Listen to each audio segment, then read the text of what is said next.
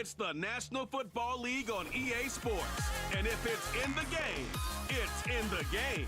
It's the Snowhawks and the Condors. And it's all up next.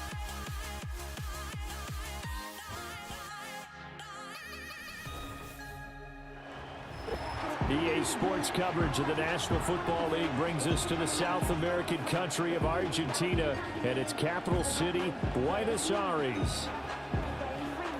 With Charles Davis, I'm Brandon Gaudin. And Charles, you look at this Buenos Aires club as they interplay here. They come in off a good win on the road, and now they hit the home opener at 1-0. Meanwhile, for visiting Anchorage, they too were winners last time out, so something's got to give here. I love it when both teams come in off of wins. Great mindsets, and it usually leads to a really well-played game.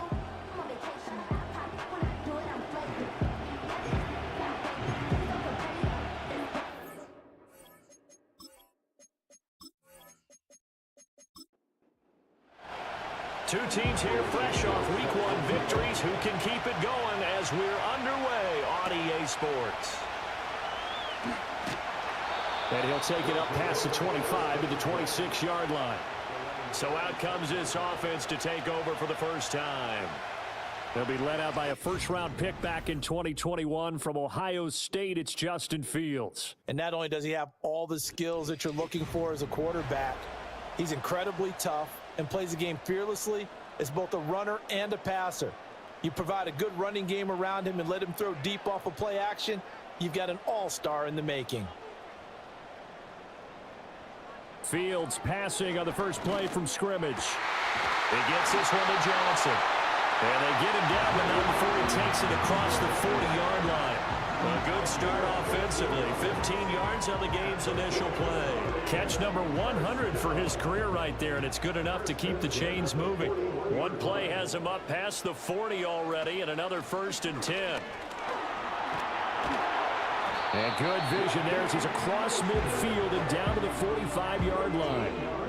13 yards, and it keeps the drive moving.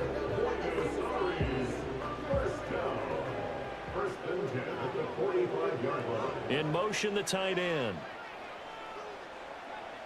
To throw is Fields. There's a short one to the tight end, Johnson. And he's got this down a yard or two shy of the 40 before he's out of bounds. From the 42-yard line, here's a 2nd and 7. Up the middle they go with Mostert. And a good push up front, and he's able to navigate his way down inside the 30. A gain of 13. It's a first down.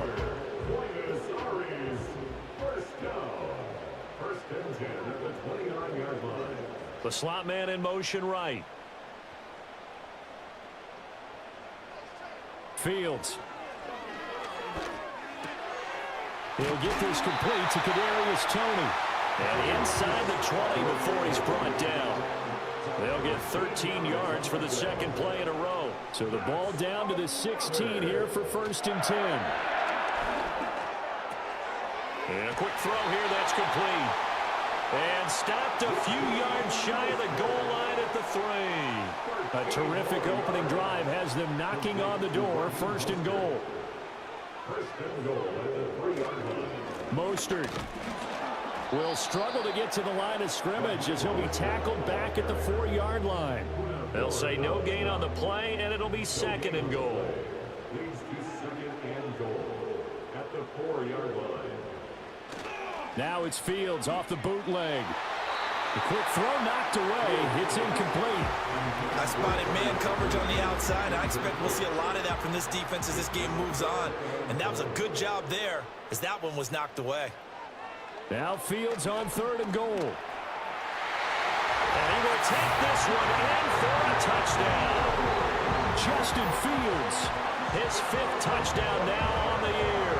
And the Condors are on the board first here this afternoon.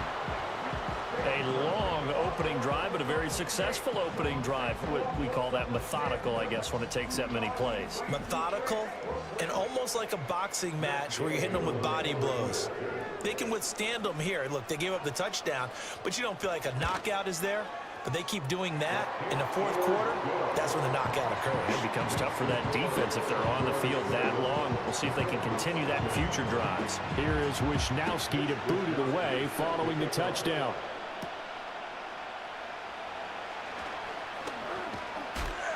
And up to about the 26-yard line, just across the 25.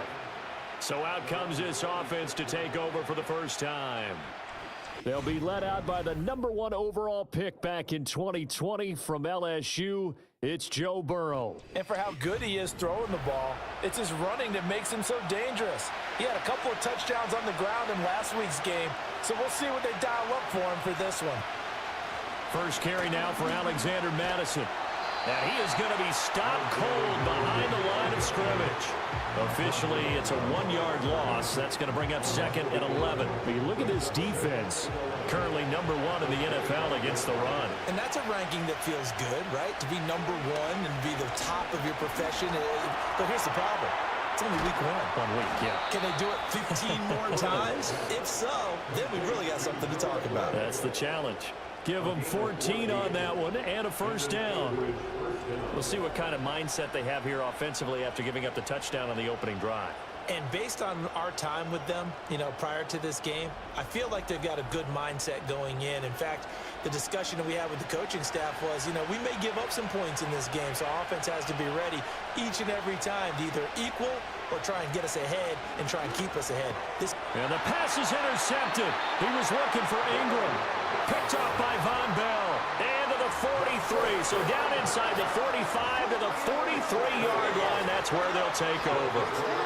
So a first interception thrown for him there, and that really not the best decision either. Not at all, and that's something he did not do in their victory last week. No interceptions in that game, but this defense, they're able to take advantage of an early mistake. Now let's see if they're going to turn it into points.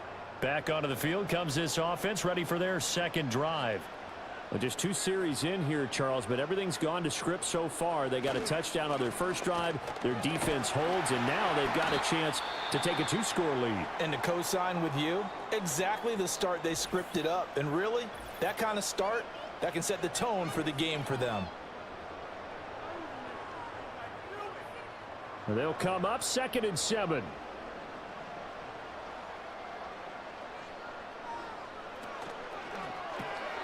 Here's a quick throw out to Wilson. And they're able to get this one past the 30 down to the 25. His first catch, good for 14 there and a first down. So many times in my career, I've heard coaches talk about completions are one thing. But as long as we're there at the catch and we get guys on the ground, we can live with that. But if you're going to give up 10, 12, 15 yards after the catch, then your defense is going to be in a lot of trouble. And he gets it inside the 10 to the 9.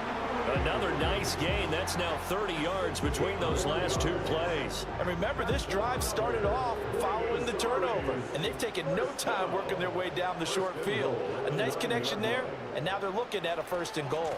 Here's Mostert, and he is going to lose yardage here.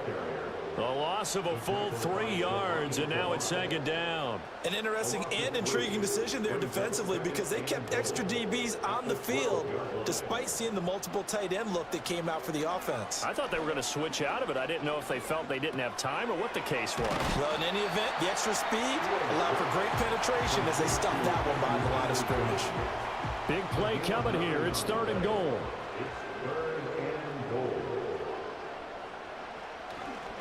They'll run with Mostert. And he is into the end zone for a touchdown. Raheem Mostert, his first touchdown of the new season. And the Condors have taken a 13-0 first quarter lead. Well, this offensive unit, they were solid in the opening week victory, and now they are looking just as sharp here in week 2. And that's exactly what you want, too, because you want to get better each and every week and really ramp up as the season goes on. I know it's still early in the season and a lot can happen, but this offense, they look like they're going to be fun to watch each and every time out. Here is Wisnowski to boot it away following the touchdown.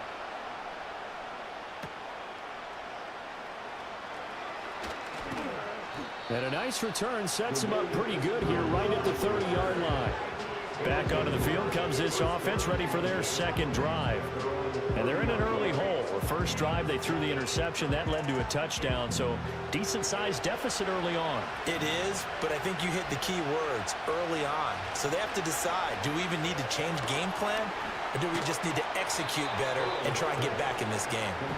And he'll have a gain of 3 to the 33. The numbers for Diggs from a week ago: 4 catches, 59 yards, and a touchdown. And I'd certainly expect them to use him quite a bit because he runs excellent routes, has good hands, and knows how to get open. And they go play action now. Burrow. And this is incomplete. When you look at this defense, and they played well against the pass, currently ranked 7th in the NFL. And I'm struggling a little bit trying to really categorize this crew. They're top 10 in the league against the pass, but the bottom half of the league in sacking the quarterback. That doesn't make sense. Imagine if this group ever put pressure on the QB, they'd easily move into the top 5. Oh, this will be incomplete. The rush gets home just as he was letting that go. That could have been worse.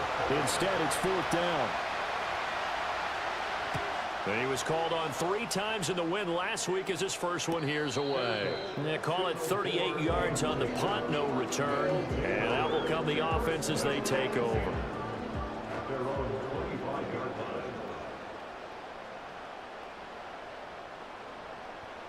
Here's Fields. And the throw left sideline here is caught, but they'll rule it incomplete. Couldn't keep his feet in. 2nd down. It's now 2nd and 10 at the 45-yard line. From the gun, here's Fields. And this will be caught by Mooney. And he's taken down, but able to slip across the 35. Line of scrimmage, the 37 on 1st and 10.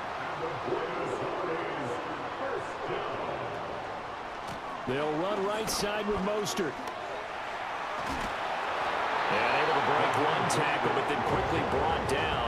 But a nice little gain. Now 2nd and 3.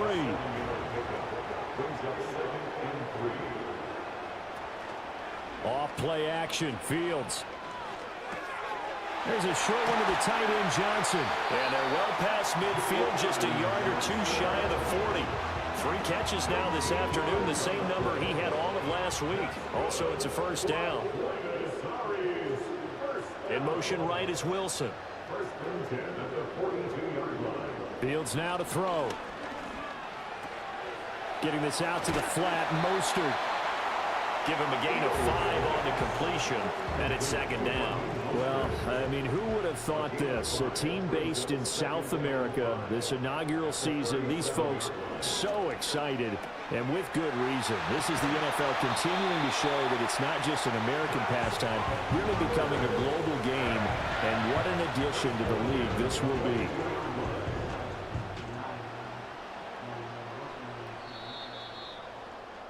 $14-0 the score. This is the NFL on EA Sports.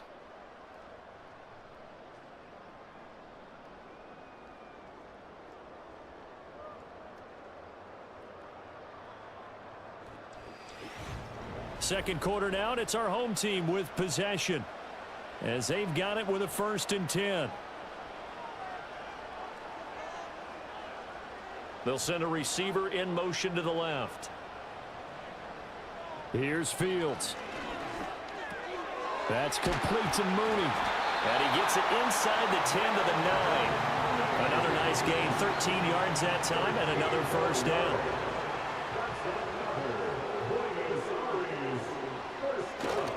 Now a give to Mostert running right. And a nice pickup there. He gets about 5 down to the 4-yard line.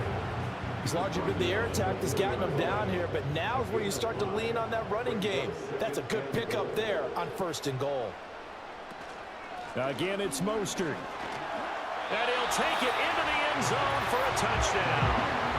Raheem Mostert, his 2nd rushing touchdown on the year. And the Condors have moved out in front by 3 touchdowns. Boy, Finishes off the drive with a touchdown run, Charles. Remember, he also had a catch on this drive as well. And that's what running backs want to be in today's NFL, a complete back. 3 downs, stay on the field, run it and catch it, and he gets it done. Gay is on for the point after. And it is now 21-0. That time a 9-play drive. And it was capped off by a touchdown run from Raheem Mostert. Here is Wisnowski to boot it away following the touchdown.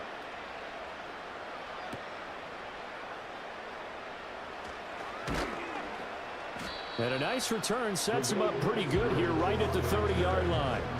Out comes Anchorage to take over offensively. Well, CD, you kind of feel like they're in a bit of a danger zone right here because now you're down 3 scores, and I know we're in the first half, but the way this offense hasn't been able to generate anything, you feel like they probably need to get something going on this drive, right?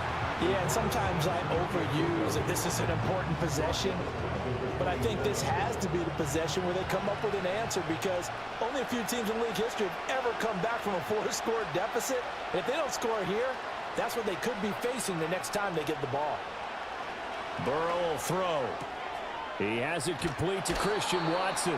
And he's got this almost to the 40 before going out. Pitch and catch there good for 13. And they'll be faced with a 3rd and inches. They'll try to get it on the ground with Madison. And that one going nowhere from the start as he's met in the backfield and goes backwards. Losing 2 yards that time, and now it's 4th down. They have 3 tight ends in that formation. That's almost a universal sign that they're planning to run the football. But how about the defense there? They met force with force and caused a stack up behind the line of scrimmage and threw him for a loss. Here's Bryce Behringer now.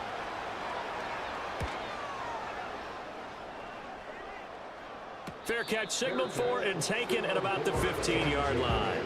So possession goes over here on the punt. And they will take over 1st and 10. Speedster Raheem Mostert and the rest of this offense out to start the drive. He's over 40 yards here in the second quarter. Been nice and effective for them, hasn't he? He has definitely been dependable and really shouldn't underestimate what he's getting done here because anytime you're on a pace that's going to approach 100 yards, you've really done some damage in an NFL game. And now he's looking just to add to his totals. From up near the 40 now after the big play to start, here's another 1st and 10. A run with Mostert up the middle to the 43, 2nd down. I feel like I could see what he was thinking on that carry. Wanted to follow that big tackle through the hole. Ended up only getting 4 yards on the carry. I think he had designs on that one being bigger. Firing quickly here, and that's complete. Call it a gain of 6 on the play. And that'll bring up what looks to be a 3rd and inches. Can't be more than a half a foot.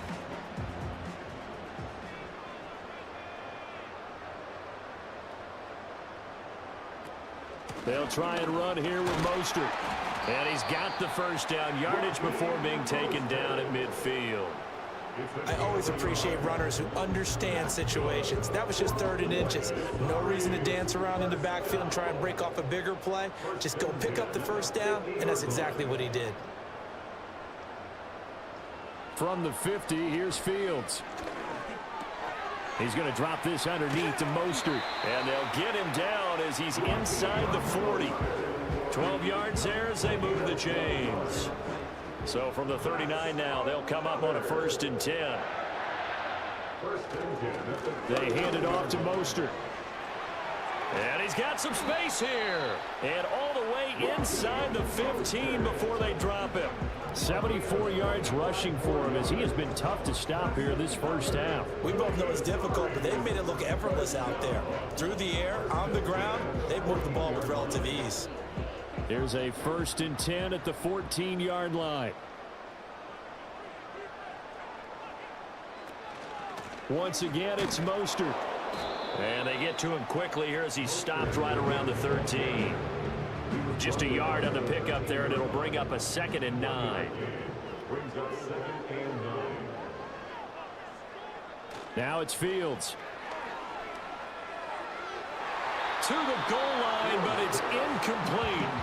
As a defensive back, you have some weapons at your disposal that we don't often talk about. And you can read the receiver's eyes, you can read his hands, and you know that the arrival of the ball is imminent, and that allows you to make a play on it and oftentimes knock it away.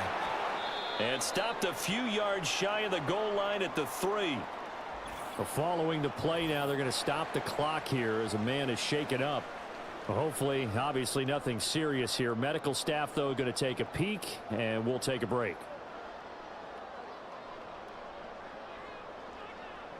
Now Fields. Eluding the pressure right. And he will take this one in for a touchdown. Justin Fields with his second TD of the game, his 6th on the year. And the Condors are able to add on to their first half lead. But it's not too often that you say, hey, this one's going to be over by halftime. And, CD, I know our bosses probably don't want us to say that because they don't want people clicking away. But this one might be over by halftime. And since you've already put your job on the line by actually saying it, I will co-sign and go with you because you're my partner. We don't mean to do it, but this game has been exactly as you've described. I see no hope for them going forward.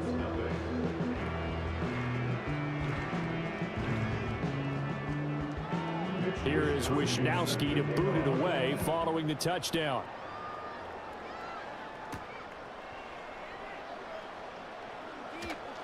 And he won't quite make it to the 25. Here's the Anchorage offense back out now. Still in the first half, but this offense has struggled. Haven't really been able to get anything going, not only in the points category, but in the yards category. Let's see if they can do better here on this drive. Going deep for Diggs. Oh, he dropped it. And that's pretty indicative of the way this one's gone. 2nd and 10.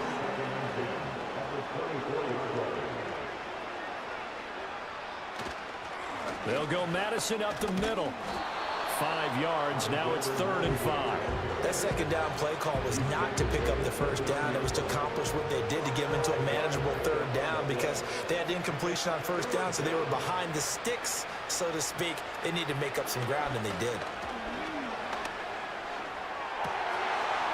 And I think that one might have been intercepted, but he will be ruled out of bounds. So this will go only as incomplete.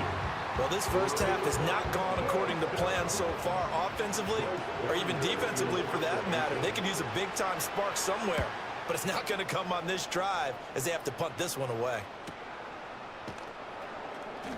It's a return of 4 following a 42-yard punt. And it will be 1st and 10 as they take over. The Condors offense and quarterback Justin Fields heading back out there. The offense back out there at the line, ready for their next drive.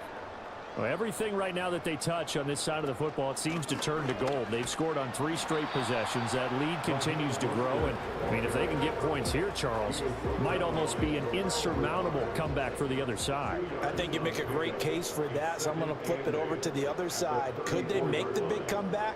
Certainly. Am I expecting it? Not at all. I think if we don't see a drastic change in how they're playing, this blowout's going to get bigger and bigger before the final gun. It'll go in the books as a 7-yard loss on the sack, and it's 3rd down.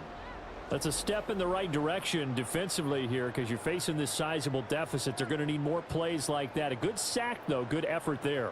And what you're hoping is, as you said, a step in the right direction. And that means it's something to build on. So you get the first one, and hopefully that can ignite them. And now they can make a few more plays and get back into this game. Now on 3rd and long, they'll look to throw. He'll get this into the hands of Mostert. And he'll only get a couple here, and that'll bring up 4th down, and they'll have time to talk things over as we have reached the 2-minute warning. Here's Mitch Wisnowski now. And the win last week punted 4 times as this one's away. This is taken at the 23. 6-yard return after a punt of 48. Out comes Anchorage to take over offensively. They've shown precious little here offensively thus far as they try again with a 1st down now.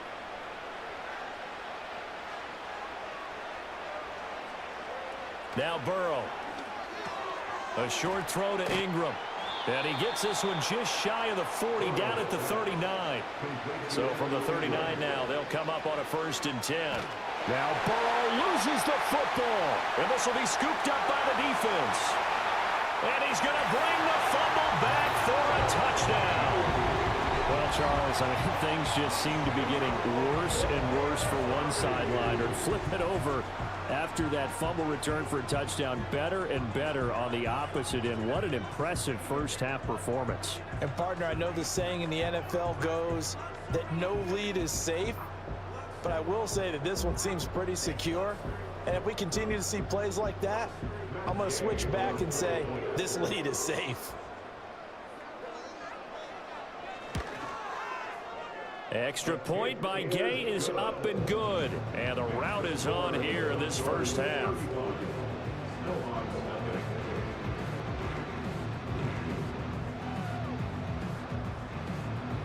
So here's the kickoff now as he'll get it again following that fumble return for a score.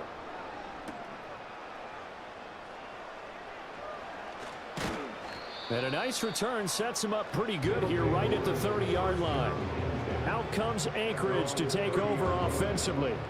And Charles, we'll see what they can do here. Not a ton of time left, but enough certainly to get points out of this drive, and they need them right now because they're trailing. Yeah, this is exactly why you practice a 2-minute drill all through camp and at least one practice each week before a game. A minute left, more than enough time to string a few completions together, reach the end zone, and then make that walk back to the locker room just a little more animated. And he can't find anywhere to go with it, and he goes down. Now the offense going to use the first of their timeouts as they get the stoppage with a little over 50 seconds to go in the first half. And he takes this up to the 40-yard line before being corralled. Now another timeout called for by the offense as they get the stoppage with just under 50 seconds remaining in half number one. Going deep for Diggs. And this one is incomplete. That's some good closing speed there defensively because that looked open for a minute. But that's great work with the ball in the air. Never gave up, converged on his man, and broke the play up. Got it complete to Khalil Shakir. And he has a big gain inside the 40 before being dropped. Completes to Shakir once again. And he's going to get this inside the 30. Now the offense will burn their third and final timeout as they stop it with 16 seconds to go in half number one. This offense finding its legs now. Here's another 1st and 10. Again, it's Burrow. And that's going to be incomplete. 12 seconds left. So it looks like they still have some fight in them on this series because it seemed like things were headed for the red zone. But this defense gets 2 more stops. They can keep them out of that area. And seeing nowhere to throw, he chucks this one away from harm. Incomplete. Now it's 3rd down. So on 3rd down, the field goal unit will come out as they'll try to get 3 before half. From the right hash, this from 44 yards out. Santos' kick is up and through, and they'll get back 3, but this remains a large deficit. Well, still trailing here, but they do get the late field goal. Now their defense will try to keep this score right where it is heading into the locker room. Yeah, and trailing it to break, you obviously don't want to go in off of a negative play. Give them credit for that one. Finding a way to put points on the board, give them any type of a spark, anything to build off of as they try and plan a comeback. At their own 26-yard line. The final second ticks by, and that's going to do it for the first half of play. So we've reached halftime here in what is quickly turning into quite a rout. As we send you to our EA studios in Orlando, here's Jonathan Coachman with our EA Sports Halftime Report. Okay, Brandon, we'll get you back to you and Charles in a bit, but first it's time for a trip around the NFL following an eventful opening weekend. Let's see what's happening in Week 2.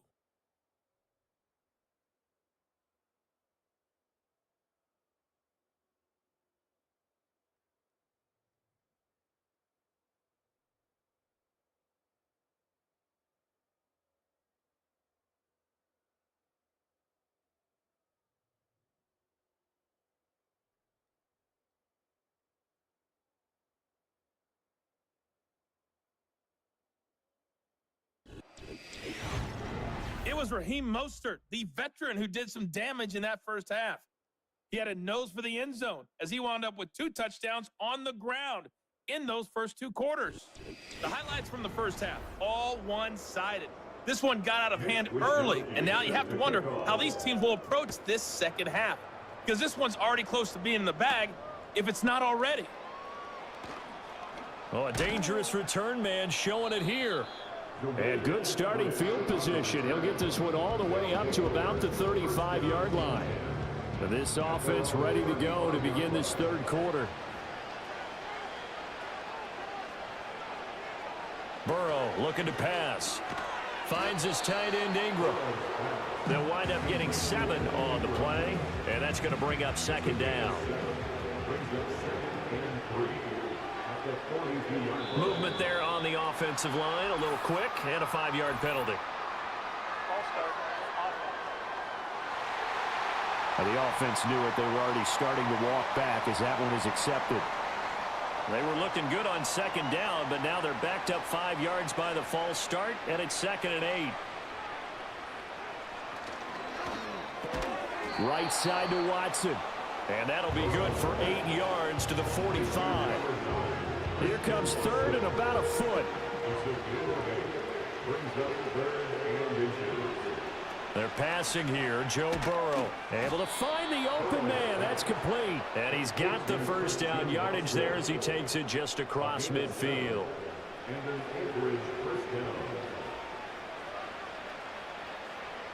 Now it's Burrow. Screen play, McKinnon. And he's out of bounds as he gets this down to the 45. They'll get 4 there out of the screen, and it's 2nd down. 4 yards on the pickup. 2nd and 6. Here's Burrow setting up to throw it. Keeps himself upright. Breaks the tackle. He's got room to run. Burrow on his toes that time as they get the first down. Has not been a big game for him throwing the football. I think he feels like, let's try something different.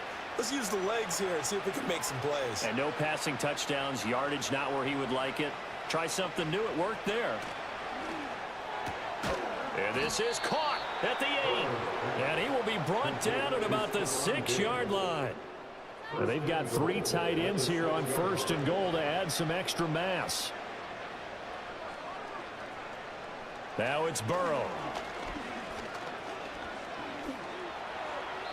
And he just throws this one away. Smart decision here this close to the end zone, and it brings up 2nd down. They come up here with another shot from the 6-yard line, and it's 2nd and goal now.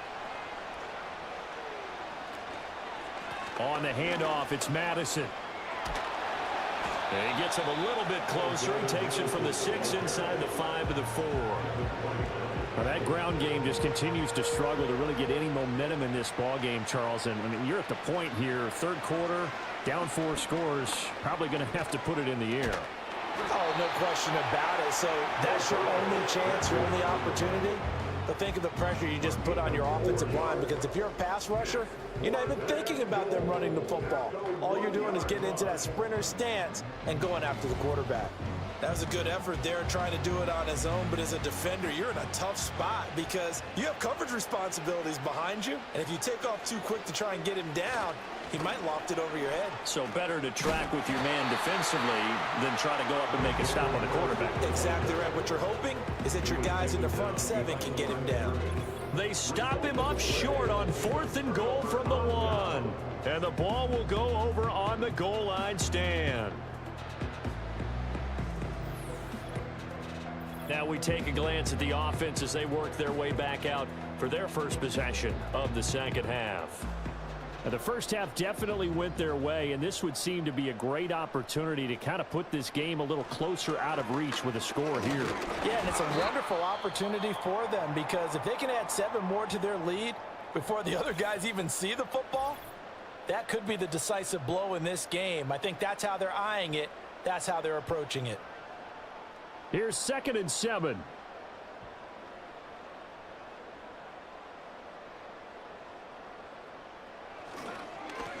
Straight ahead, here's Tracy. Looking to find a lane, but he can't. Reined in at the line of scrimmage. No gain on the play, and it's going to bring up a third down. In motion goes the tight end. Play action. It's Fields. Work in the middle of the field, and he's got a man complete. And he's brought down, but not before they get it across the 20-yard line. Second catch for him today, and it'll wind up a first down. First and 10 at the 21-yard line. They'll hand it to Tracy. And he can only manage to get a couple. 2nd and 8 coming up. Well, sometimes as a running back, you've got to be able to improvise when the hole's not where you expect it to be. But in this case, there wasn't any improvisation that he could do that was going to work. Kind of like if you're trying to be a comedian on open mic night at the Improv and you run into a tough crowd. And he'll be out of bounds at the 25-yard line. So just 3 yards on the completion there. And it brings up 3rd and 5 now. A shotgun snap, Fields. And this pass broken up. The contact well timed there, and now 4th down. He did a fine job there of not hitting him before the ball arrived, and I've got to tell you, you can often mistime that play because of the angles of approach. When you're going to get him, sometimes you panic as well and think, I've got to be there right now. Instead, in this case, timed it perfectly and knocked it free. The Snowhawks offense and their running back getting ready to go back to work. 43 yards on the punt, return of 4.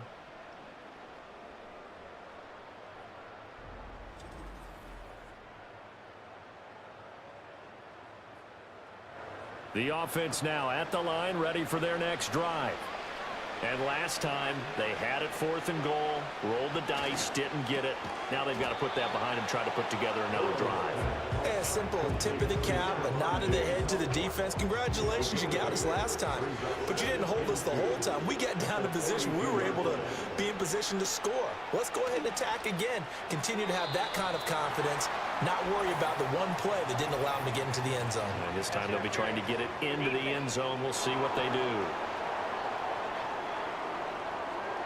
So the yellow flag came out, and that leads to a new set of downs for this offense. 1st and 10.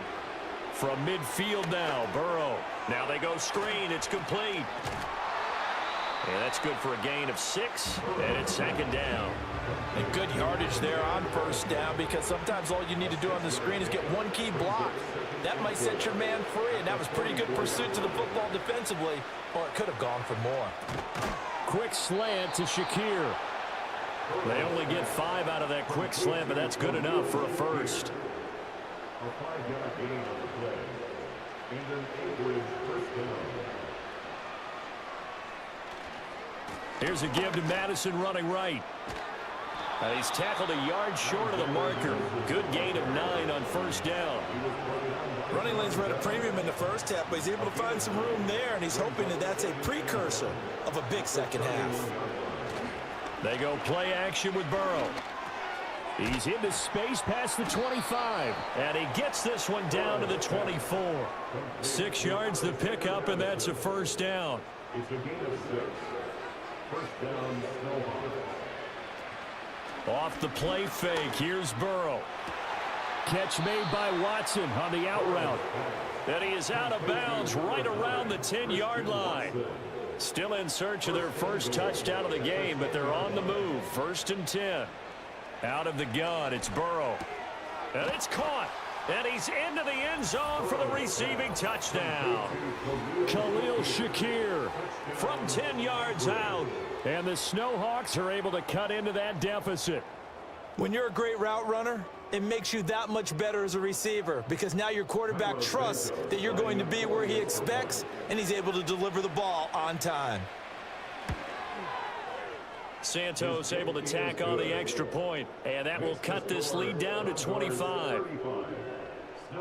So that drive 7 plays in length. And it was all polished off with a Khalil Shakir touchdown catch. Now after the touchdown, here's Santos to kick this one away.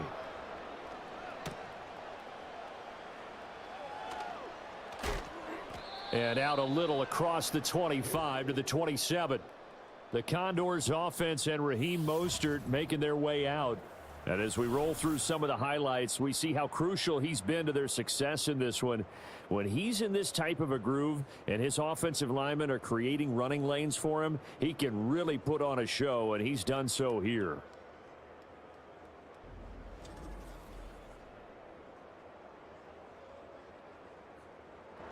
The offense back out there at the line, ready for their next drive. Still comfortably on top, third quarter, as they start things here with a 1st and 10. He'll get a yard, that's all, as they get him down at the 28. Now 2nd and 9. Brings up 2nd and 9. Again, they'll run it with Mostert. And down he goes, but he takes it up to the 40.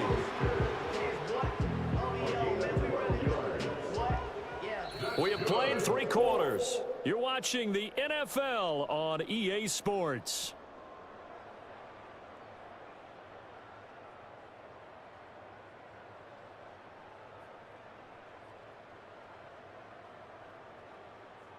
Back now here on EA Sports. A lot of happy faces in the crowd at this point as their guys have a big lead here to start quarter number 4. On 1st and 10, it's Mostert. He'll get this up to about the 44.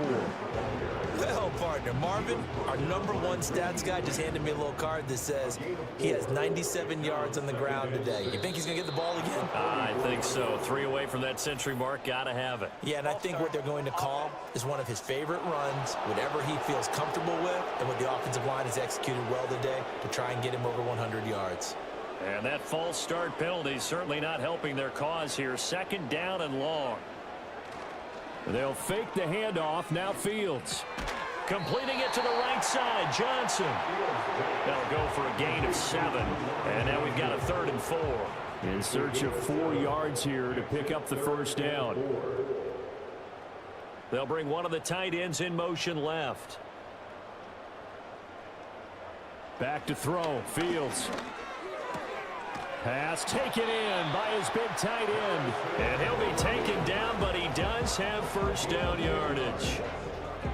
It's a 10-yard pickup, and it moves the chains. Tell you what, partner, the way he's been slinging it in this one, I think he should be ticketed for a baseball cap and a set of headphones for the next drive. He's been absolutely sensational. But one thing we've both learned about quarterbacks in this league, they often stay on the field longer than you expect. Back to the running game with Mostert. And he takes this just a few yards shy of the red zone before going out. 118 yards rushing for him now as he has been tremendous all day long. This offense really looking polished these first couple of weeks. Here's 1st and 10. A handoff running left is Mostert. And he is out of bounds, but first he gets it inside the 10 to the 7. Another nice gain, 16 yards there, and a 1st down again. Brendan, every great running backs coach that I've talked with has always talked about when you have great vision, you're not consciously thinking about your cuts and your moves, you're just doing them. And I think that's what we're seeing tonight. He's about run them into submission, hasn't he? You took the words right out of my mouth. I was just going to use that phrase. He has run them into submission. Wave the white flag. Here's Fields. Toward the end zone, but that's going to wind up incomplete. The CD, they're up big, but they're still passing it. I mean, this is an offense that's had a lot of success in this game, and it seems like they're just having fun out there. And it does feel like there's been a shift out there, doesn't it, partner? Touchdown! Olamide Zaccheaus from 6 yards away. And the Condors are on their way to a 2-0 start. So, Charles, they're well on their way to a 2-0 start. Now, last week, they had the close victory. This one more commanding, much more comfortable. Well, the sense we got from them was that last week they felt like they didn't play their best. They got the win, but they weren't really on top of their game. But they put it all together here in this one, haven't they? What an impressive, impressive performance. Extra point by Gay is up and good. And this one was over a while ago as they just add on to that big lead.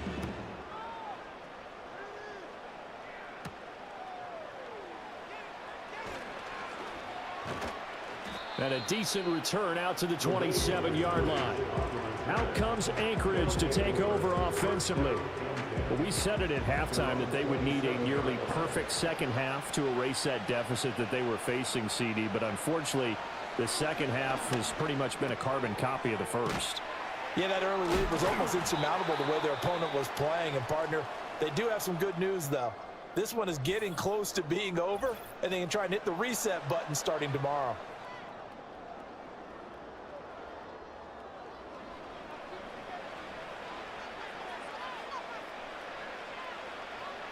Burrow will throw. A short throw to Ingram.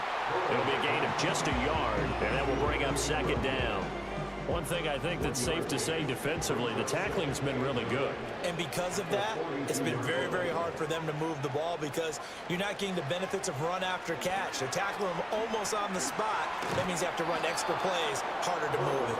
And he's able to take it across midfield before going out of bounds. The offense on third down tonight, they've converted just 2 for 6 thus far. They're looking at third in the nose of the football. Here's Burrow.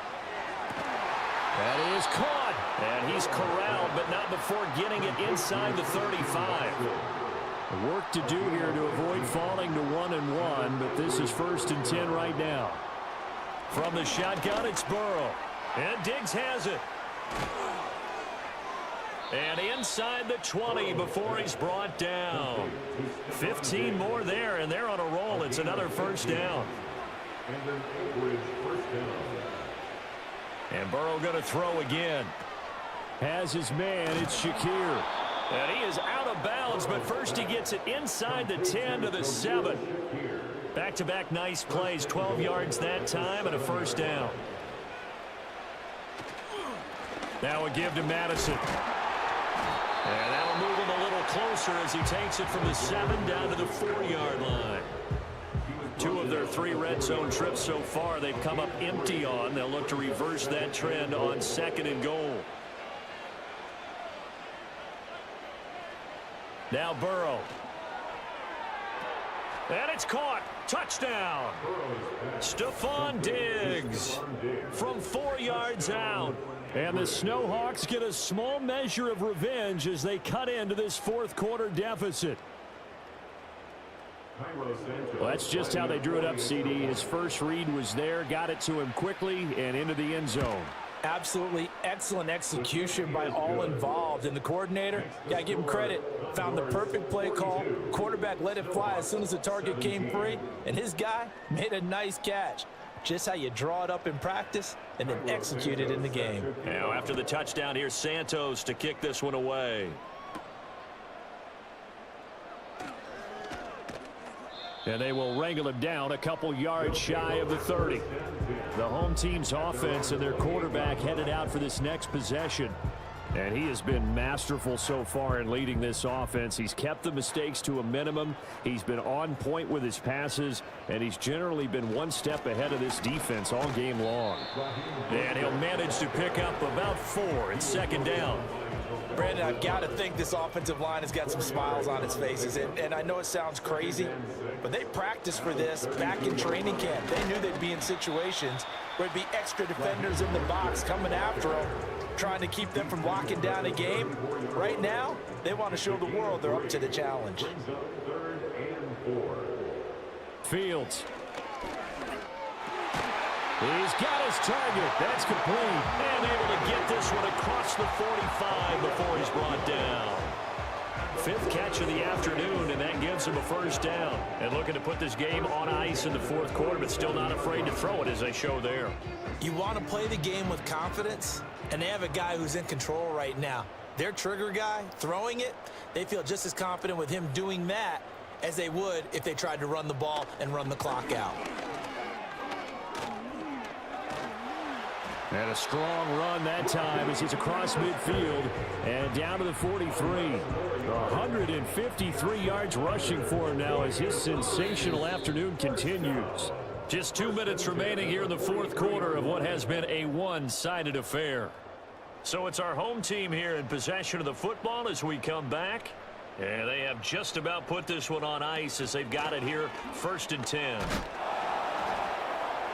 And he'll take this ahead for about 4. 2nd down coming up. I like it. I like the call. Still an opportunity to run the football and chew up a little more time off the clock.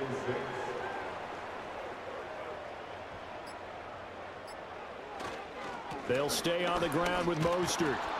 And maybe a measure of revenge there. He's had his way in this one, but this time they get him behind the line. Now they're staring at a 3rd and 8. That last play backwards a yard.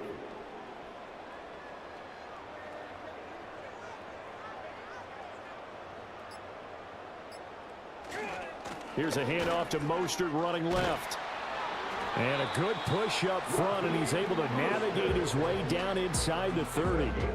Give him 11 yards that time and a new set of downs. First down.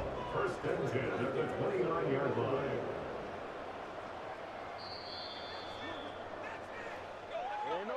Charles, a lot of happy faces heading into the tunnel as this one ends, and understandably so. Not only did they get the win, but boy, their offense was on fire in this ball game. And, partner, I have no idea what the top speed is on one of those high-end sports cars. What's the top gear you can get into? This offense, they certainly were there in this one, huh? Everything clicking for them in this contest, the kind of performance that they're going to cherish. So for Buenos Aires, it's a win here in their home opener as they move to 2-0. And they will hit the road next week. Meanwhile, for Anchorage, they'll fall to 1-1. And they will try to get back in the swing of things next week on the road.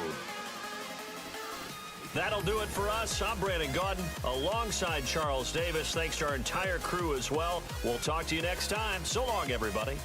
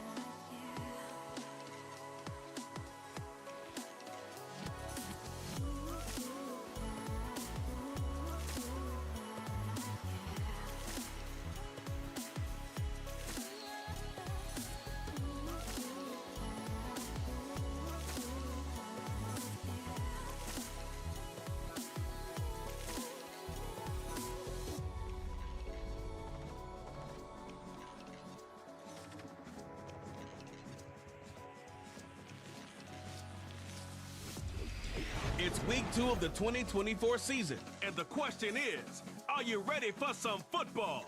It's the Oilers and the Mounties on EA Sports.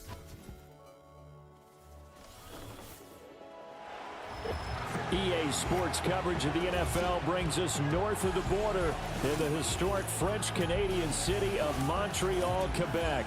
With Charles Davis, as always, I'm Brandon Gaudin. Charles, you talk about storylines in this one. I think it begins and ends with our two quarterbacks, certainly two of the best in the business. And nowadays, I don't think you can get by for long periods of time without a top-flight quarterback. The way the game is played, with all the responsibility he has and how the game flows through him, if he's not on the top of his game, your team's not going to benefit at all.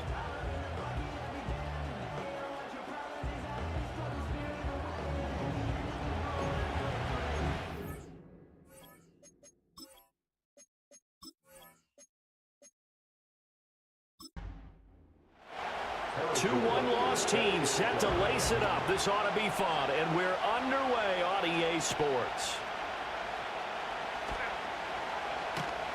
And a nice return sets him up pretty good here right at the 30-yard line. So out comes this offense to take over for the first time. They will be led out by the 6-foot lefty from Alabama. It's Tua Tagovailoa. And the guys on the other side of the ball know they'll have to be on their toes. And it's obviously not just the passing, but the running element that makes him dangerous. He ran for over 100 yards in that game last week. So keeping him contained will be a big emphasis for this defense. A quick throw there going to be batted away and incomplete. Well, we kind of thought it was a matter of when, not if, that a team might relocate to a spot outside the United States.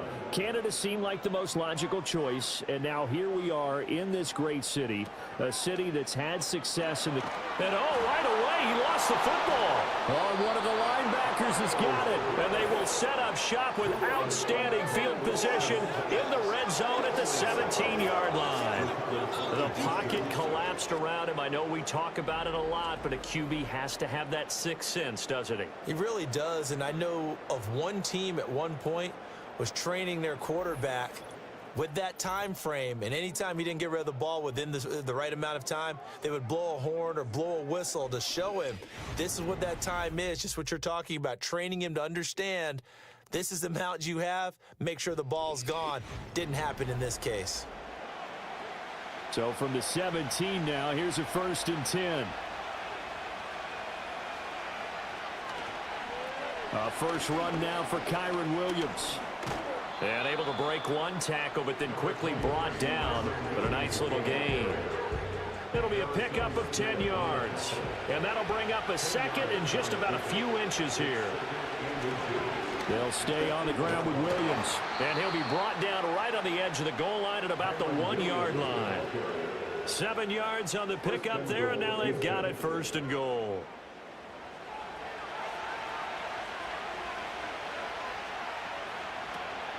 Gibson is into the end zone. Touchdown, Houston. Sometimes offenses can get too cute down near the goal line, but there's nothing fancy about this one. As Coach Lombardi would say, we get a seal here, and we get a seal here, and we run this play in the alley. And that's good work to hit the hole hard and finish in the end zone. Harrison Butker is on for the extra point.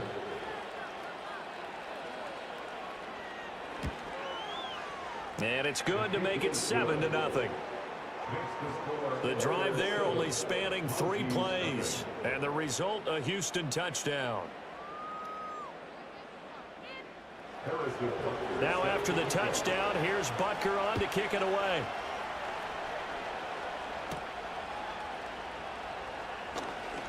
Oh, a good-looking return set up here. And a good effort on the return there. Gets him across the 30, up to the 33. Back onto the field comes this offense, ready for their second drive. They had the fumble on the last drive, wound up leading to the opening touchdown. Now they'll try again here, 1st and 10. Open man is Kendrick Bourne. And he gets this to the other side of midfield across the 45 before going out. The catch and run, good for 24 yards. one of the ways that quarterbacks keep all the receivers alive in a play. Never lock in on any one guy. Make sure you keep your eyes moving, scan the field. And here he finds the open guy for a nice pickup.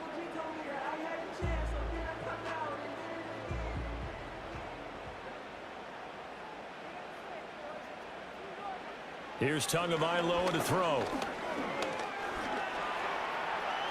And he slides and covers up at the end as he's going to be able to pick up decent yardage. Nice work to get 7 out of that, and it's second down.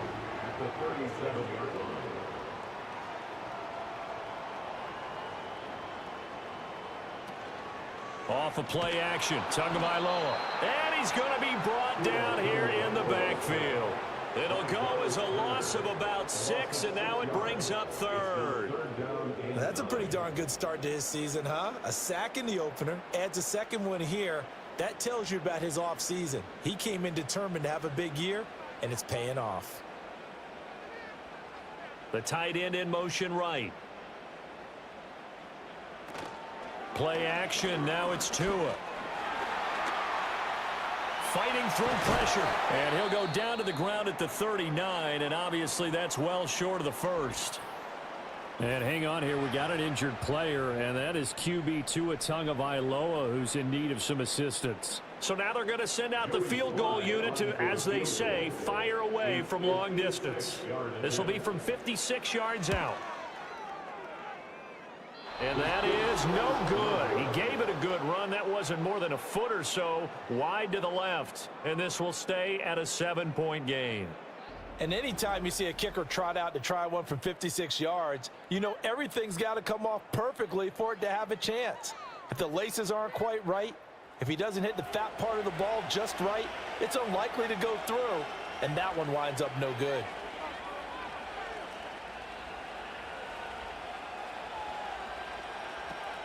Here's Gibson to start the drive. And he is going to lose yardage here. It was Harrison Smith there up from his safety spot to make the play behind the line. We knew both of these safeties were good in run support, but how about the play we just saw there? How about that closing speed? Able to get to the outside part of the field and turn that play into a loss. They stay on the ground. This time it's Williams. And this one also slow in developing as he's maybe getting back here to the line of scrimmage, but not much more than that. So here's a 3rd and 14. Mahomes going to throw. Screenplay set up for Williams. And to the 49-yard line, but no further. And obviously he is well short of the first. That'll bring up 4th down. They wind up getting 8 yards, but they needed more than that. Here's Tommy Townsend on the punt.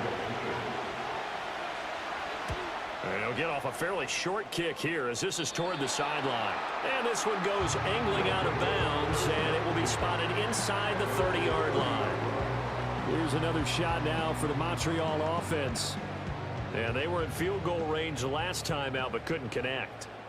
And it's early in the game, so I don't think that the confidence just goes entirely out of, running your kicker back out there. But let's face it, some coaches have a little bit less patience for that than others. Let's see if they call the game differently now in terms of what they do on drives and not try and settle for field goals.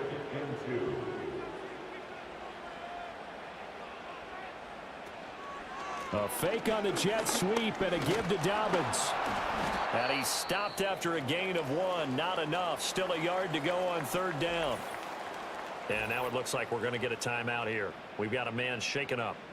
Well, the medical staff is going to come out here and take a look, and we will take a short break. So they just need 1 yard here to pick up the 1st down. They'll try to run for it with Dobbins. And he will be very close to a 1st down, but I see the closed fist of the referee, and that means 4th down. 4th and short, partner. I mean, this would be a really risky call. Here we are in the 1st quarter. On your own side of the field. Own side of the field.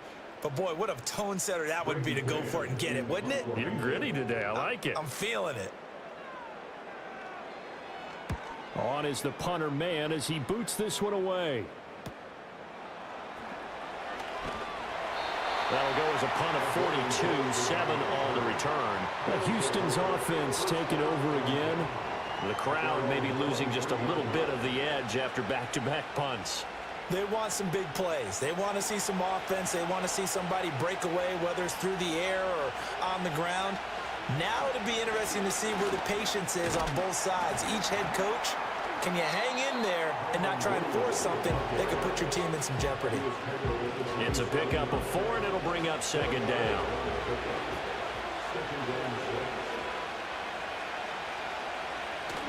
They fake the give. Now Mahomes. He's going to get this one out to his fullback. Call it a gain of a yard, and it brings up 3rd and 5 now. When you look at this defense, We know they're going to be tough to throw on. Top 3 in the NFL defending the pass. And, hey, they were stingy in the opener. Didn't allow much of anything at all through the air. So now they come into week 2 saying, hey, let's see if we can do even better. Let's go ahead and get to that number 1 spot. It's his first catch, and it'll be good for 15 and a first down. And that's well executed there on 3rd down. And I love the confidence that they had to let their tight end try and find some space in the middle of the field, right in their quarterback's line of vision. And QBs love to make that easy throw, and they hooked up there for a first down. Now Mahomes. Open here, Adam Thielen. And they'll get him down as he's inside the 40. 19 yards there on the catch and run. Quarterbacks love slant routes because the receivers are breaking right into their line of vision, and receivers love them as well because they're getting the ball on the move and able to catch it and try and get upfield and gain additional yardage. Finding Knox there, complete. And this will go as a gain of 7 as he gets it to the 30-yard line. The numbers for him from a week ago: 10 catches, 91 yards, and a touchdown. And you can tell early they're going to look his way quite a bit, and he made himself available on that one. now a quick throw as they get it to Ayuk outside. First time these two have hooked up this afternoon, and it's a first down.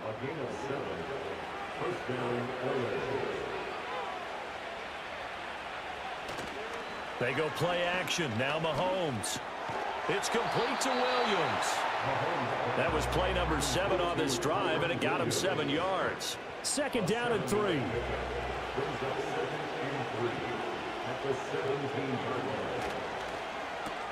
That's complete out left to Ayuk. That'll be enough to keep the drive moving forward. Another first down on the pickup of 5 yards. A gain of 5. First down, Houston. Now a give up the middle to Williams.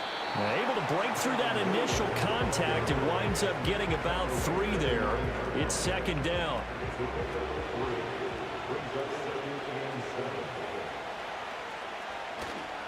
Williams going to get it again on 2nd down. Wiggle. And he's in. Touchdown, Houston. Kyron Williams. His first touchdown here of the new campaign. And the Oilers lead this now 13-0 here in the opening quarter of the ball game. So after the disappointment in the opening week loss, Charles, this looks like really a completely different football team. They sure do, and I think they realize we can't start 0-2. And they're determined to not let it happen by the looks of things here in the early going. Butker on for the PAT. And it's good, and they have jumped out here to a quick 14-0 first quarter lead. 14-0 the score. This is the NFL on EA Sports.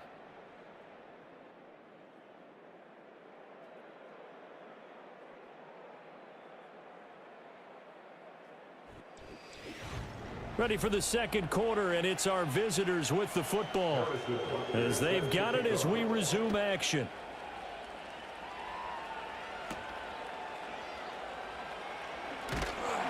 And they'll get him down inside the 30 at the 27.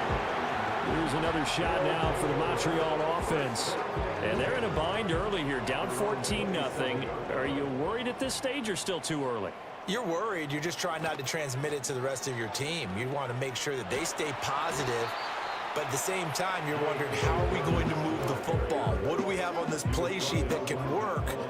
Get back to basics is usually your answer, and make sure you find the guy who can move the ball fastest for you if you just get it in his hands. Yeah, still second quarter. You get points on the board here. I think you're feeling okay. And he'll be stopped right at midfield. That one good for a first down pickup of 18 yards. Well, these guys have definitely been outplayed in the first half, but I like their countenance. I like the way that they haven't panicked out there, the way they're carrying themselves. They're starting to move the ball, and what you have to do, maintain your poise and start to put together some drives. On 1st and 10, it's Dobbins. And he sneaks his way forward only for a couple here. 2nd down. From a couple of yards beyond midfield, here's 2nd and 8.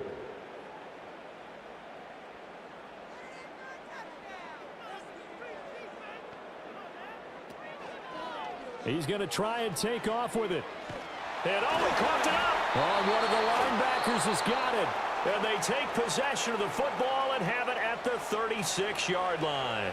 Good starting field position for them here as they come up 1st and 10 at their 36-yard line. They'll start on the ground with Gibson. And space tough to come by there as they'll get maybe a yard to the 37. But not much on that run, Charles. No, that's exactly the way to execute a run blitz there. They guessed correctly that they would move the ball on the ground, honed in on it, and stopped them. Mark that down for a win in the defense's column. And he's dropped right at the 40. Gain of 3. They'll come up facing 3rd and 5. To throw, it's Mahomes. Able to find the open man. That's complete. And he'll be taken down, but he does have 1st down yardage. Call it a gain of 7, and it gets him a new set of downs. Things looking much rosier for him here in week 2. They work with the lead as they've got it 1st and 10. Shotgun snap to Mahomes. That is complete downfield to Knox. And they'll wind up getting this one all the way down inside the 20.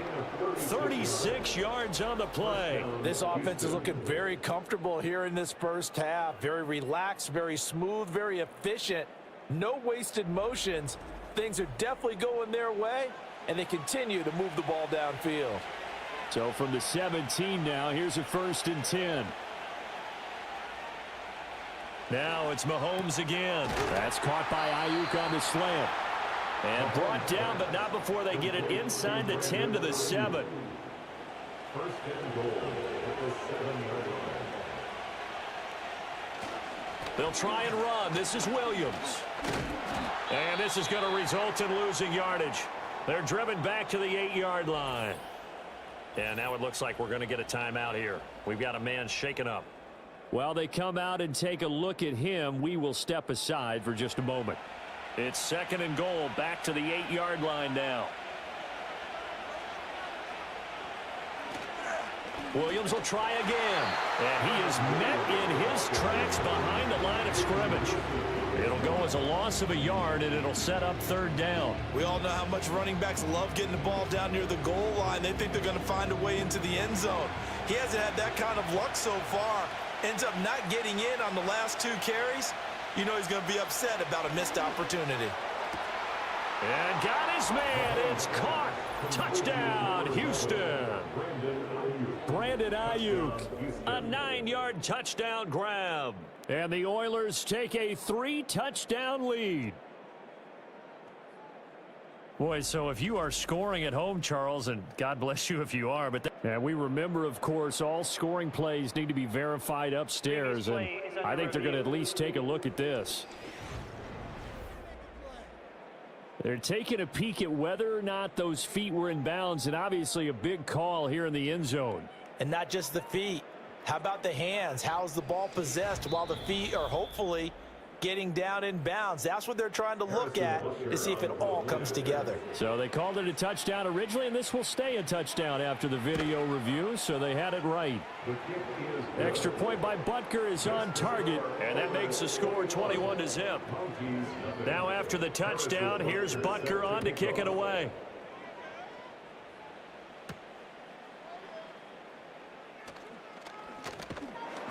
And he'll be tackled just shy of the 25. The Montreal offense ready to take over now. And we don't want to call this desperation time, especially in the second quarter, but you're You down. don't want to. Well, no, but let me finish. Okay, my bad. You're down 3 scores already. You've done nothing offensively, nothing on the scoreboard. That's not a good combination. I think you just called it desperation time. I think you did. But let's face it, you mentioned this to me in a break earlier in the game. The energy level hasn't been there.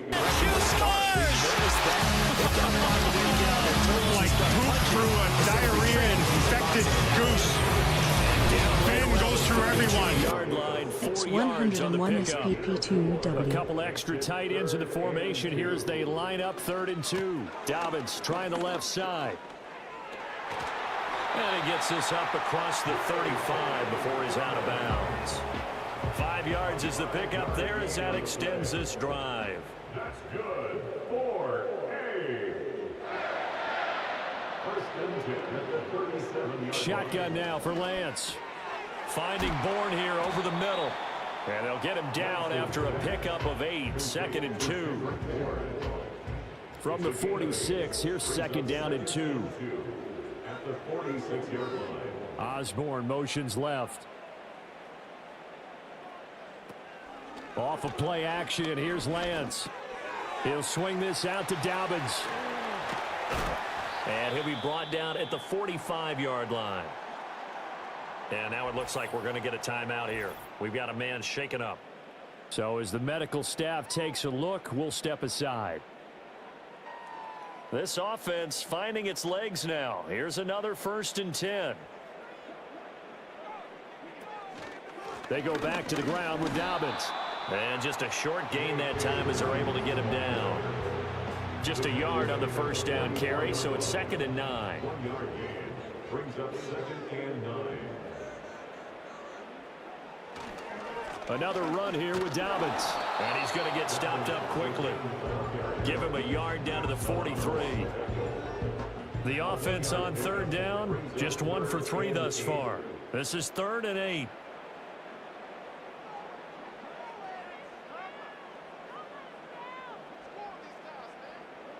Throwing now is Lance. A short one going to be taken in here by Schultz. And he gets it inside the 35 and just shy of the 30. 12 yards there as they keep this drive rolling. It's another 1st down. And this was a nice example of an offensive coordinator scheming his guy open. Just a little underneath route, just trying to free up some space, and it worked awfully well. Got him not just space, but plenty of room to run after the catch to pick up really nice yardage. And we've hit the 2-minute mark in this first half of action. Line of scrimmage, the 31 now on 1st and 10. Here's Lance. Got his man, that's Luke Musgrave. And inside the 20 before he's brought down. 15 more there, and they're on a roll. It's another 1st down. He's certainly done a nice job spreading the field on this drive, and here he finds his big tight end for good yardage. And that's what you have to do. Keep defenses guessing about where you're going to go with the football. From the gun, it's Lance. He finds his target. It's Schultz. That's good. The completion there for 7 yards, and it'll be 2nd down. I know sometimes we can get fooled when we watch him make catches, as we just saw him do there, because he really looks like a wide receiver the way he goes about his business. Yeah, 230, 240 range. Yeah, not super huge. Maybe not counted on to be that inline point-of-attack blocker that we used to have in the good old days, but you can flex him out. You can run wide receiver routes with him. You can make him a primary target, and that's how he'll shred a defense. Lance looks to throw again. And probably the wise decision there. No one open. He just throws it away. And that keeps the field goal on the table as it's 4th down.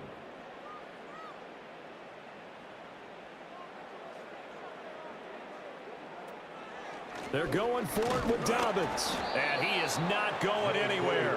They stop him for no gain. They'll get neither the touchdown nor the 1st down. And this long drive is going to wind up yielding nothing. A chance to get some momentum here in the 2nd quarter, getting their first trip into the red zone, but unable to get it across. And if I'm the head coach, Sure, you feel some disappointment, maybe a little bit of deflation there because you didn't get it in, but I'm going straight to rah-rah mode. All right, guys, we didn't get it this time. It's only the second quarter. We'll be back. Let's get it later on. I want to keep this team up. I want them to feel like they've let everyone down. Positive. Got to be positive in this situation. It's too early to think that you don't have a chance to win this game. Here's Mahomes to throw. It's Knox, the tight end, making the catch. And he's taken down, but able to get this up to the 20-yard line. It's a gain of 10. First down, Oilers. So we reach halftime in what's been a fairly one-sided game so far. As we send you to Orlando to check in with Jonathan Coachman at our EA Sports Halftime Report. Coach? Okay, Brandon, we'll get you back to you and Charles in a bit, but first it's time for a trip around the NFL following an eventful opening weekend. Let's see what's happening in Week 2.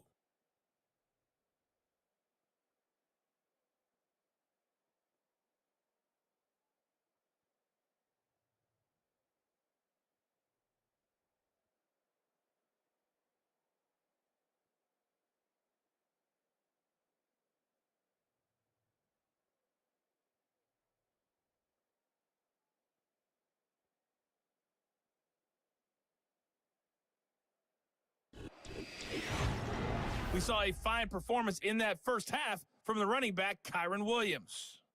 He had a touchdown run that helped get his guys this halftime lead.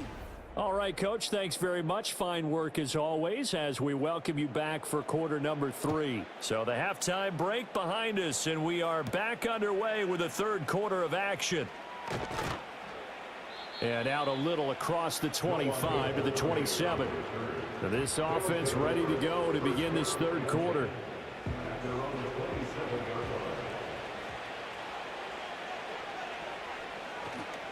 They start the second half here with Williams. He'll work his way up the middle for a gain of about 4. Second down. Nice chunk of yards on first down. It really opens up your options for what you want to do on second. You can go right back to him and hope he explodes, or sucker the defense in before throwing over the top. Looking to throw is Mahomes. Hopkins on the grab over the middle. And they'll get it up just short of the 45 at the 44. Just his second catch of the game so far. This one moves the chains.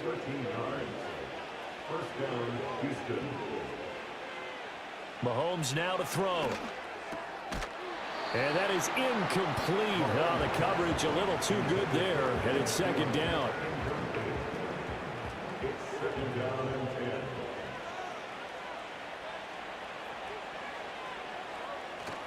On play action, it's Mahomes. Into double coverage, and it's intercepted. Picked off by Isaiah Rodgers. And he'll bring it all the way back just a yard or two shy of midfield. But pretty much everything went their way offensively in the first half, but now an interception on the opening drive of the third quarter. As we know, the key to everything here, don't get careless with the football. The problem is you've got to stay aggressive as well. So where's the line between being aggressive and attacking and being overly aggressive? I think they just crossed it on that one. The Mounties offense and their running back getting set for this next possession. And he's had his fair share of troubles in this one, unfortunately. This defensive front has wreaked havoc throughout the contest, and he hasn't been able to create enough space to make something positive happen to this point. The offense now at the line, ready for their next drive. They start near midfield following the interception as they begin 1st and 10. They're looking for Godwin, but it's intercepted. Picked off by Eric Rowe. And he will take this one home. It's a touchdown.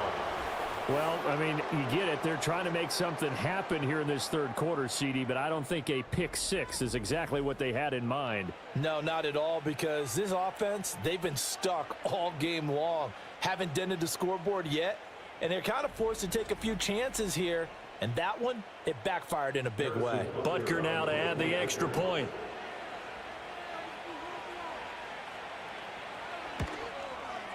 It's good, and they stretch their lead to 28-0 now. So the defense creating some points, not only getting the interception, but then returning it to the end zone for the pick six. So they throw the pick six. They'll get another shot at it now as this one's in the air.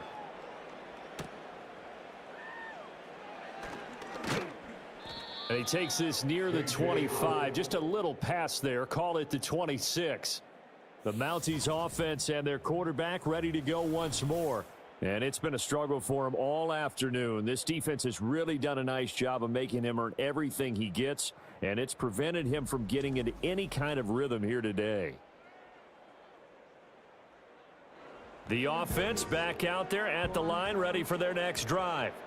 Well, it's a game that they would rather probably forget about, at least to this point, Charles. And one reason is turnovers. A turnover on the last drive. They had the issue in the first half as well, and that's really, unfortunately for them, helped to put this game out of reach. And you know they won't want to admit it to themselves, but we know that winning the game is pretty much out of the picture now.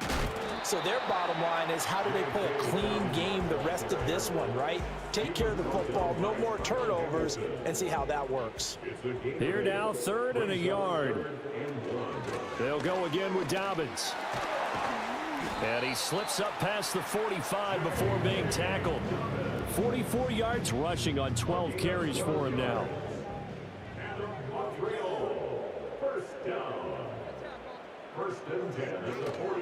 A give up the middle to Dobbins. And he goes across midfield and down into Houston territory. 7 yards on the pickup there, and it'll leave him with a 2nd and 3. Brings up 2nd and 3.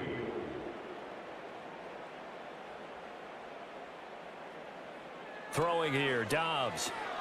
And that'll be complete to Dobbins. And this time he's able to take it down to the 42. 4 yards the pickup, 1st down. Gain of 4 yards. That's good. 4-A. 1st and 10 at the 42-yard line. On play action, it's Dobbs. To the left side, there's the tight end Musgrave.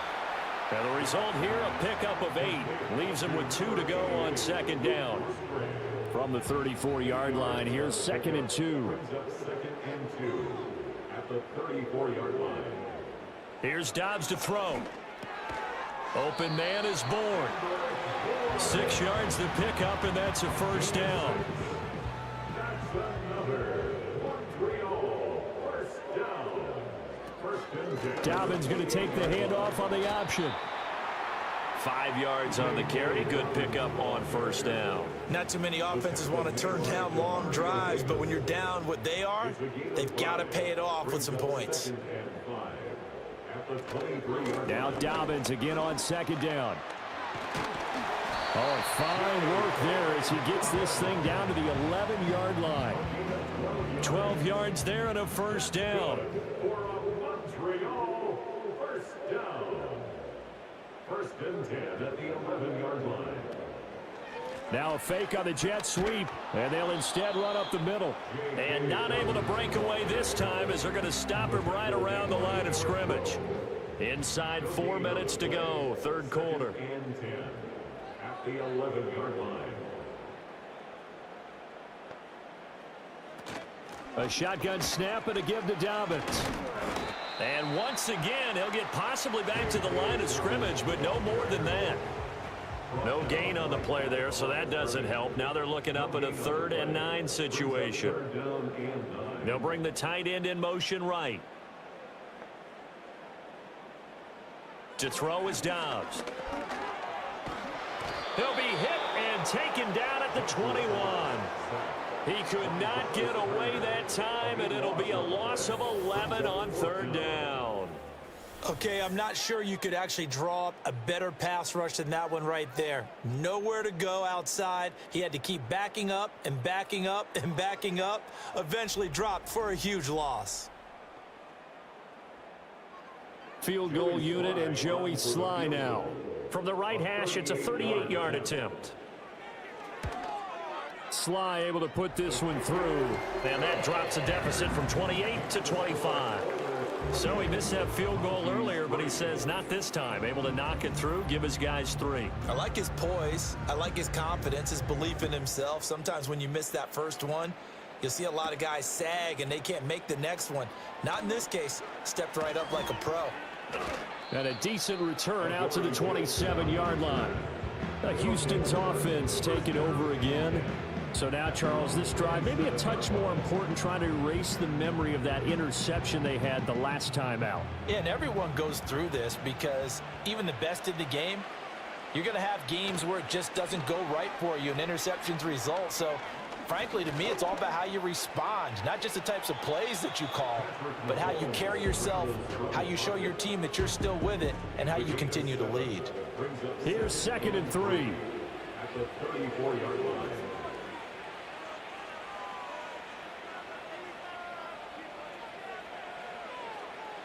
Working from the gun, Mahomes. Little pitch and catch to the tight end, Knox. Well, hang on now. We're going to pause here. We've got an injured player. The medical staff will attend to him, and we will step aside. Line of scrimmage, the 37 on 1st and 10.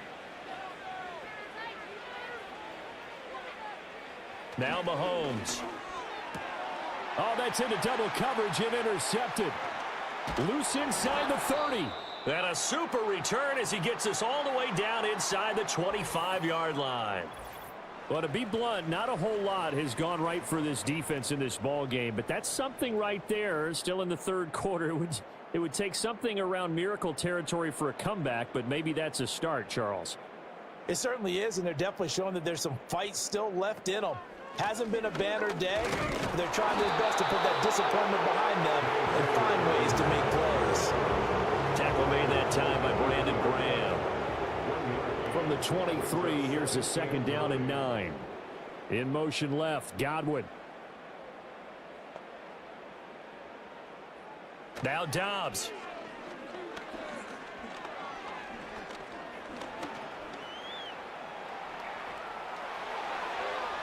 And he'll take it into the end zone for a touchdown. Joshua Dobbs, a 23-yard run. And the Mounties are able to cut into this deficit here in the final minute of the 3rd. Hey, you're down on the scoreboard, but now your offense is in close, and this is where, as a quarterback, you say, I've got to make a play here. Doesn't matter whether it's a pinpoint throw or a scramble like this one. He takes matters into his own hands and delivers a touchdown run. Joey Sly on for the extra point. And this is up and good. It cuts the lead to 28-10 now. Well, that drive started with not a whole lot of real estate in front of them. In plus territory, excellent field position. 2 plays later, pay dirt. The kickoff unit is out on the field, and they will send this one away. And able to take it past the 25 and up to the 28-yard line. And now out comes Houston. Still operating with a comfortable lead despite the score a moment ago as they begin 1st and 10.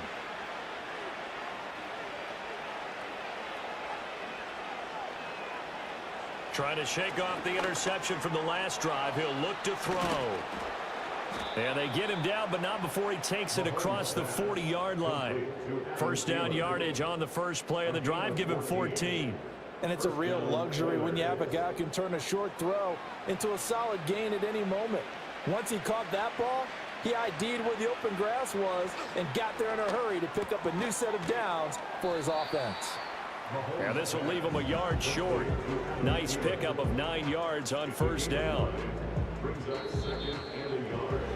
And they're not going to get to the line to run another play. So we will switch ends as the 3rd quarter has come to a close. We'll return with more after this break. You're watching the NFL on EA Sports.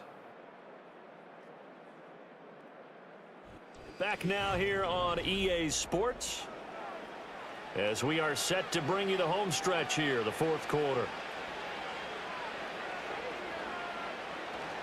Now a 10th carry. Here's Williams. And he'll get it down to the 47 here. 2 yards on the pickup, and that's all they needed to move the sticks. 2 yards on the play. 1st down, Houston. Gibson here running out of the gun. And nothing much materializing there on the 1st down run. He'll get a couple, and that's it. Well, any lane that might have been open there was closed pretty quickly, and that was because the defensive front They won that battle at the point of attack at the line of scrimmage. They used great leverage, held their spot, and stacked him up. And he is going to be stopped cold behind the line of scrimmage. A yard in the wrong direction makes third down tougher. Third down and 9. Play action. Now it's Mahomes. Work in the middle of the field, and he's got a man complete. And he's in. Touchdown, Houston. DeAndre Hopkins, 46 yards, as his guys have opened up a very comfortable lead.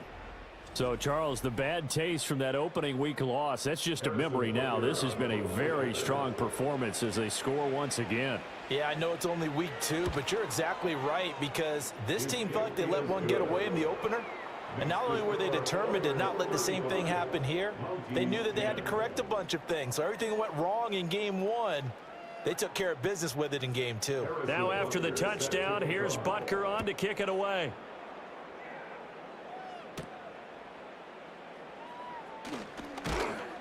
And he'll go down as this drive will start at the 25-yard line.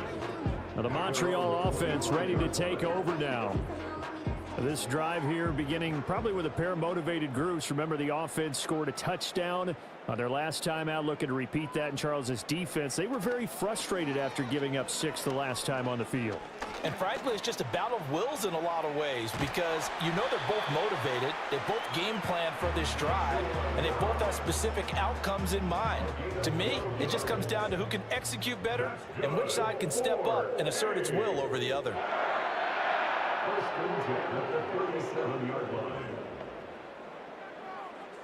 Here's Dobbs to throw. And nowhere to fit that football in. It's knocked away and incomplete. And that's another play that's painted the picture of this game overall. That's been a blowout. It's been continually fueled by big turnovers and stops for one side and an inability to advance the ball from the other. Dobbs. A short throw to Musgrave. He'll get only 3 there, so it leaves him with a 3rd and 7 ahead. That's a gain of 3. It's 3rd and 7.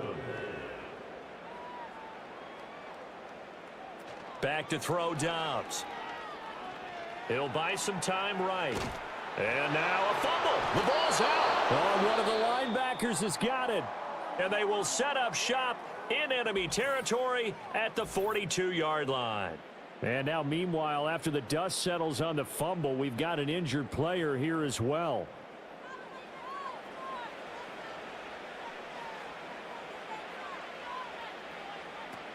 On 1st and 10, it's Gibson. And just no chance of turning the corner. He can only get back to the line of scrimmage. 2nd and 10 coming up.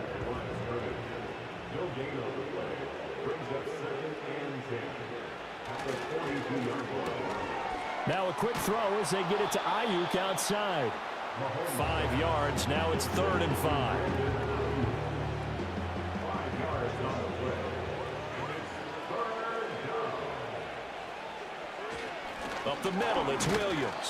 And oh, he's just going to be short here, barely, maybe by a half a foot. It'll be 4th and inches. This late in the game, Charles, I think you maybe seriously have to think about going for it. Especially where they are in terms of field position, because this is almost like no man's land. Might hurt your punter because there might not be enough space, maybe too far for your field goal kicker. I'm like the old rule. Possession is 9/10 of the law. Possession is 9/10 of winning the game. Go for it, get the first down, close it out. It's a gain of 6. First down, Oilers. Now a first down carry, it's Williams. And they will eventually get him down, but he's inside the 5 all the way to the 3. 64 yards rushing for him now as he's carried it 13 times.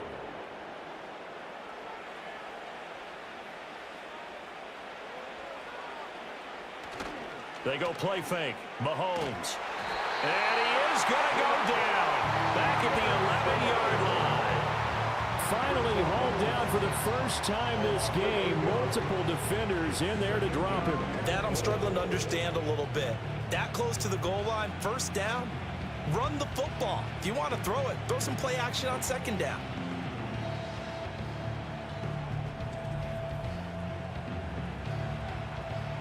So they get pushed back to the 11, and here's 2nd and goal.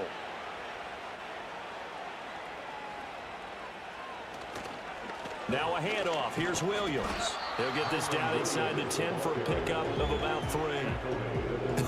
I have to laugh a little bit because he actually handed it off.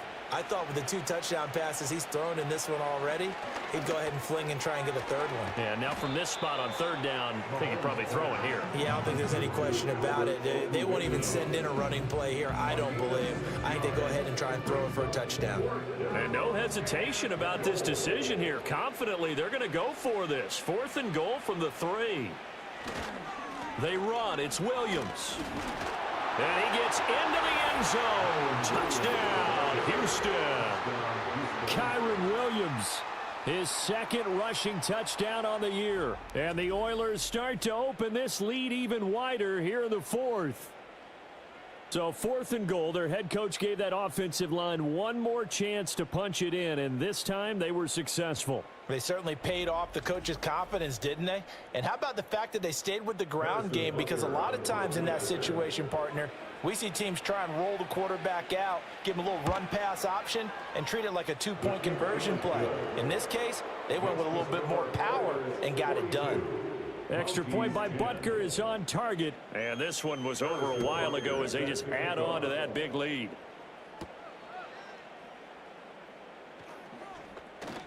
And they'll get him down inside the 30 at the 27. Now the Montreal offense ready to take over now. Last time out, they had the fumble. That led to the touchdown. Not a great look on either side of the ball as the defense gave up the points too, Charles. But they've got to take care of the football and do better here on this possession. It's certainly been a tough stretch, partner, for both of those units, and they kind of put their defensive mates in a really tough spot there by dropping the ball on the ground. But an easy way to make it up to them, get out there now and get some points on this drive. This 2nd and 4. 2nd and 4 at the 33-yard line. Now Dobbs. Out to the flat. That's complete to his running back. And this won't be enough to pick up the first. A gain of 2, 3rd and 1. This offense so far on 3rd down, they've converted 3 times in 8 chances. They need just a yard here. It's 3rd and 1. Dobbs is throwing. He's got his target. That's complete. And he's going to be out of bounds right at midfield. 14 yards through the air. Caught the D off guard on 3rd and 1. From the midfield stripe, they'll look to throw. Right back to Chris Godwin. And past the 35, he'll be dropped a yard or 2 shy of the 30. So it's our home team here in possession of the football as we come back. They've got a 1st and 10 as they search for a late score. Out of the gun, Dobbs. He's going to flip that out to the flat. It's complete. The completion, but they go in the wrong direction. A loss of yards, and now they're dealing with a 2nd and long. They'll stick with the passing game as he looks to throw. They set up the screen for Dobbins. Give him 5 on the screen play, and that'll set up a 3rd down. And that's all about recognition right there, because he's got to go from pass rush mode to pursuit mode, what defensive line coaches like to call retracing. And he's able to retreat and make the tackle for just a short. And Dobbs is going to be swallowed up as he'll go down. Loss of 10 as multiple defenders get to it. Oh, you can just see it in their body language. They're starting to see victory on the horizon now, and if it comes to fruition, they got to give a game ball to the front 7. Defensive line has taken charge and controlled this game. Face a challenge of stopping this opposing offense, and they've done so with ease. And on now is the punter, as he'll punt it away for the 2nd time. And this one's out of bounds. Should be inside the 10, I think it is, at the 6-yard line. The Oilers offense and Patrick Mahomes headed back onto the field. And as we show you some of the highlights from earlier, he has been instrumental in getting his guys the lead as he looks to finish strong and close this one out.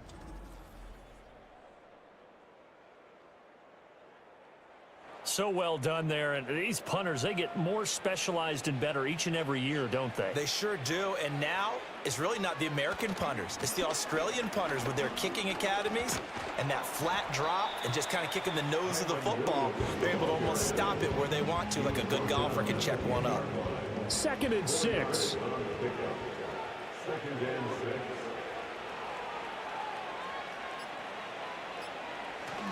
Now a man who's been busy this afternoon, it's Williams. And able to get it across the 20 before they get to him.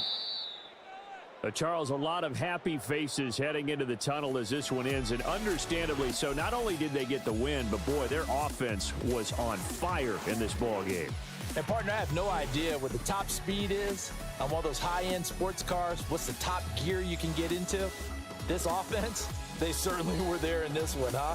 Everything clicking for them in this contest, the kind of performance that they're going to cherish. So for Houston, they did what they needed to do. They split their first 2 road games of the year, and they will head back home next week. Meanwhile, for Montreal, they'll drop to 0-2, and they will try to get back in the swing of things next week on the road. And for Charles Davis and our entire crew, I'm Brandon Gaudin. You've been watching the NFL on EA Sports.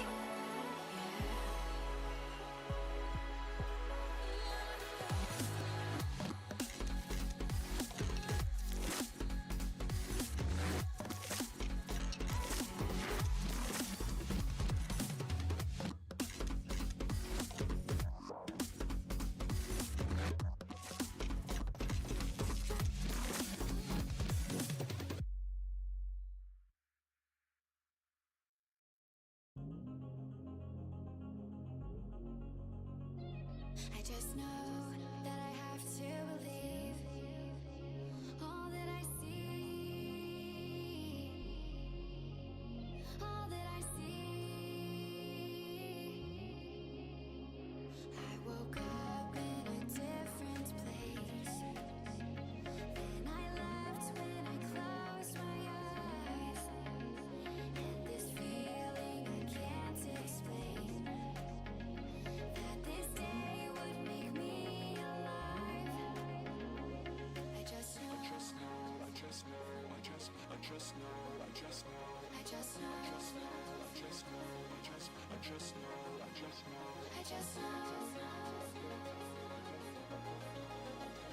I just know. I just know. All I see is you. All I see is you. All I see is you. All I see is you. It's week 2 of the National Football League. And if it's in the game, it's in the game. It's the Elks and the Antlers. All that and more coming up next on EA Sports. EA Sports coverage of the National Football League brings us to the state capital of California, the Gold Rush city of Sacramento. Along with Charles Davis, I'm Brandon Gaudin. And Charles, we look at this Sacramento team as we enter play here. They come in off a loss in the opener last week. That one was on the road. Now they get their first taste here of home cooking. And what they're hoping to do is feed off the energy of the home crowd. Great tailgate, great fan support. Let's see if they can put it to good use. Meanwhile, for the visitors, Salt Lake City, they come into this one after a loss in the opener, and they're in for another tough test here. And what a battle for an organization to look at your schedule and see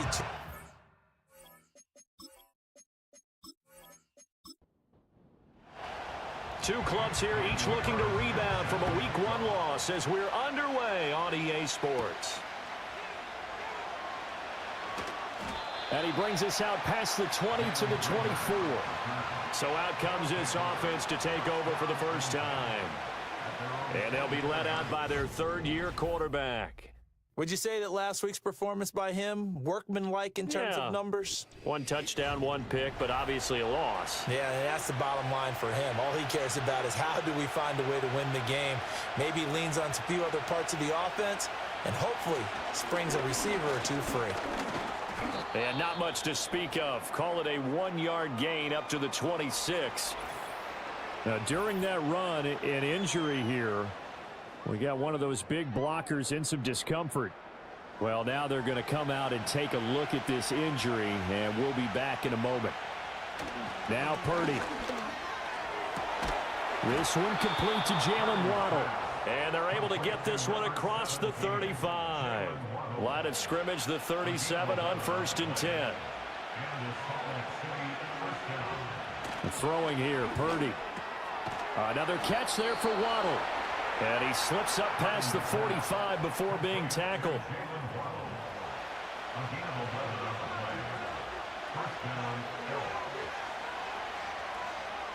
Here's Purdy. A short one here, caught by McBride. They find some open field here. And he's going to get this all the way down inside the 35.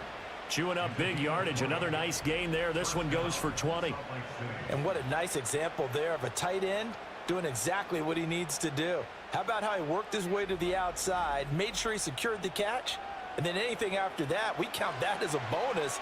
And indeed, he gets enough for the first down.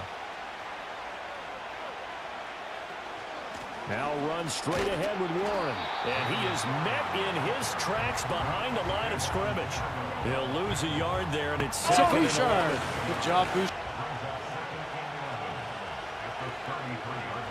Back to throw, Purdy. Open net is Waddle, complete. That'll give him 8 that time. And now we've got a 3rd and 3. Coming up here looking for 3 yards to pick up the first. Out of the gun, Purdy. And he knocks the ball away, and it falls incomplete. As a coaching staff, you can call just about whatever you want because you understand you have guys who reliably take away those massive shots downfield. You're not as worried about giving up the big one. The kick by McManus is good. And the opening drive of the game yields 3. I think we can safely say they came out to be aggressive on the opening series, Charles. They didn't run the ball once. All that passing, it does get them the 3-0 lead. I think what we saw there, partner, was a true definition of football balance, which means doing what you want to when you want to on offense. And in this case, it was throwing the football. They may mix in running the football a little bit more as this game goes on. But this opening drive, while it stalled out, it still gave them 3 points. So out comes this offense to take over for the first time. They'll be led out by a former Pro Bowl quarterback out of the University of Georgia, Matthew Stafford. And he was terrific in the opener, threw 3 touchdown passes, and make no mistake about it, he was eager to get right back out and do it again. So I think we'll see him try to test the secondary quite a bit as this game goes on. And he pushes through a would-be tackler to get about 3 yards, second down. The numbers for Walker from last week's effort: 22 carries, 96 yards, and a touchdown. And we all know he had a big workload last week, so I'm eager to see if they decide to back him off a little bit.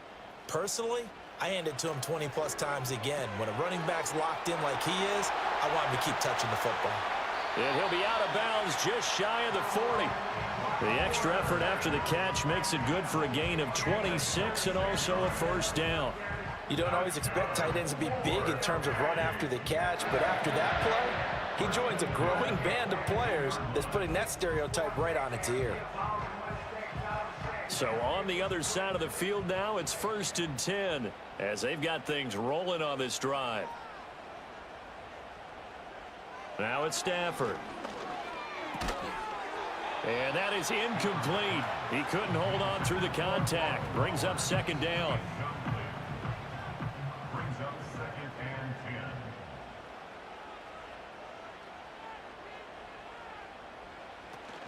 Up the middle they run. It's Walker. And he's going to be down at the 35. Gain of 7. Well, this play sequence was really kind of called in reverse. Incomplete pass on 1st and 10. Nice run on 2nd and 10 when probably everyone was expecting him to throw the football. Now if you're the deep... And the ball is knocked out. Oh, one of the linebackers has got it. And his guys are going to get the football at the 37-yard line. We have seen this before, and we know coaches preach about this and work on it all the time. Catch the ball, You know there's going to be some traffic somewhere. They've got to put it away and secure it as they try and get downfield.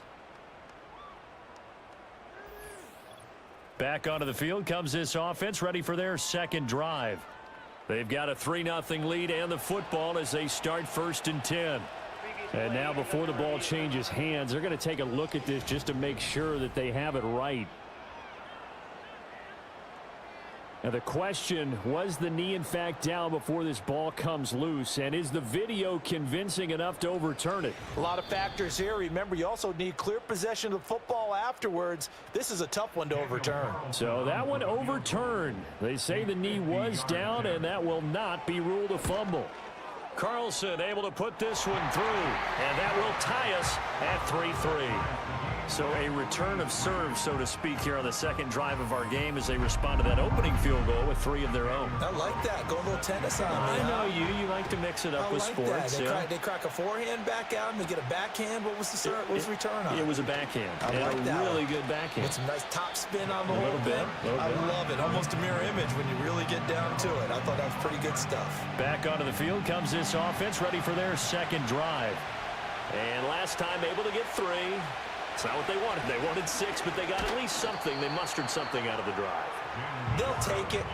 I like the way you've described it. Not ideal, but they'll take it. Anything to put some points on the board. But this time on offense, they don't even want to see the field goal kicker trot on the field. They want that ball in the end zone. Yeah, they'll be going for 6. A handoff for Warren.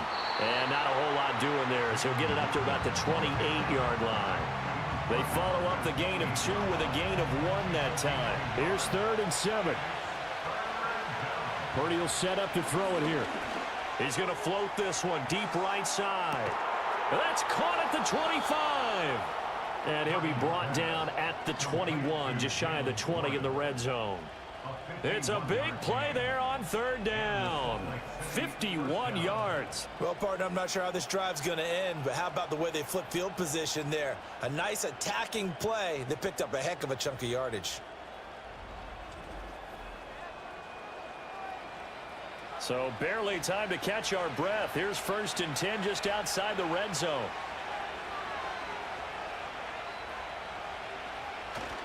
They go play action here. Purdy. Rush coming, and he's taken down. Jermaine Pratt fighting in and dropping him for the loss. I spent a lot of extra time preparing for this game, watching this offensive line, because they gave up 5 sacks last week in their loss. They just gave up another one now. They don't seem to be working together as a cohesive unit. Right? 4 guys might have it right, but the 5th guy is giving something up. They've got to find a way to all get on the same page. So the completion results there in 9 yards. 3rd and 7 now. On the give, it's Warren. And he is going to lose yardage here. That'll back him up 2 yards and also bring up 4th. A great job there by this defense. They give up the long drive, but in the end, it looks like they'll force a field goal attempt.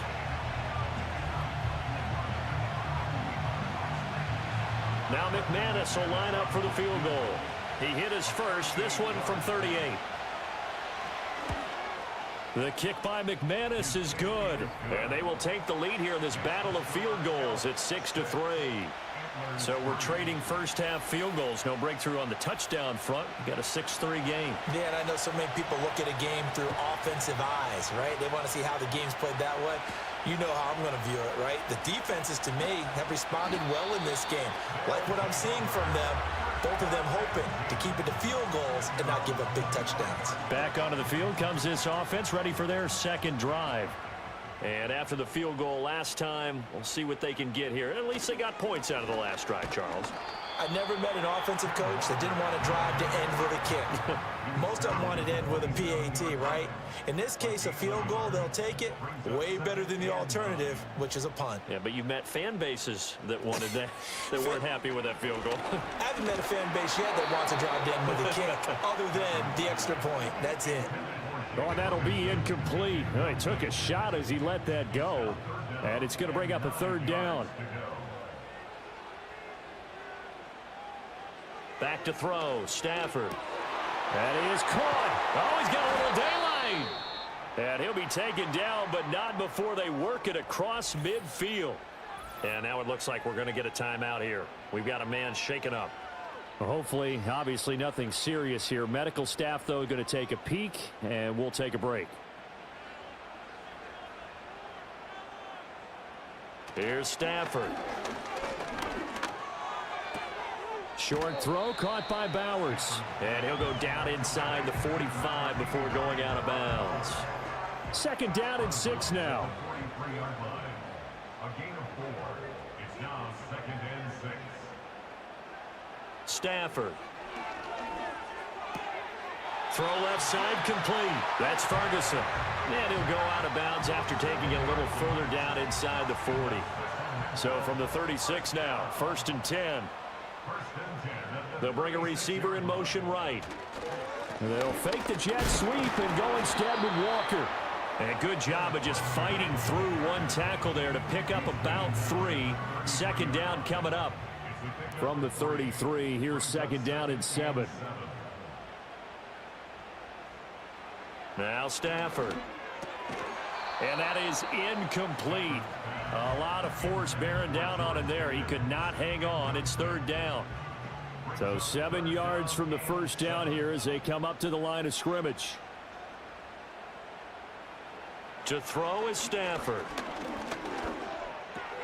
A short one there taken in by Ferguson. And a nice job to break free of one tackle, but it slowed his momentum somewhat, and he's taken down right after. So the completion good for just 3. And that'll bring up 4th down. 6-3 is our score after 1. It's the NFL on EA Sports.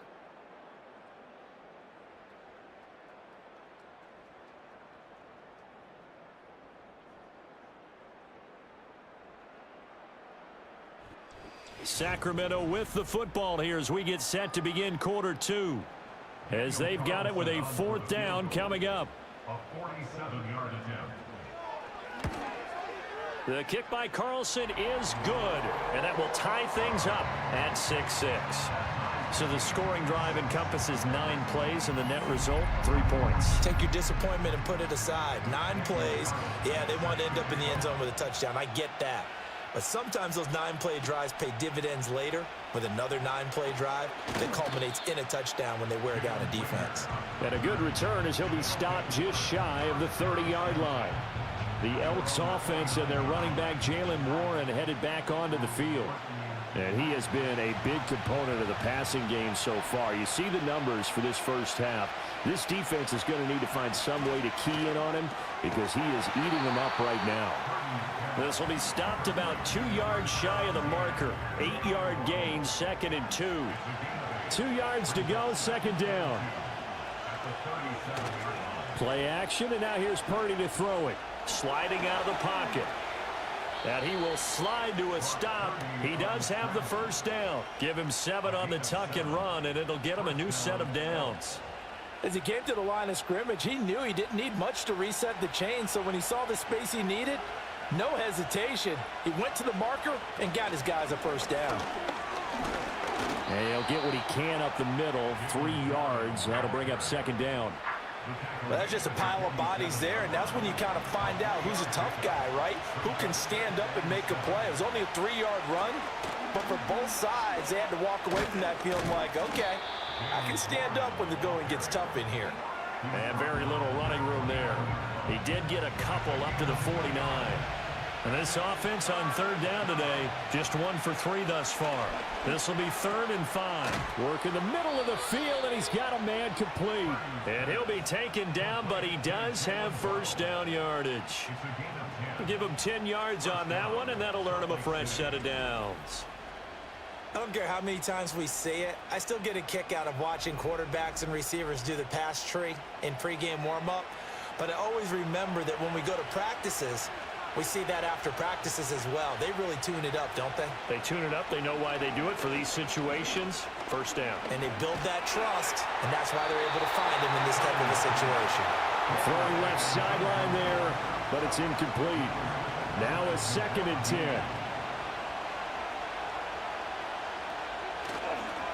On the run, it's Warren. And here he'll be brought down a little shy of the 35 at the 36. 5 yards. Now it's 3rd and 5. Purdy now to throw. Able to find the open man. That's complete. And he'll be taken down, but he does have first down yardage. That gain of 9 buys them a new set of downs.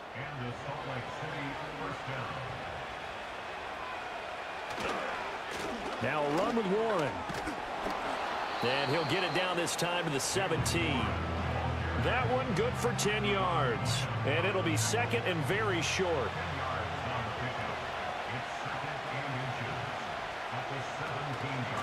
Here's Warren. And on this one, he'll get to the 15, right at the 15-yard line. 2 yards, good enough for a first.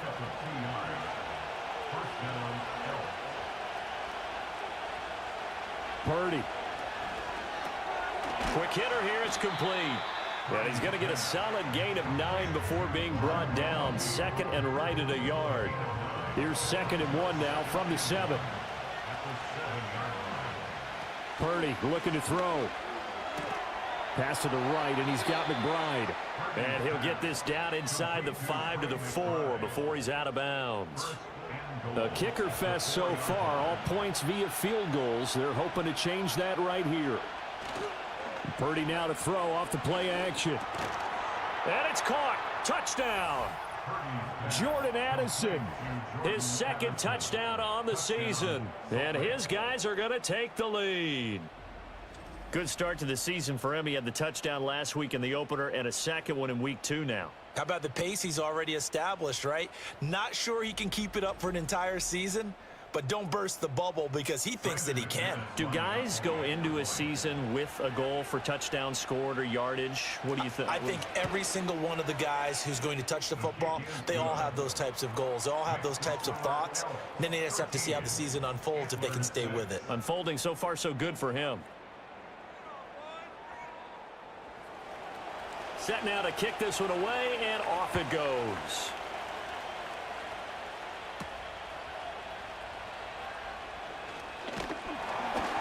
And he'll take it up past the 25 to the 26-yard line. Here's Sacramento's offense once more.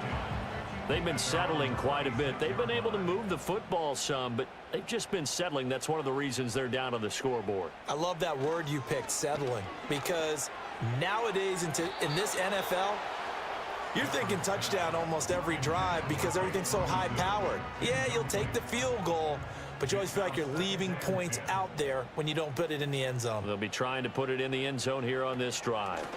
Out of the gun, Walker with it. And they're able to get this one across the 35. 12 yards there and a first down. Although his reputation as a speedy runner precedes him, it's always fun to watch him work. It is eye-opening, isn't it? Because when you see him get the ball and just go, in addition to that speed, it helps out his blockers. They don't have to hold blocks for long because he's just going to speed right past them. So the completion good for 6 yards, and it'll be 2nd down. And there wasn't much room for the big tight end to do much after the catch. But at least he was able to pick up a solid gain to help his offense continue to move in the right direction. Stafford now to throw. Has his man, that's James. Call it a gain of 3 on the play. And that's going to make it 3rd down and less than a yard. Here's Stafford. Pass taken in by his big tight end. And he'll be taken down, but he does have first down yardage. Give him 6 yards, and they do convert on 3rd. Now this offense hoping to avoid the 0-2 start. They trail, but they've got a 1st and 10 here. Again, it's Stafford. Going right back to Ferguson. And that's good for a pickup of 10 yards. And they'll be left with a 2nd and about a foot. At the 36-yard line. Straight ahead, Walker. And he will get enough for a first down, and that will lead us to the 2-minute warning. A gain of 5, good enough for the first down. Another Sacramento first down. 32-yard line. Now Stafford. Walker with a grab, left side. A minimal gain there on the 8th play of the drive. All defenses worry that whenever anyone catches the ball and has a head of steam come out of the backfield, it could turn into a big play with missed tackles or he runs through people. But they were right there waiting, and they stopped him for a minimal gain. That'll be caught by James.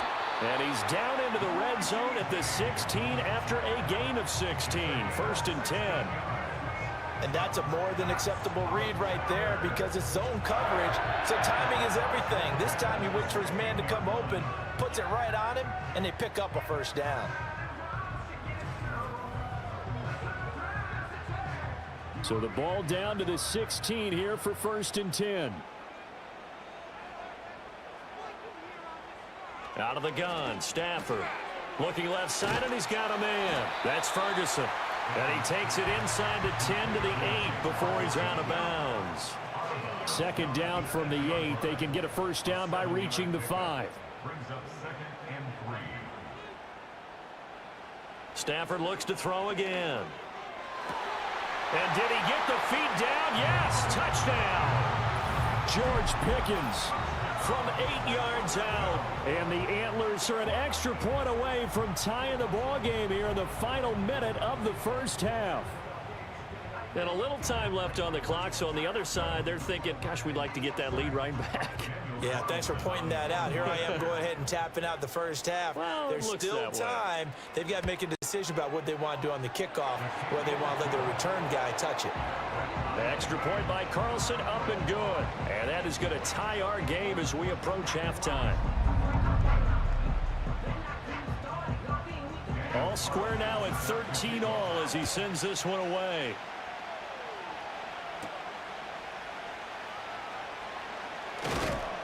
And he's up across the 25 and down at the 28. The Elks offense and receiver Jalen Waddle getting set for this next possession. And seemingly every time they've looked his way in this first half, it has resulted in a big play, as borne out by the numbers. The offense now at the line, ready for their next drive. And with time quickly fading here in the second quarter, not sure how aggressively, offensively they want to play this. I think we'll find out just how much they trust their guys in this situation if they decide to take a shot. I wonder if they're wandering back to the huddle thinking to themselves, can we just hit rewind and go back a play? Definitely not the down they wanted to begin this drive by giving up a sack. But for the defense, that's exactly how they drew it up. So we come upon halftime with a tie score, 13 all. As we'll send you back over to Orlando with our EA Sports Halftime Report, here's Jonathan Coachman. Okay, Brandon, we'll get you back to you and Charles in a bit, but first it's time for a trip around the NFL following an eventful opening weekend. Let's see what's happening in Week 2.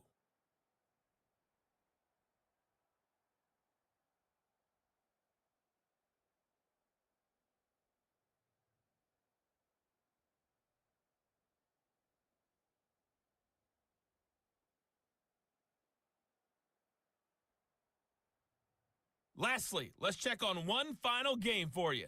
And you can see they are scoreless as they play the second quarter.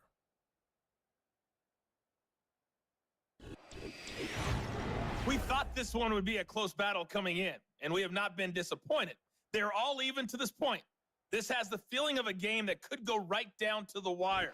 One mistake or one big play could turn out to be the difference. Okay, Coach, thanks as always. This one's still anyone's game as we welcome you back for quarter number 3. And he'll be stopped up at the 25. This offense ready to go to begin this third quarter. Well, the first half, very even. I mean, really, in all facets, this ball game tied, Charles. So as we start the third quarter, curious to see what the second half brings us. Certainly am. I'm with you. He's got him in, complete. And he'll be taken down, but not before they work it across midfield.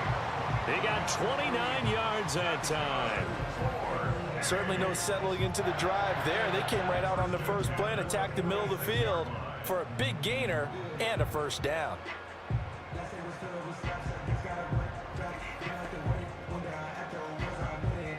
So on the other side of the field now, it's 1st and 10 as they've got things rolling on this drive.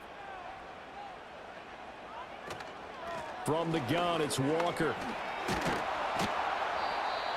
Credit him with a 1-yard gain there to make it 2nd and 9. When we talk about defenders, specifically linebackers, keeping their eyes in the right spot. He had that eye down the entire time. And you know that's not easily done because they throw a lot of misdirection at you. They try and fool you and get your eyes in the wrong place.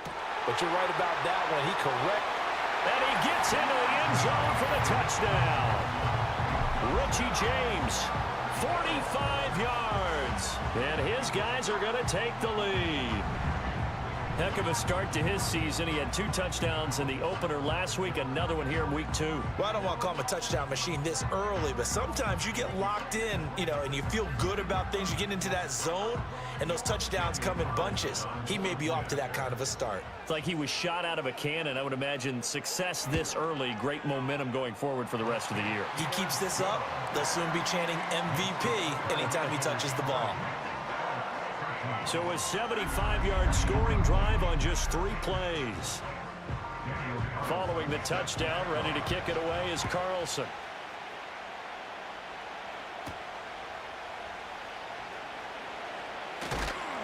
And it's a pretty good return here as he'll get this up to the 29. Now we take a glance at the offense as they work their way back out for their first possession of the second half. And this game was all square at halftime, but now they find themselves down 7 following the opening drive touchdown here in the third quarter. And they need to take a good, relaxing, deep breath, don't you think? Because right now they might start to feel like they've got to play catch-up here and start matching them point for point, but it's still too early to get there. They can still run their offense. Plenty of time to get back in this game. That's going to be caught by Waddle. And they get him down, but not before he takes it across the 40-yard line.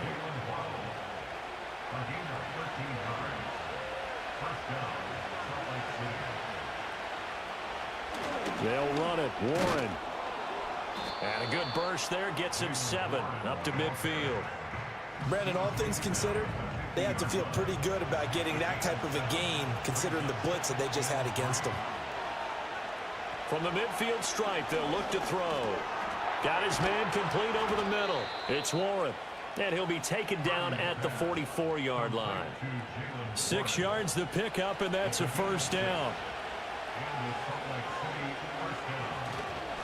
Now a handoff up the middle. Warren. And he's going to be met at about the 43. Just a yard on the pickup there, and it'll bring up a 2nd and 9. Out of the gun, Purdy. This is caught by Addison. And he goes down, but not before getting this inside the 25. He had the touchdown earlier. This one's going to get him a first down. That's really good play design right there, and it's one that comes down to the offensive line. It's a deep in route, but it's only going to work if that line gives you time in the pocket to wait for the route to develop. Mission accomplished there as they pick up the first down. Back to throw, Purdy. Throw left side, hauled in by McBride. And he will take this one in for a touchdown. Trey McBride. His first touchdown of the new season. And the Elks are an extra point away now from tying this ball game. So they get their tight end away from the line to the outside, and he works his way in for 6. Tight ends are not just blockers anymore. I don't know how many more times we need examples, but here's a great one. Gets to the outside, they give him the ball pretty quickly, and they trust him to get those extra yards, and boy, did he come through, bowling his way into the end zone after the nice catch. Extra point from McManus is good, and that will tie things at 20 all. So all square here in this third quarter as the kick's away.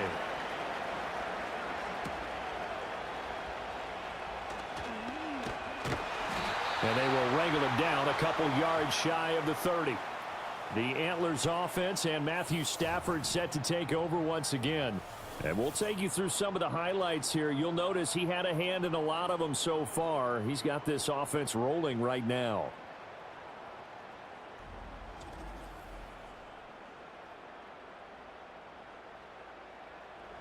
The offense back out there at the line, ready for their next drive. And these two teams have traded touchdowns so far with their first possessions here in the third quarter, so we're right back to where we started at intermission. Yeah, how about that? tied at the half, tied after the first 2 drives of the third quarter, 1 for each. That tells me that someone's defense has got to step up and make a big play and try and change the momentum of this game. Stafford. Short throw caught by Bowers. He'll be stopped at the 35, but not before he picks up 7 yards. They'll come up now 3rd and 3. Brings up 3rd and 3. They'll try for the first with Walker. That is not going to be any help as they dump him behind the line of scrimmage. A 5-yard loss there is going to bring up 4th down. I think it's pretty evident. We can say what a difference a week makes. Last week, he ran pretty much wild, didn't he? Did pretty much what he wanted to do. But this one, they've stopped him cold. That, to me, that's good scouting and even better execution. Yeah, and they stopped him behind the line right there. They obviously watched the tape a few times and made some adjustments. So a change of possession here on the punt. Brock Purdy and the offense back out there. And he had the touchdown on the last drive, also 4 for 4. Very, very effective. What does he need to do to translate that forward into this drive? Not think that what he saw in coverages last time is exactly what he's going to get again. He's got to play ahead and start thinking to himself, okay, we just did that. What are they going to take away now? What do we go to as a counter? And continue to encourage his offensive line to continue to give him time. They were really good on the last drive. And he gets this one just shy of the 40. They'll mark him down at the 39. The catch and run there, good for 16 and a first.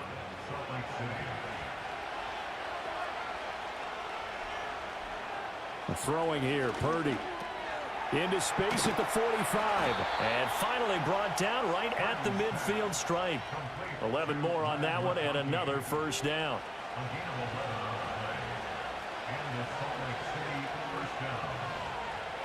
Purdy will look to throw again here. Can't get away, and he's taken down. Kayvon Thibodeau picks up his 2nd sack of the afternoon. Now that was a passer's nightmare. The front door totally shut down by the defense, so he kept going backwards, hoping to find another avenue of escape. It didn't exist.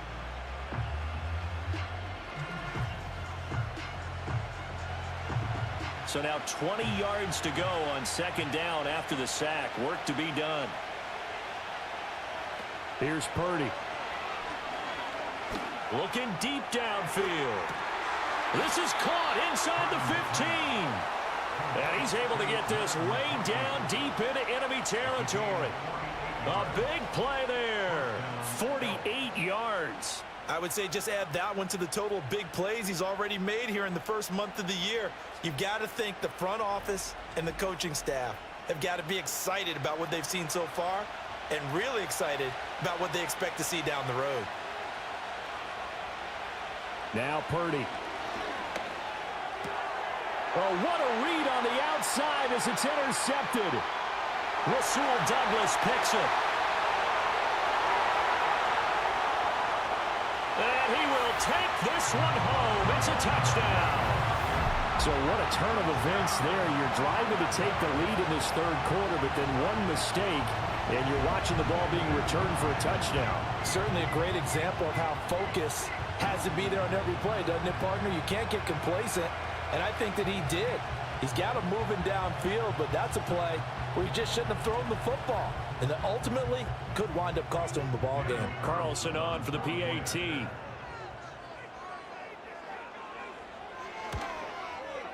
And they will take a 7-point lead now. A heck of a play there defensively, getting the interception, navigating his way into the end zone for the touchdown. So they'll get another shot on offense following that pick 6, and now the kick is away.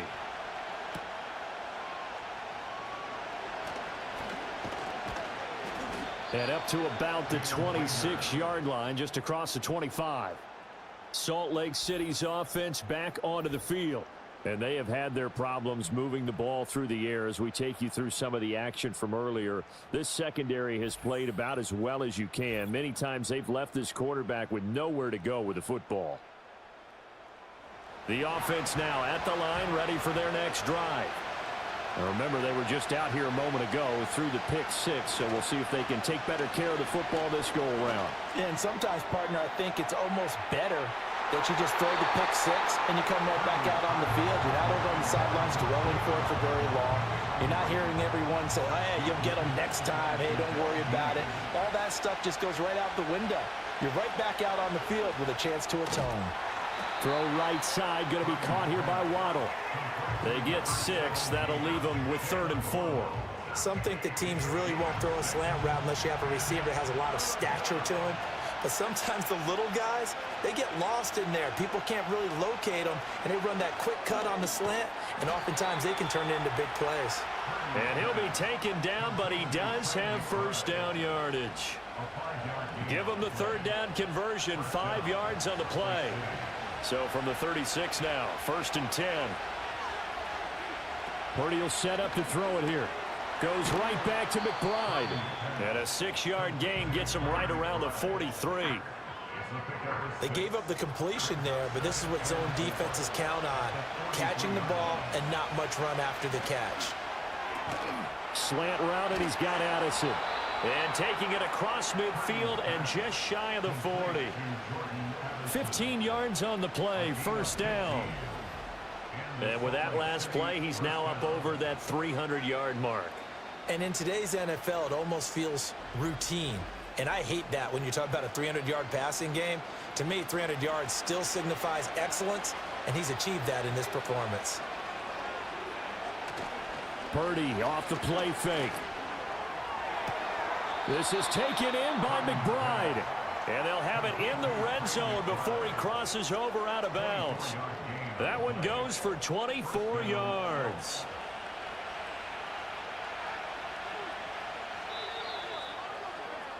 And as they come to the line, they will not be able to get off another play as time has run out on this 3rd quarter. We'll return with more after this. You're watching the NFL on EA Sports. We are back now in Sacramento. As we've got the final quarter upon us, we get ready to start the 4th.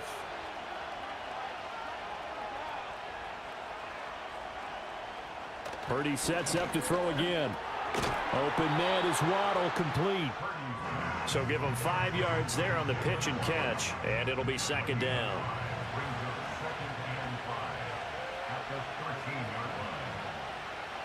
Purdy looking to throw. He's got McBride here over the middle. He went over 100 yards in the wild card round. He's over 100 here as well, and a 1st down. Purdy from the gun. Dancing to his left. It won't be a sack, but it's no gain, and it brings up 2nd down. Late in the game, he's certainly doing everything in his power to buy time for his guys to make a play, but in this case, he's surrounded, and all he has room to do is to get back to the line of scrimmage. And he's able to get it down to the 2-yard line. It'll be a gain of 5, and it's going to set up a 3rd and goal.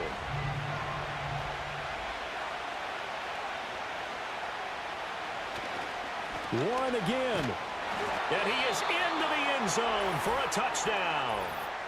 Jalen Warren, his first rushing touchdown of the year. And the Elks are an extra point away from tying this game here in the 4th. We are set up for a fantastic finish now. A 4th quarter touchdown here. We're an extra point away from a tie football game. And I know they're thinking about possibly going for 2, but I'd go ahead and kick this one and just get it back to level. Don't forget the extra point. It's up and good. And we are tied here in the 4th quarter. A pretty long drive that time. 11 plays all told.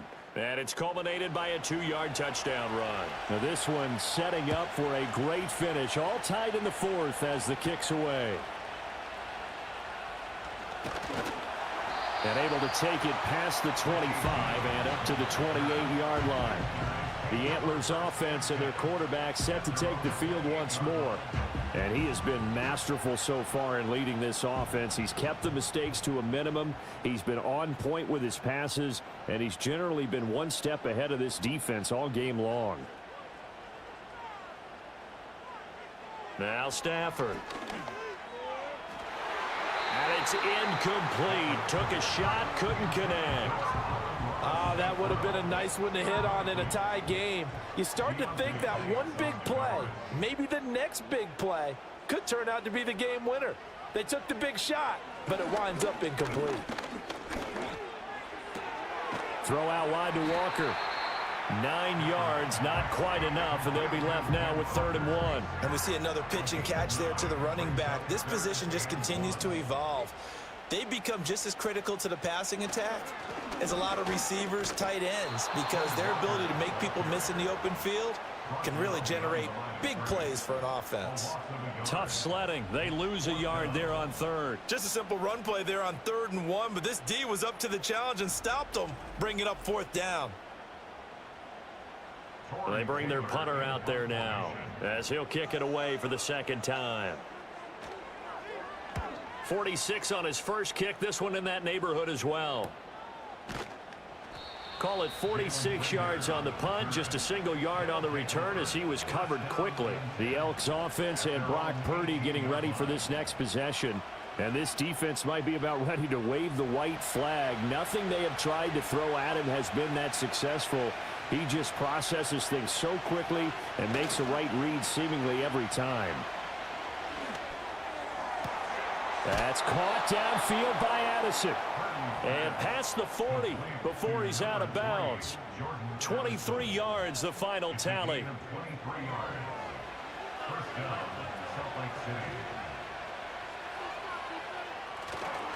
Warren will try the right side to the 43, 2nd down. Give credit to the defense for stringing that play out, and they gave up no cutback angle. You know he was trying to dart through. No place for him to go. A nice job there, only giving up a 3-yard gain. Purdy now to throw. Got his man. It's Warren. And he'll get it out to midfield. Looks like, yeah, they'll spot it right at midfield at the 50. The offense on 3rd down, they've been very good. 5 for 7 thus far. They're up against a 3rd and 1 situation. Robinson will try to pick it up. And Robinson will not get there. Great defense at the point of attack, and to stop him short of the 1st. A loss of a yard, and it brings up 4th. Part of the thinking when you bring in extra tight ends, you're hoping that each of your guys gets those one-on-one blocks and creates a crease for your runner. But the converse is, though, you've got to win those one-on-one blocks. And when you don't, that's the result you end up with. The punt team on now as Pinion sends this one away. And this will be out of bounds, and they spot it at the 15-yard line. Not too bad. Now this offense back out and set to go for their next drive. Excellent job by their defense to force the punt and provide them with this opportunity, all tied in the 4th quarter. Back to throw. Stafford. Got an open man. It's Pickens. Second and 5. Here's Stafford. And that's hauled in by St. Brown over the middle. And he's going to get this one across the 30-yard line. Line of scrimmage, the 31 now on 1st and 10.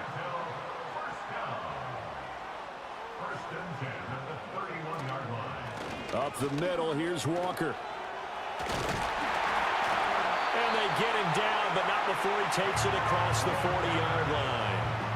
12 more yards there and another 1st down. Yeah, they really needed to get something going, didn't they? They had punted on the last 2 possessions. The running game starting to come to the front for them, providing a nice pickup there to keep this drive going. Back to Walker on 1st down. And a pretty athletic run right there as he's going to get this down inside the 40. A good gain again. That's now 31 yards combined on those last 2 plays. They're making it look easy out there. Another 1st down. So far on this drive, let me do this little bit of math here. 4 plays, 3 1st downs. That's a pretty good recipe for success.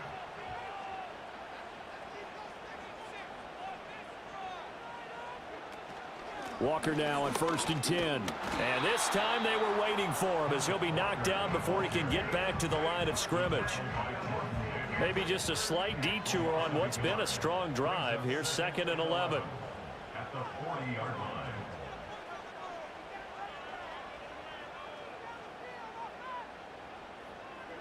To throw is Stafford. James has got it. Complete. And they'll wind up getting this one all the way down inside the 20. Tell you what, he's been able to put the ball in some tight spots all game long. That throw, no different. Yeah, a lot of people would call it a gutsy type of a throw. I think he looks at it as, I can do it, so it's not that big of a deal to me, and I'm going to keep firing. Plenty of time. All 3 timeouts still remain. Here's 1st and 10 now. Hand off here to Walker. And he'll get this one down to about the 17. But they picked up a little bit of yardage there, and now, in this situation, should be in no hurry to run a play really fast. Let the clock wind down. Sticking with Walker on 2nd down. And he'll go down here at the 12-yard line. Now the defense going to use the first of their timeouts as they'll head to the sideline and talk over what to do next. On 3rd down, here's Walker.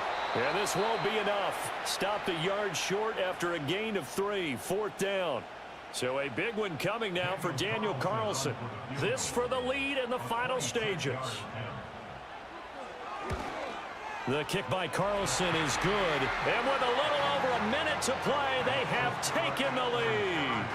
Big kick right there to give them the lead in the 4th, but there is still time left for a final drive. Did they score too soon? Post-game will tell us, right? Depending on what happens on this drive, that's how we'll analyze it. If the other team scores, they scored too soon. If they somehow hold on, they manage the clock exactly right. The visitors' offense and their big play wideout getting ready to get back to work. And he's had some kind of game. They made it a point to get him involved early, and it has paid giant rewards to this stage of the game. The offense back out there at the line, ready for their next drive. The last series for him, a little disappointing, forced a punt. And now they'll try to do better here and come away with some points as they begin this drive. 1st and 10. Pass to the right, and he's got McBride. Now the offense will burn their 3rd and final timeout as the clock will stop with 45 seconds left to go in the game. Here's Purdy to throw. And the coverage terrific there as that's knocked down and incomplete. A little more than 40 seconds to play. Now 2nd and 10. Purdy to throw. He's got his tight end McBride on the out route. Well, this crowd trying to force a false start here. 3rd and inches. Well, that's to the left sideline and incomplete. We've seen this quite a few times in this game. Offensive line unable to keep leverage, unable to keep people away, facing a lot of pressure. Fortunate just to get rid of it. One of the reasons they're down is that inability, though, to stop the pressure. We saw another example of it there.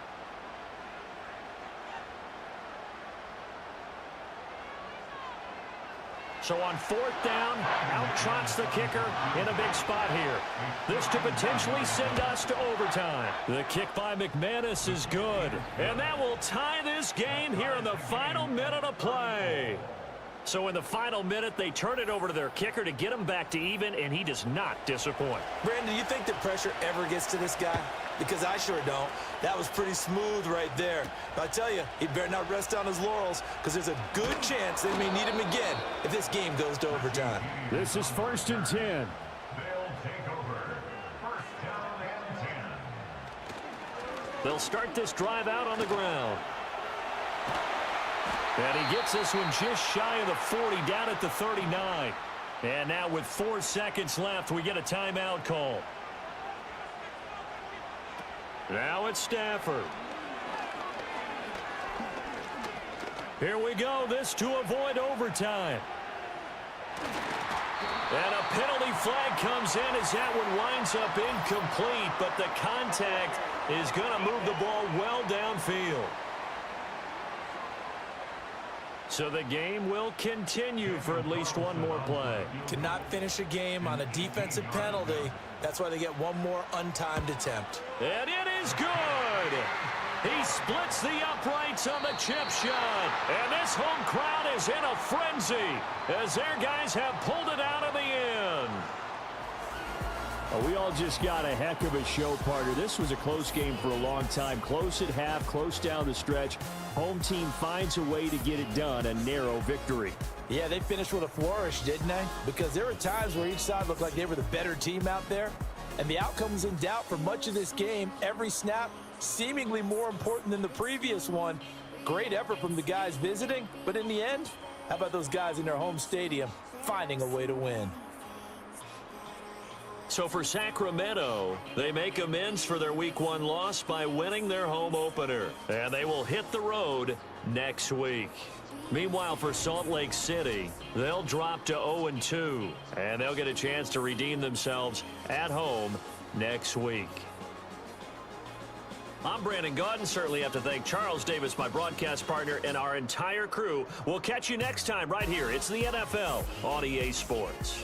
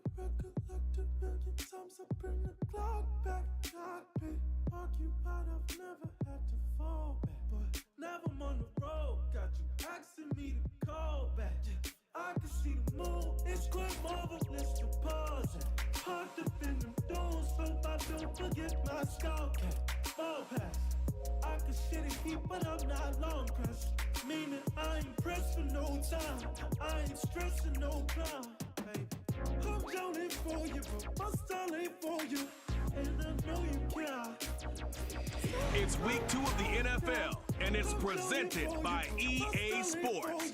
It's the Huskies and the Nighthawks, and it's coming up next on Madden Football.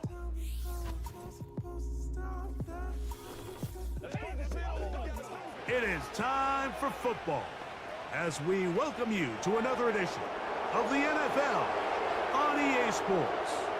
Thanks for having us in. Mike Tirico with Greg Olson, week 2 of the season.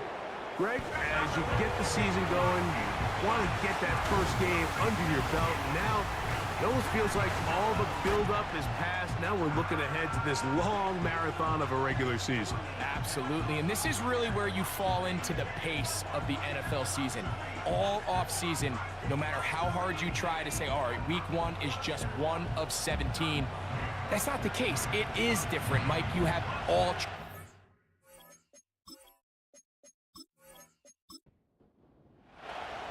The punter, Jake Bailey, on to get this one started. And off we go here on EA Sports. Oh, he's got room past the 30. And they'll be set up well as he is past the 35-yard line. So the visitors ready to go on offense here for the first time. And they are led by their veteran. It's Kirk Cousins.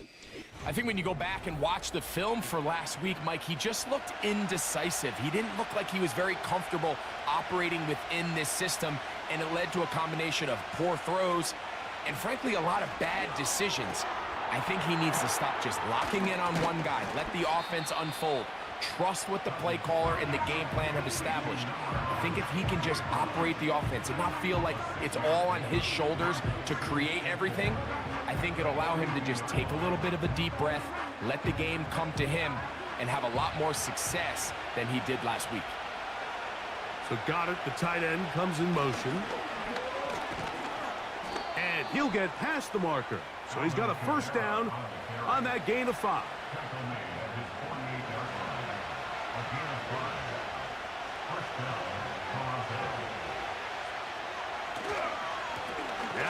first carry for King Henry. And they're going to work this down inside the 45. This is how you draw up your opening possession when you're on the road. The longer the drive goes, the quieter the crowd gets. Continue to mix in that run game. Let's see if they can finish off by putting this ball in the end zone. On 1st and 10, Cousins. This one is caught by Hollywood Brown. They'll work now on 2nd and 4. Working out of the gun, it's Cousins. Outright, Smith and Jigba has it. Here's 1st and 10.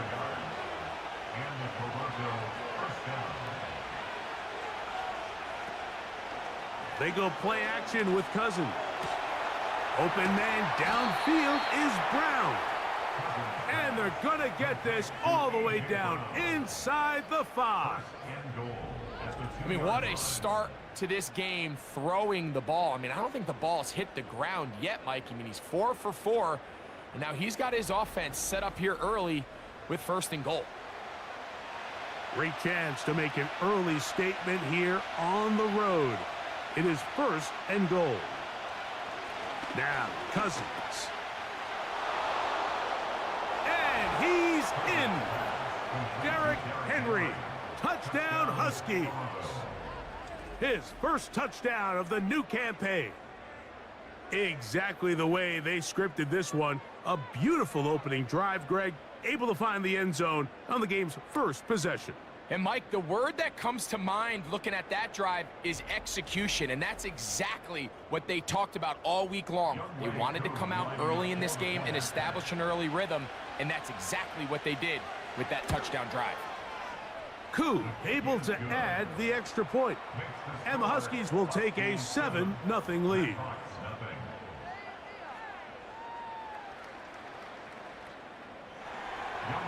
So out is Coop. He'll kick this one away after the touchdown. From the 6, here comes a return. And he'll be taken down right at the 29-yard line. This crowd ready in anticipation. Their offense taking the field for the first time. And here is Kyler Murray, the #1 overall pick in 2019 to lead them. He's coming off a really nice 3-touchdown performance in last week's win, Mike, but outside of that one errant throw, he did a really nice job of protecting the ball and was seemingly in control the entire game. This defense all week, they talked about trying to bait him into making some mistakes, so he's got to be careful about falling into the trap. But if he does that, I tell you what, I really like their chances. So you come back out here after watching the opposing team score first, and what you want to do is you got to establish a little early rhythm and get the drive started. Get a little positive energy into that huddle, and what hopefully starts out good ends with you being able to get some points of your own. Here's 3rd down and a few inches. In motion, it's the tight end, Higbee.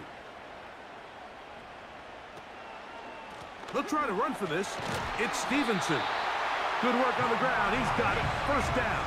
Up and about the 42.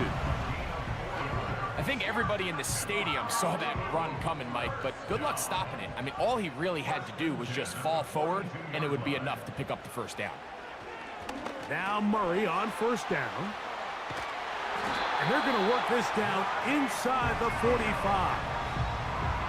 They've done a nice job spreading the ball around. Make the defense have to account for as many different weapons as possible here early. Think back to our conversation with this coaching staff, Mike. They identified this guy as someone they needed to get involved early and often, so that might be his first target. I don't think it's going to be his last. Williams in motion. 2nd down, Murray. And they're going to get to him and take him down, taken back to the other side of midfield. Well, Mike, the other day we heard how the offensive coordinator wanted to start fast offensively, but here so far, it's been the pass rush and the defense who's gotten out to the quick start. He's got his man. It's Smith. And he'll be out of bounds inside the 30-yard line. That is rare. You don't see 3rd and 17 converted all that often. First down. And this is what you can do when you have one of the best receivers in the game. You understand that even if the coverage is not perfect for the play call, sometimes it's just as simple as my guy is better than your guy, and we're going to just keep giving him a chance. And nothing on that one, back to the line of scrimmage, and that is it. So often when it comes to safeties, Mike, we talk about their speed and their range. But for him to be able to come up and make a tackle and be physical at the point of attack and keep this ball carrier to no gain, that's pretty impressive. This one is caught by Kirk. And they'll get about 8 out of that one, but still a little work to do now on 3rd down. Brings up 3rd and 2. They'll run. It's Edwards-Helaire. He is down at the 14, but will have the first down. Nothing real fancy about this call here, Mike, right? In this 3rd and short, just get the ball to your running back, make sure he has enough space to pick up the first down, and they're able to convert. That's caught by Smith on the right side. And he'll get about 8 on that one, most of it coming after the catch. It's 2nd down. At the 6-yard line.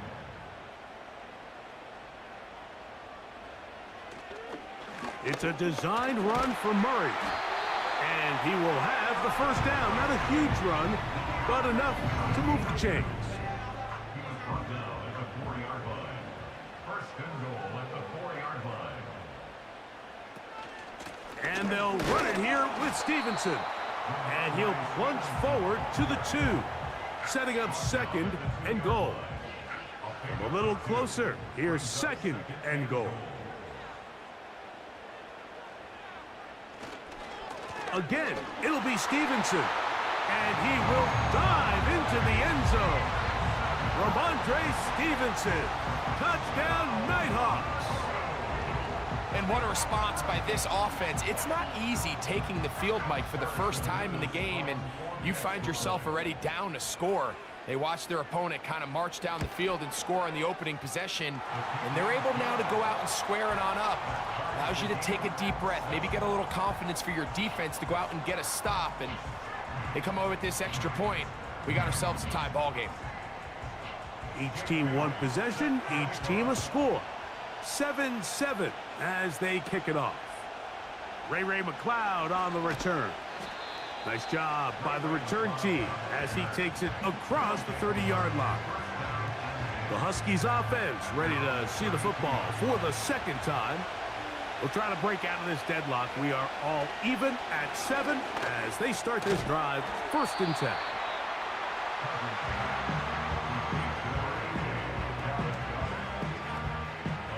They'll come up now for 2nd down and 4. At the 37-yard line.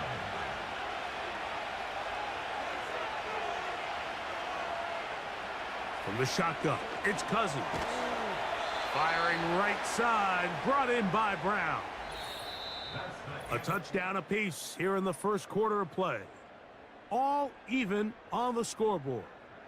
And EA Sports NFL Sunday returns after this.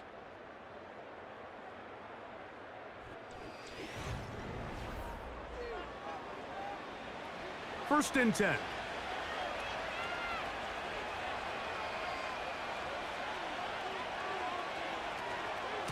Out of the gun. Here's a give to Henry. Not much. 2nd and long coming up.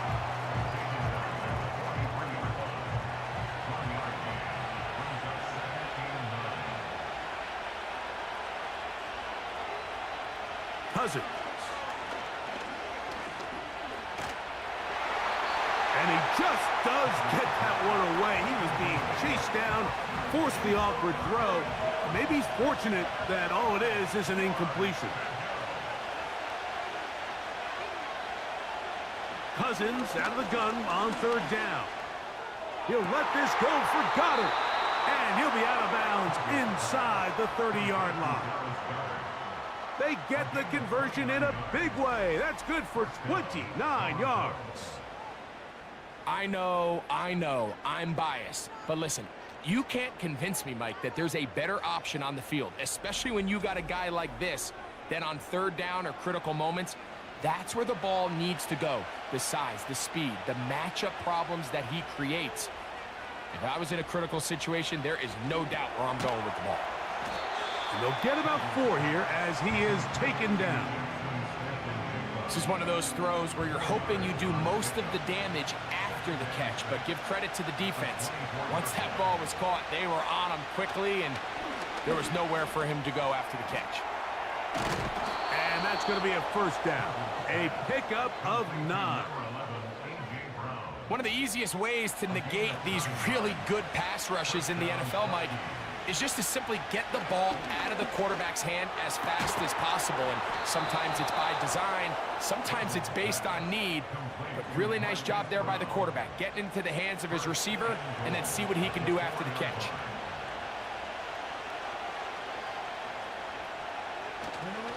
Off the play fake, here's Cousins. That one, taken in. A.J. Brown. Touchdown, Huskies. And, Greg, that is good play design there. Using the play fake to get the receiver time to get open. And down here this close to the goal line, Mike, it doesn't take much. All you need is that linebacker or that defender to freeze for that split second. That's all you need to create separation, and that's an easy pitch and catch for a touchdown.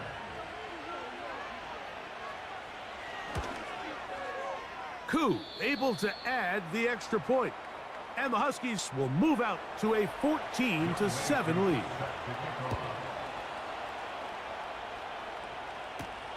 For the return, it's Keyshawn Nixon. Now an opening past the 30. And they will finally get him down, but he gets all the way close to the 40-yard line. The Nighthawk Patriots offense and Ramondre Stevenson heading out onto the field. They trail now 14-7 as they'll come up for 1st and 10. From the shotgun, it's Murray. To the outside, he's got Smith. He's taken down, but just shy of midfield. Set to go now on 1st and 10. In motion, it's the tight end, Higbee. On 1st and 10, Murray. He'll get this complete over the middle with Kirk. He's close to a first down to gain a 9. Nice pitch and catch on 1st down. At the 43-yard line. Williams in motion. Murray now on 2nd down. He'll get that into the hands of Williams. And they'll take this down inside the 35.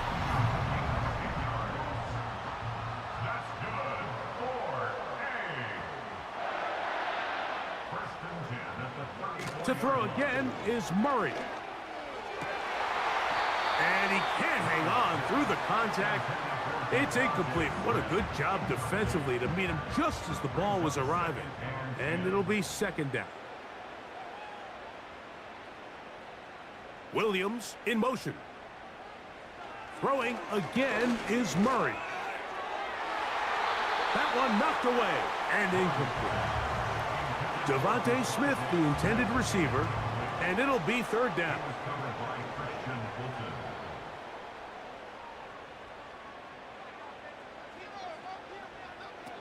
Murray's going to throw again. That is brought in at the 10. And they're going to get this all the way down inside the 5. If you want to score points at a high level in the NFL, you have to generate explosive plays. And after that big chunk pass play, they find themselves now down there in the red zone. And this is where you have to finish drives. From the 4-yard line, trying to punch it in. 1st down and goal. Again, it's Murray. That is caught by the tight end, Tyler Higbee. Touchdown, Nighthawks. Tight spaces down there. Things happen quick. Greg, a quick decision and great execution for the score. You're exactly right, Mike. Down here this close to the goal line, everybody's clock has to speed up. Not only the quarterback processing to get the ball out of his hand, but you have to win as a receiver quickly and give the quarterback somewhere to go with the ball. It was that quickness at the line of scrimmage that led to that touchdown.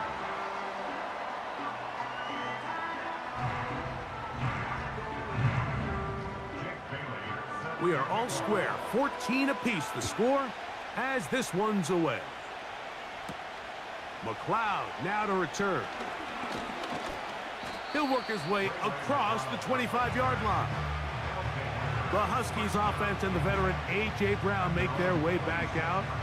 This one, everything we could have hoped for to this point. All even at 14. They'll start this drive with first down. Cousins gonna throw. Now a deep ball looking for Brown. That'll be batted away. Incomplete. Coverage very strong defensively. It's second down.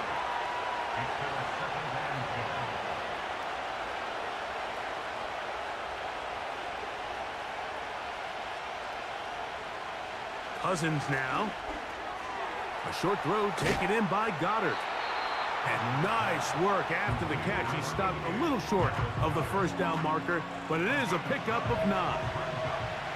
Third and a yard. They'll try and run for this with Henry. And this is going to work out. He's got it. The first down at the 38-yard line. Really just the same approach that an offense would take on a quarterback sneak, Mike. You don't necessarily have to spring them for a huge gain. Can you buy just enough space up front to pick up 1 yard? That's exactly what they did. Pick up the first down. Wide open. It's Brown. He's got it. And he'll be taken down, but they are in business inside the 30-yard line. Those are the explosive pass plays that this team is going to continue to mine all day. And you can see pre-snap, the quarterback loved his matchup. He allowed his receiver to work downfield. Perfect throw, and now sets them up to try to see if they can finish this drive off with some points. They'll come up here, first and 10. Cousins. Inside the 10, it is caught. And he'll be taken down. Well, they certainly aren't wasting any time marching down the field. I mean, you only need one hand to count how many plays they've run, and yet they find themselves first and goal inside the low red zone. First and goal, and it's Henry. And that won't get a whole lot. Down to about the 5. Second and goal.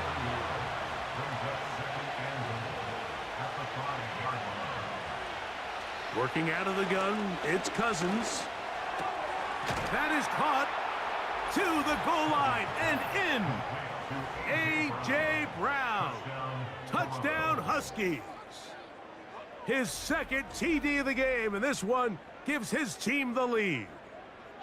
And that is number 2. Greg, he is off to some kind of start in this one. 2 quarters and 2 receiving touchdowns. Mike, this is one of those situations where as a defensive coordinator, you've got to give your group an answer, because right now, they don't have one for this guy. Makes the score Huskies 21, Nighthawks 14.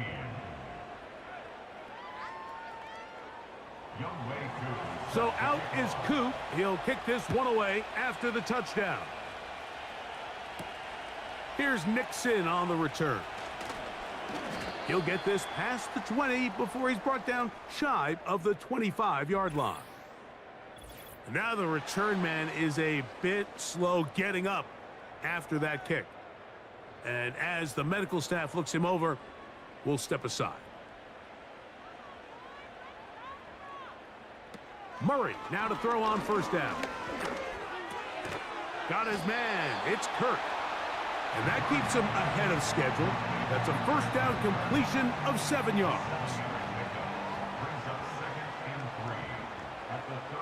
In motion, it's the tight end, Higbee.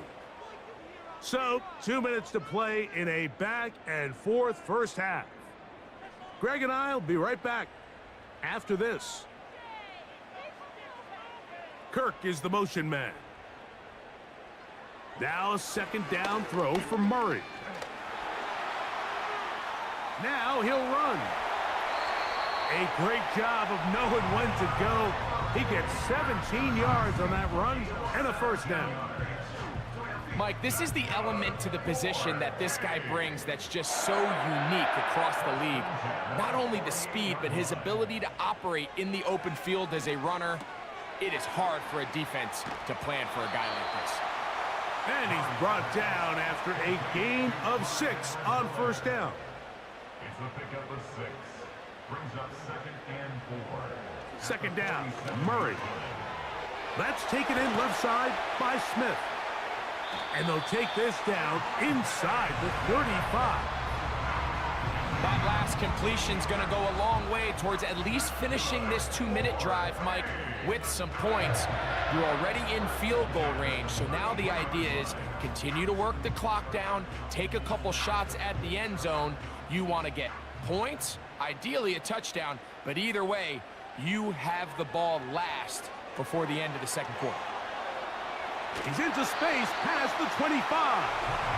Good-looking screenplay there. A gain of 11 and a first down.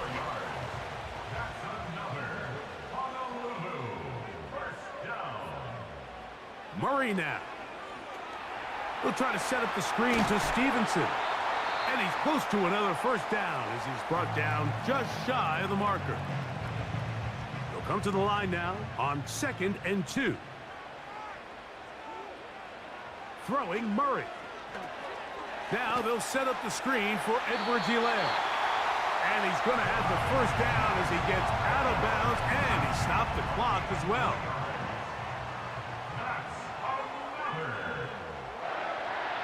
In motion, it's the tight end, Higbee. On first down, Murray.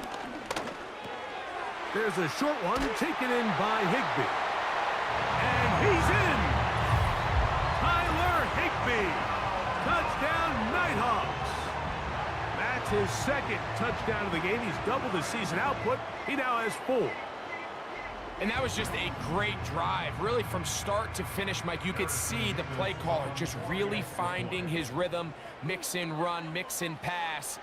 Results in the touchdown pass, but really everything they did, the entire possession worked to perfection. When you can sustain the drives like that and come away with touchdowns, man, that goes a long way towards establishing your identity for the rest of this game. Still a little time. Final minute of this first half. We'll see if they can do anything with this kickoff that is coming their way. A good return as he takes it across the 30.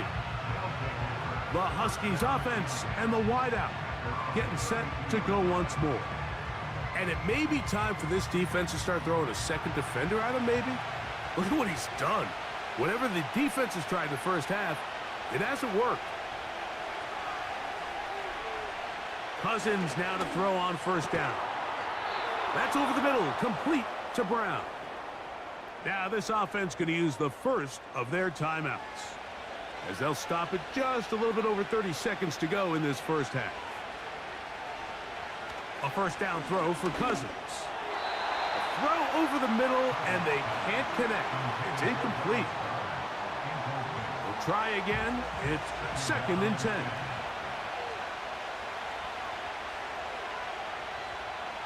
From the shotgun, it's Cousins.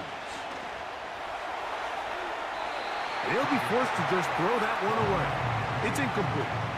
You can't fault the quarterback on this one, Mike. He really didn't even have much of an opportunity. By the time he hit the top of his drop and got his eyes downfield, the defense was all over him, and he really had no choice but to just get that ball out of his hand and live to play another snap. Open man left side is Brown. He's got it. And he is out of bounds all the way down at the 35-yard line. So they come to the line for first down and 10. Here's Cousins. Now a screen set up for Henry. And they will take him down at the 20-yard line. Now another timeout called by this offense. They have one remaining. On 1st and 10, Cousins. They'll look to set up the screen here. The screen works for 10 yards and a first down. Out is Younghoe Koo to try the field goal. This about as short as you can get. Koo's kick is good. And the Huskies get 3 here late in the first half to take the lead. And that's a really nice boost here before the break. I mean, you work the clock well, you're able to steal some points. The biggest thing is you're able to build a little momentum now going into the locker room at halftime. This one will be taken in the end zone. No run back forthcoming. And the ball coming out to the 30-yard line.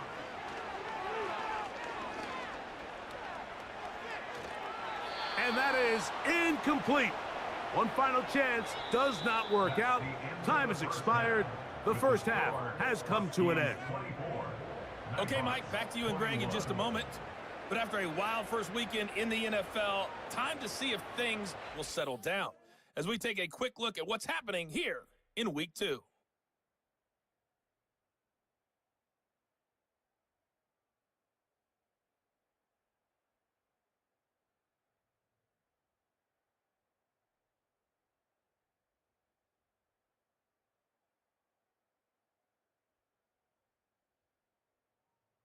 Lastly, let's check on one final game for you. And you can see they are scoreless as they play the second quarter.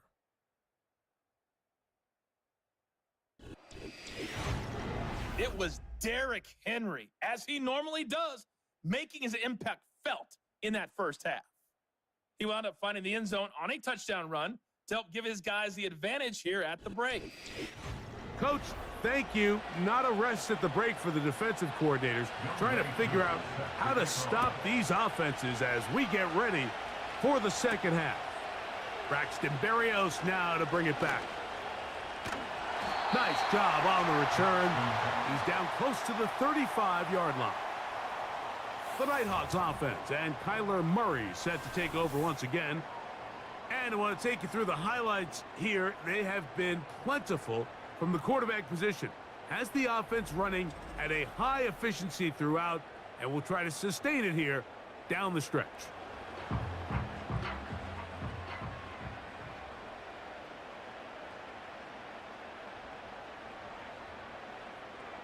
Throwing now, Murray on first down.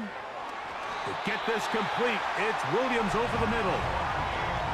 They'll get 11 there, and that's a quick first down.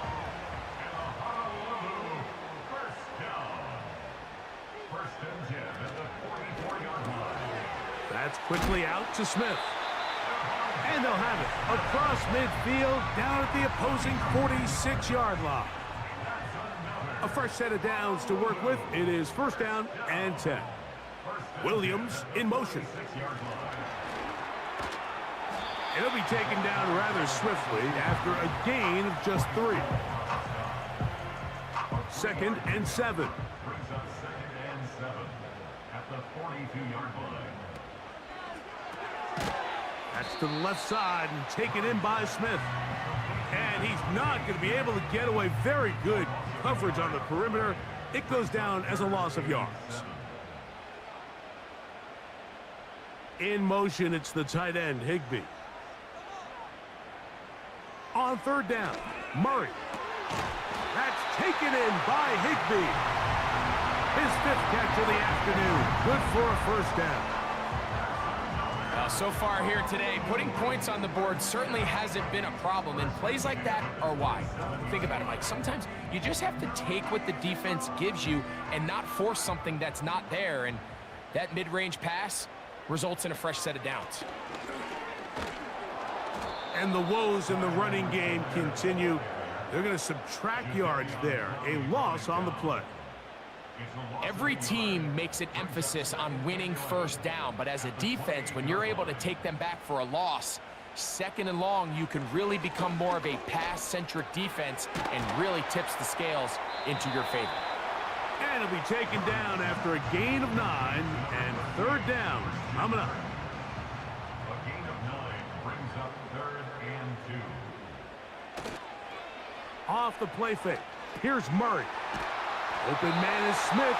He's got him. And he's going to pick up the first down. He knew where that marker was and made sure he got beyond it. The most impressive thing about this drive, Mike, has really just been their efficiency. They've just continued to pick up first downs, fresh sets of downs. We just saw there with that third down conversion, continue to possess the ball. These opportunities to come away with points continue to go up.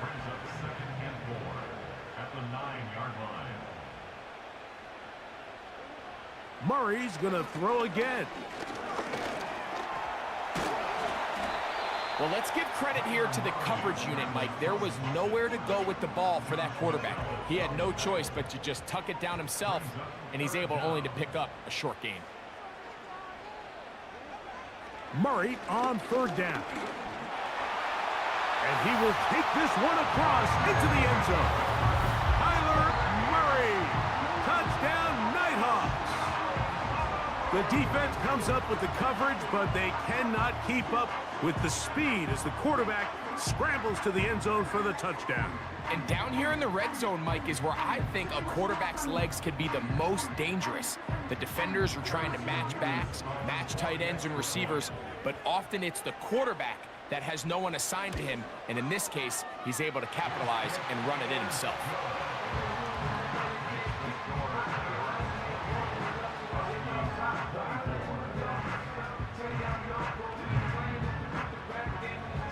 The kickoff team is out on the field, and we're back to it as the kick's away.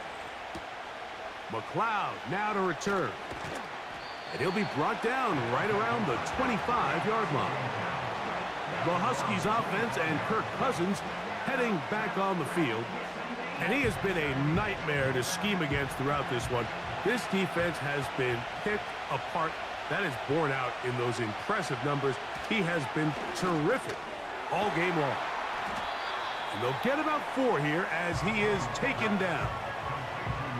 The receiver thought he had a nice soft spot in that zone coverage, and he settles down to give a nice target to the quarterback. But the defense had eyes on him the entire time. Secure rally tackle prevents that from turning into a big play. And he'll take this up, working towards the first down mark. He gets 5, but is just a little short of the first down.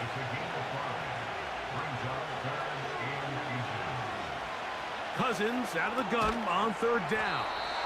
And he will have the first down. The drive will continue after a pickup of 8. 3rd and inches, you see a lot of teams try to take a shot. Why, Mike? Because they know on 4th and inches, they still have a chance to convert the first down.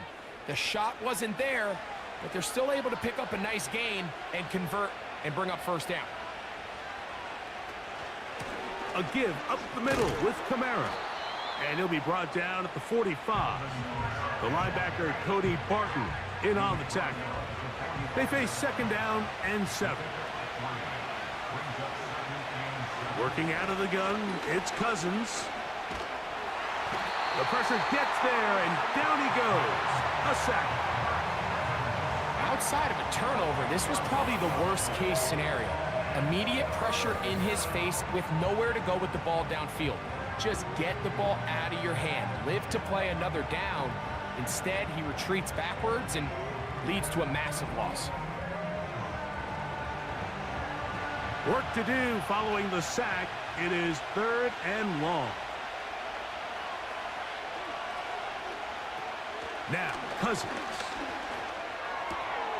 Looking middle, and he's got Brown. And they will bring him down on the other side of midfield. This is clinic tape for any young wide receiver out there watching this guy run routes. He has the defender thinking everything is a go ball. Attack him vertically, and then when you get to your route depth, you stick that foot in the ground, you break in, balls on time, results in a nice first down pickup. That's a gain of 11, and they'll move the chains with another first down. On the handoff, it's Henry. A modest gain, maybe 2 yards. It's 2nd down.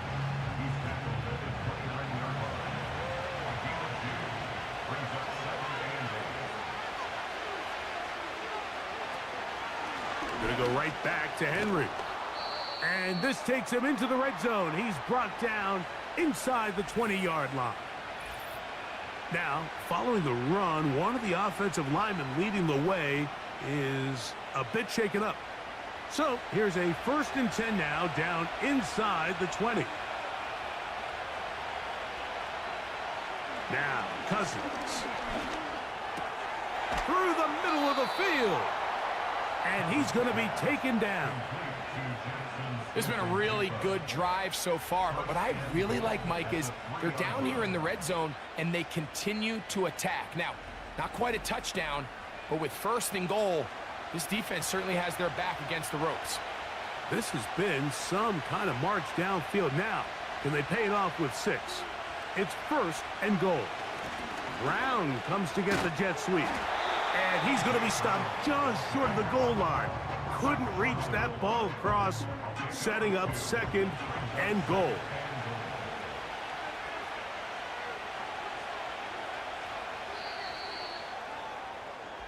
So we'll take it to the other end as we are through 3. Back with more after the break. You're tuned in to the NFL on EA Sports.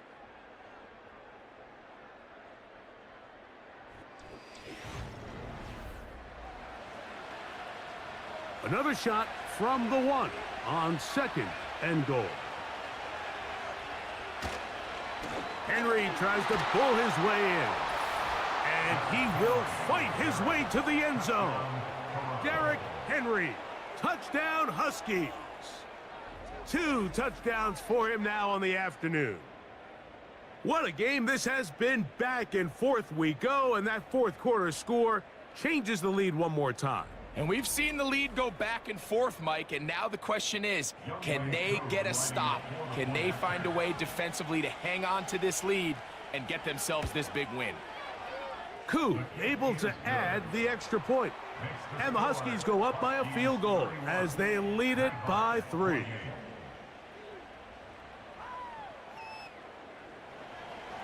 So now playing with the lead after that 4th quarter touchdown, trying to kick it back the other way. Here comes a return from the 3. And he's brought down right at the 25-yard line. The Nighthawks offense make their way out to take over once more. This one has been tight so far. A field goal separating the two sides as this drive kicks off with 1st and 10. From the shotgun, it's Murray. That's the tight end, Mo Alley-Cox. And that keeps him ahead of schedule. That's a 1st down completion of 7 yards. Here's 2nd and 3 to go. They'll run here. The ball's out. It is picked up by the defense.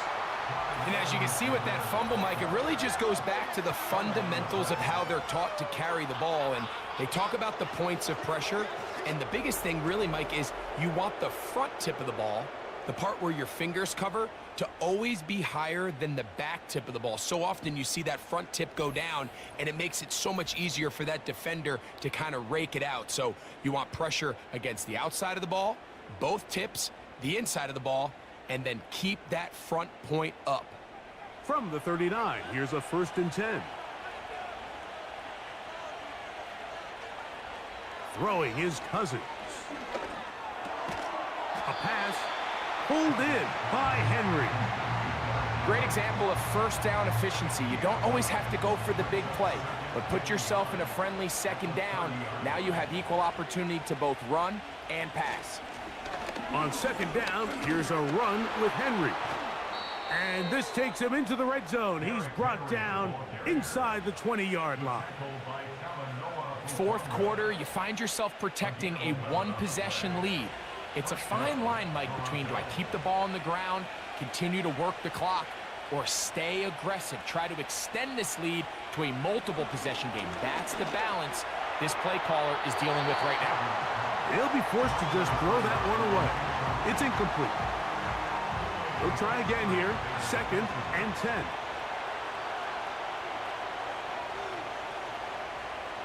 Cousins. will score again.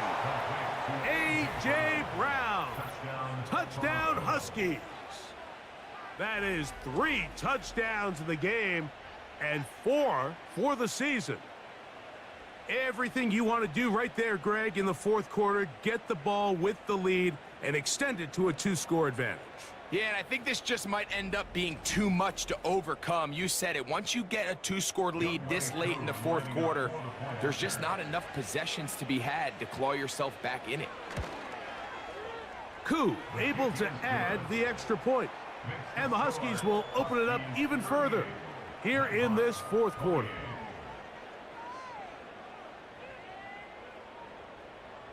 So out is Koo. He'll kick this one away after the touchdown. This will be returned from the 6. And he is stopped at the 25. The drive will begin there. The Nighthawks offense ready to get back at it. The deficit is at 10, so an important drive forthcoming. Getting started with 1st and 10.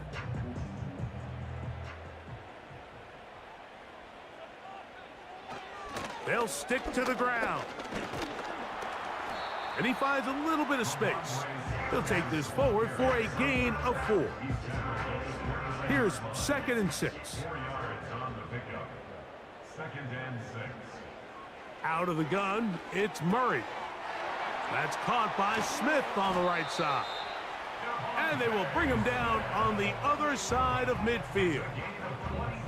And this is a tricky part of the game for any defense. You find yourself protecting a late lead, and the age-old question is, do you remain aggressive? Do you try to just keep the ball from being thrown over your head and make everything be tackled and played in front of you?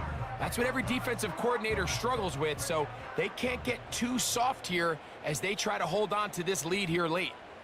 In motion, it's the tight end, Higbee.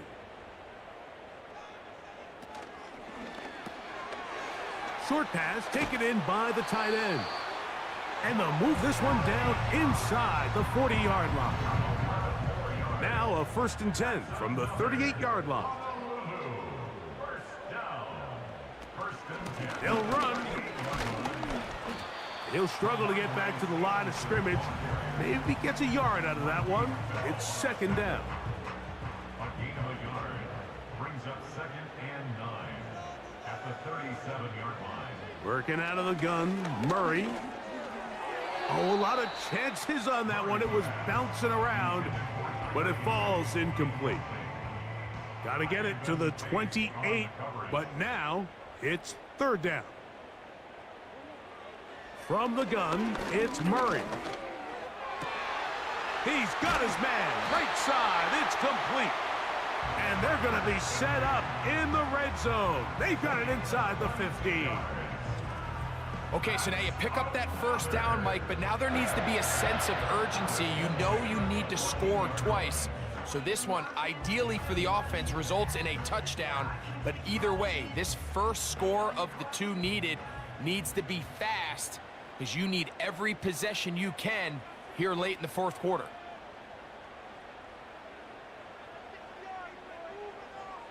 On 1st and 10, Murray. There's a short one taken in by Higbee. And he'll be taken down. And this is what the offense needed. Now, after that last completion, you still trail here in the fourth quarter. You need scores, and you need scores fast, so they cannot take their time. And he's got another one. Tyler Higbee. Touchdown, Nighthawks. That is his 3rd touchdown of the afternoon.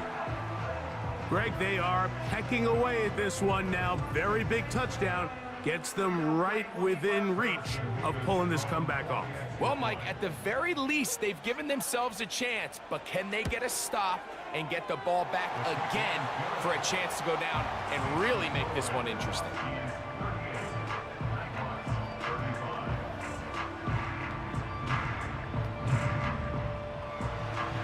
So they've cut into the lead. Now just a field goal behind as they kick it off. Now return coming from the 7. Nice job on the return. He's down close to the 35-yard line. The visitors' offense and their quarterback set to take the field once more. And he has been masterful so far leading this offense, keeping the mistakes to a minimum, on point with his passes, generally one step ahead of the defense all game long. Now a deep ball looking for Brown.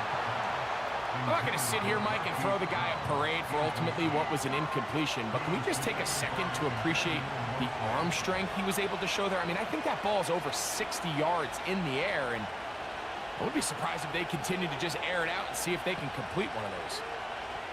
Cousins now on second down. That's complete to the tight end, Theo Johnson. This crowd into it now as we get to third down. From the shotgun, it's Cousins. And that is incomplete.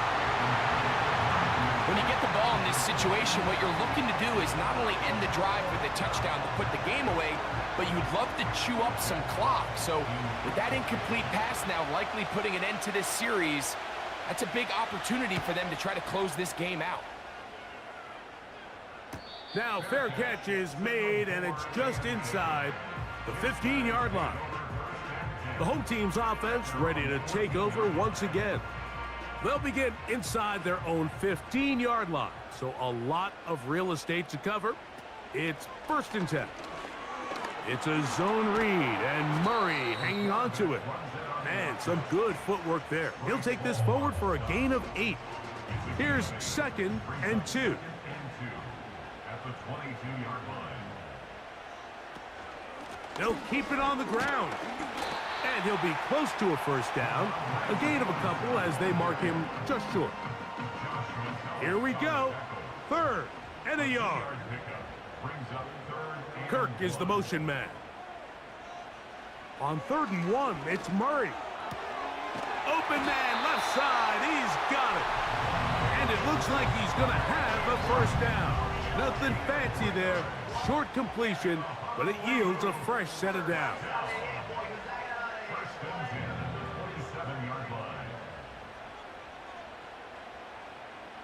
Working from the shotgun, it's Murray. That's caught by Edwards-Helaire. And they'll get about half of what they needed. It's a pickup of 5 and sets up 2nd and 5. At the 32-yard line. They'll send a tight end in motion right. 2nd down, Murray. Little short pass here, caught by his tight end. And he'll be taken down as the clock ticks towards 2 minutes to play. It's a gain of 10 yards, and that will be a first down. 1st and 10 at the 42-yard line. Kirk is the motion man. They'll drop to throw. He's going to tuck it and go. And he'll be marked down at the 45-yard line. You know, Mike, I like everything about this play except the very end. You've already picked up good yardage. You've already picked up the first down. Now get down on the ground and protect yourself. There's no reason to take those shots. He'll find Stevenson out of the backfield. He's going to be taken down at about the 30. In motion, it's the tight end, Higbee. That's to the left side and taken in by Smith. Now they are in business inside the 15-yard line. Final minute, still 2 timeouts remaining as we get to 1st and 10. One of the tight ends motions right. On 1st and 10, it's Murray. Quick throw, taken in, and he's going to be taken down.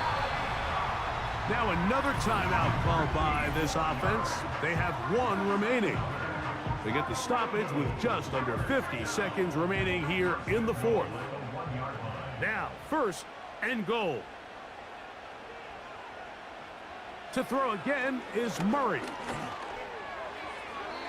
And that's going to wind up uncatchable out of the back of the end zone. It's incomplete. Here now, 2nd down. and goal. Murray's going to throw again. And this is a touchdown. They were not going to be denied, and they have taken the lead here in the final minute of play.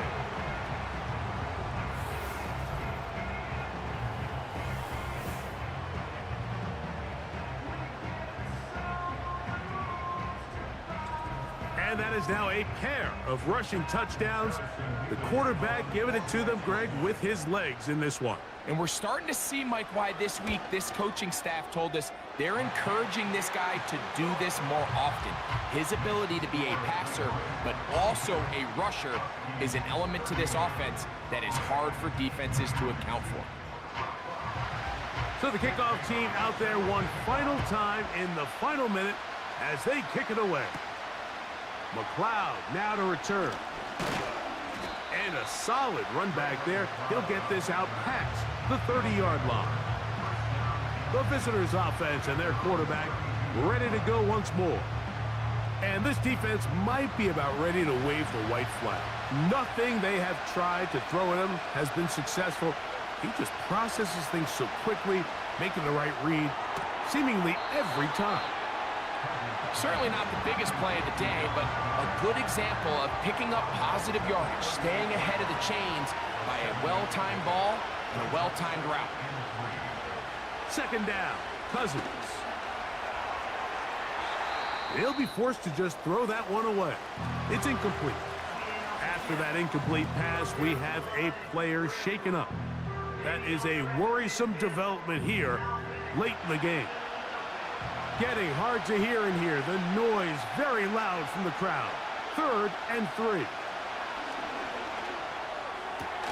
Got it with Smith in Jigba. And he's out of bounds with the first down. So they get a new set of downs, and just as importantly, stop the clock.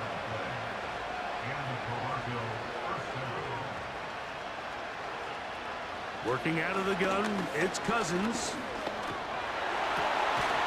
He'll check this down to the running back. And they'll get about 4 here as he is taken down. Now this offense going to use the first of their timeouts. They stop it with 14 seconds to go in the game. 2nd and 6 coming up. Cousins now. That's going to be pulled in by Kamara. Now another timeout called by this offense. They have 1 remaining. And they stop it with 11 seconds remaining in the ballgame. And the rush gets there. Down he goes. They've got to burn the timeout. They do. That is a costly sack. And now maybe they only have time for 1 play. Taking the deep shot for Smith and Jigba. And that is incomplete. They had their chance. They took it there. Look, they're trailing late. Got to let it fly. This will wind up a turnover on down. So the fans going to head home happy. It's a win for the hometown squad. They get the job done here at home, and they follow the opening weekend victory with another here to move to 2-0 on the season. So that'll just about do it for Greg Olson and our entire team. I'm Mike Tirico. You've been watching the NFL on EA Sports. For more, log on to easports.com. With that, we say so long, everyone.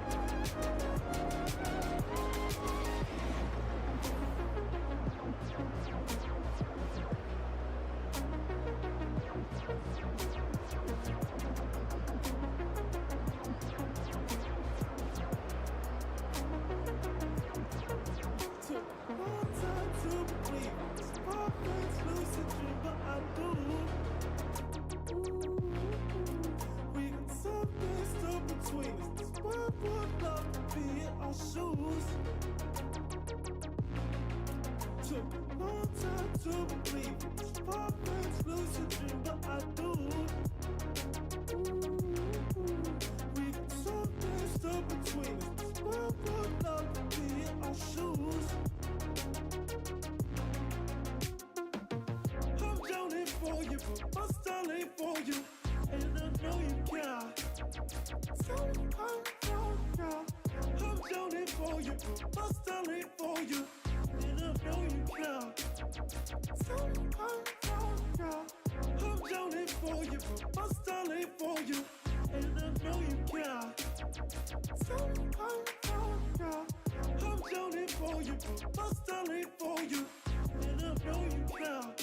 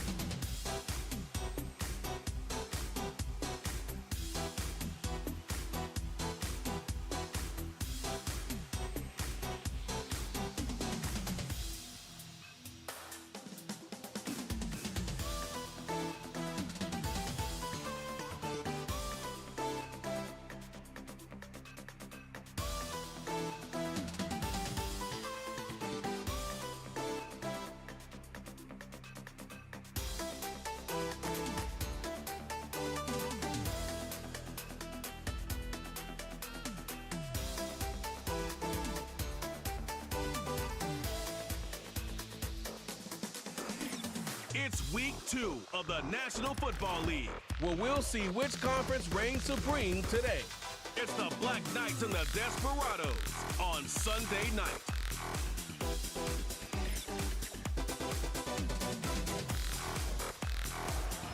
EA Sports coverage of the NFL brings us to the Lone Star State and the Alamo City of San Antonio, Texas. Hi again, everyone. Brandon Gaudin along with Charles Davis. And, Charles, we take a look at this San Antonio team as they enter play. And losers their last time out, so they'll look to make amends here. And one of the best ways you can do that is to be at home, and they are. They're going to try and ride that home crowd and that wave of emotion to a victory in this one. Meanwhile, for the visiting Columbus Club, they were winners last time out, so they'll be looking, Charles, to make it 2 in a row. And what I enjoyed when I watched their game tape,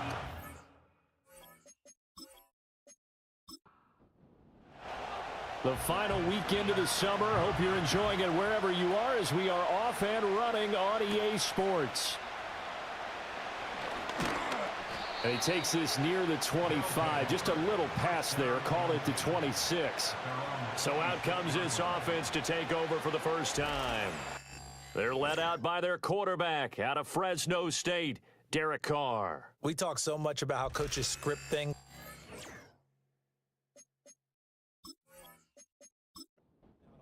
To start a season, to start a game, whatever it is. Could they have scripted a better start in terms of playing?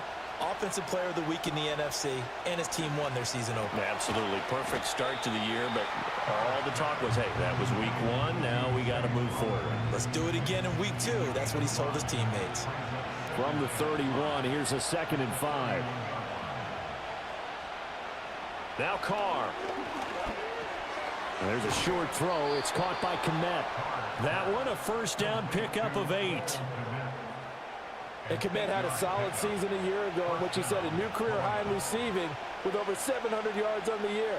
A big-bodied weapon who creates a lot of problems for the defense. They'll give him 4 yards there, and that'll make it 2nd down. When you look at this defense, it's quite a unit. Number 1 in the NFL against the pass. Normally you want teams to gel late in the season, but this unit, they've been terrific right from the word go. Came in as the number 1 rated unit against the pass in the NFL after just 1 week. That's a big loss of 3, and it brings up 3rd down. They'll come to the line here needing 9 yards to pick up the first. Carr going to throw. There's a short throw. It's caught by Kmet. And he'll be taken down, but not before he works it past the 50. 12 yards there as they keep this drive rolling. It's another first down. Well, they clearly wanted to come out, Charles, and be aggressive throwing the football, and they've been pretty efficient along with that aggressiveness. He's now 4 of 4 on this opening drive. Yeah, and that's led to a fresh set of downs. I like what he's doing back there. You can tell he's at ease. Feels good about what he's doing. And I think if I'm the play caller, I'm reading that. I'm continuing to let him throw the football. The numbers on the ground for Montgomery in last week's affair. 22 carries, 65 yards. Not a horrendous week last week running the ball, but definitely room for improvement for their numbers. No doubt they made some slight adjustments to how they're going to call plays this week in hopes they can kick those numbers up a notch. On play action, it's Carr. Blitz coming, and down he goes. And now it looks like we're going to get a timeout here. We've got a man shaken up. Well, the medical staff is going to come out here and take a look, and we will take a short break. Now they're coming up on play number 8 of this opening drive, but they're looking at a 3rd and long. From midfield, here's Carr. And he's going to go down again. It's a loss of 10 on the sack, and it leads to 4th. They'll make that a second sack here on their first drive out defensively, and not to get ahead of ourselves, but they're on pace for double-digit sacks at this point. Well, they're going to have to find a way to tamp that down, aren't they? So if you're the play caller, you're telling your quarterback maybe some screens, maybe some draws, hard count, use your voice inflection a little bit, anything to try and slow that pressure down. On is the punter Scott here as he gets this one away. And the fair catch is taken at about the 13-yard line here. So out comes the offense now with a long field ahead of them. And they're led out by their mobile quarterback out of West Virginia. It's Geno Smith. And he certainly had his share of struggles in the opener, threw a couple of ill-timed interceptions in the game. So that was something that was harped upon all week in practice. Because if he's going to help this team be a winning one, he can't give the football away like he did last week. Smith now to throw. That ball caught. It's Mark Andrews, the tight end. And he's tackled a yard short of the marker. Good gain of 9 on first down. And now it looks like we're going to get a timeout here. We've got a man shaken up. While they come out and take a look at him, we will step aside for just a moment.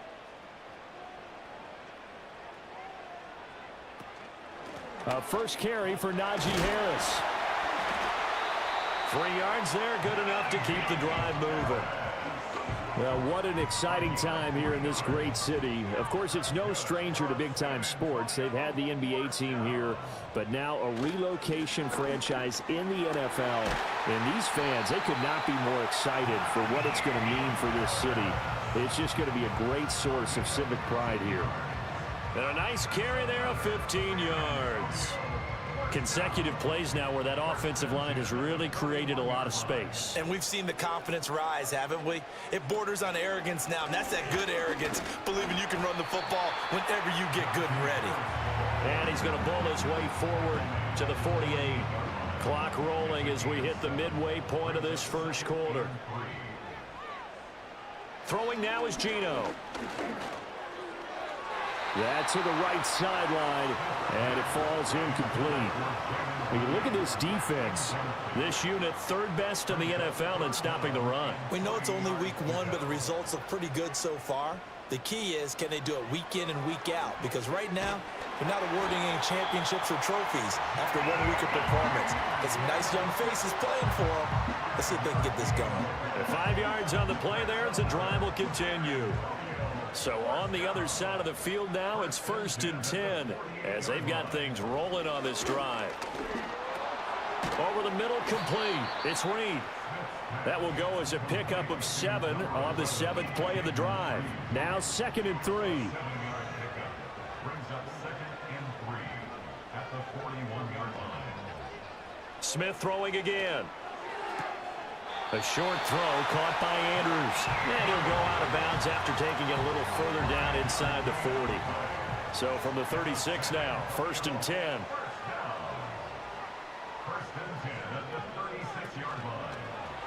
Smith going to try and run with it. And he probably should have given that one off as he's going to get hit and taken down behind the line.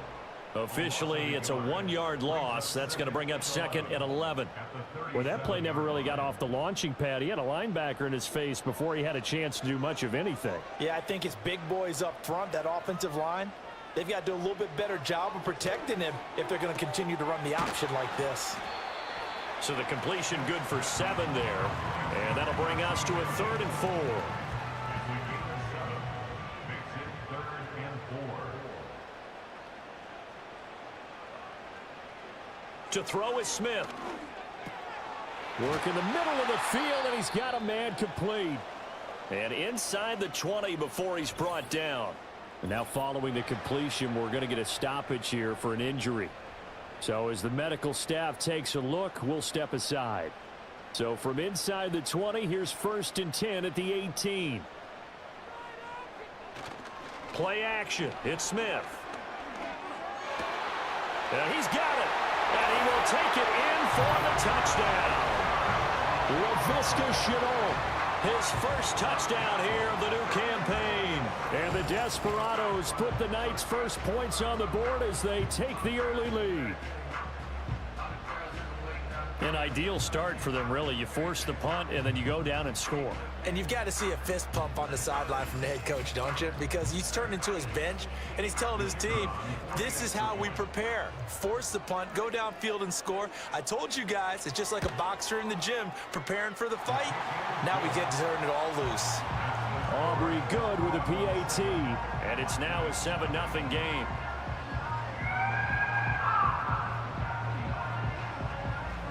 So after the touchdown, Aubrey now to kick this one away.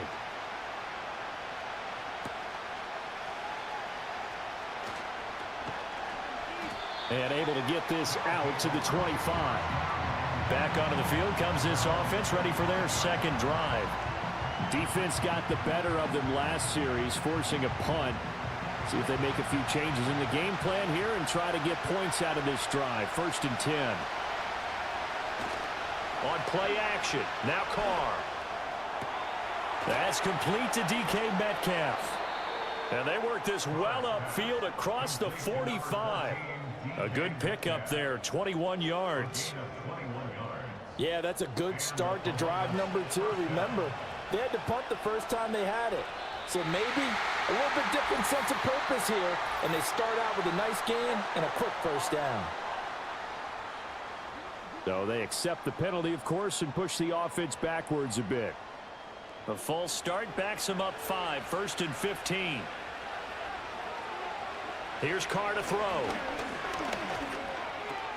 This one swung out to Montgomery.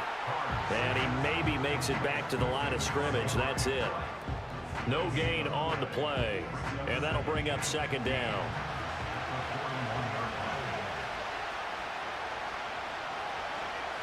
Carr now to throw. To the right side, into the hands of Flowers. They get 14 back, but it leads now to a 3rd down. Barney sold the go route really well. Thought he was going deep, then curled it back inside for a nice completion. DBs love when they pump the brakes, don't they? Yeah, that's really a whole lot of fun. It's almost like you said, listen, if you're going to sell the go, just go, and let's see who's faster. An effective 7-yard 3rd down conversion. Well, partner, what do you think? Might have been 4-down territory if they didn't pick it up, but... Yeah, it's a moot point now. I was curious, so if they didn't get it there, would they have gone for it? I guess we'll never know. Yeah, we didn't have to make that call, but I have a feeling both of us would have said, go for it. And he's brought down at the 19 after a gain of 19. 1st down in the red zone. It's a gain of 19 down to the 19, and it's a 1st down. After one, 7-0 on EA Sports.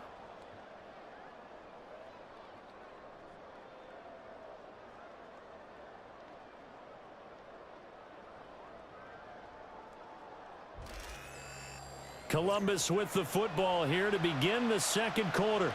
3 tight ends in the ball game here on 1st and 10. As they've got it as we resume action. 1st down, here's the run with Montgomery. And he gets it down close to the 10-yard line. A solid run on 1st down, gain of 7, leaves him with a 2nd and 3.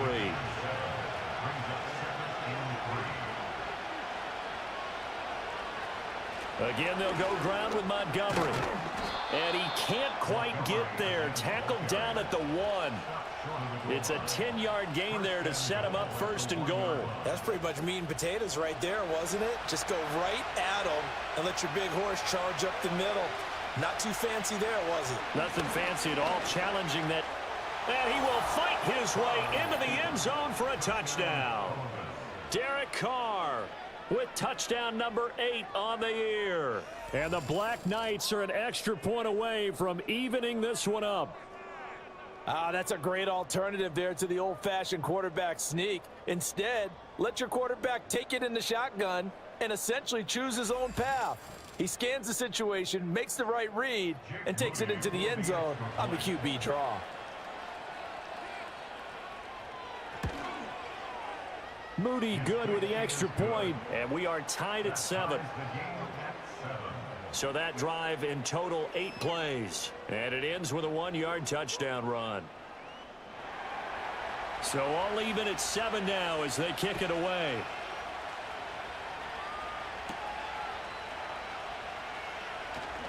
The lane opens here. He's past the 30. And he's all the way up across the 40 and down at the 42. Great return. Back onto the field comes this offense, ready for their second drive.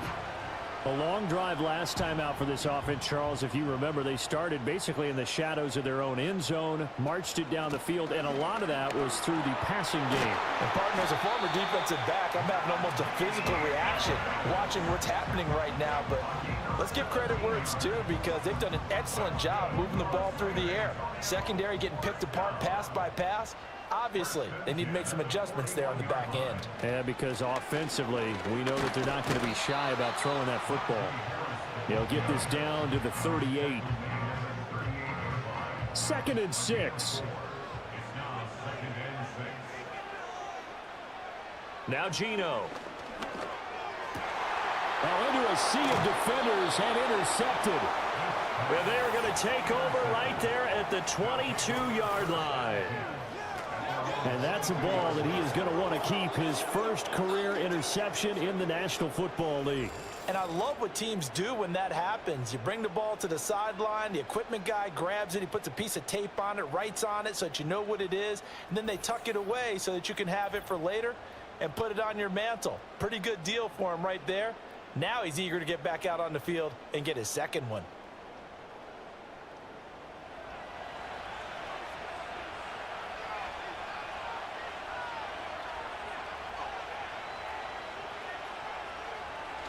To Montgomery to begin the drive. And he is going to be stopped cold behind the line of scrimmage. He'll lose a yard there, and it's 2nd and 11. That was well played there defensively. 2 tight ends in the formation, which essentially gave them 7 blockers up front. Hard to imagine with all that size and beef that they could let a tackler through. But that's exactly what happened. A loss resulted. The tally there, -2 yards, brings up 3rd down. Not an easy spot here. They'll be in search of 13 yards to try to pick up the first. Now on 3rd and long, they'll look to throw. And he's going to be brought down. Back at his own 6-yard line. The defense rising to the challenge and setting him back on the sand. Even the most elusive quarterbacks have those tough days where they can't avoid sacks, and this is one of them. 3rd time he's gone down. He might develop some happy feet now, want to escape the pocket and try and gain more yardage with his legs. Here's J.K. Scott now as the drive goes backwards, so he's on to punt it away. First kick, 47. This one looks good as well. And a fair catch called for and taken right on the midfield stripe. A 41-yard punt there with no return. And this offense, they're going to have excellent field position. They take over with a 1st and 10 on the short side of the field.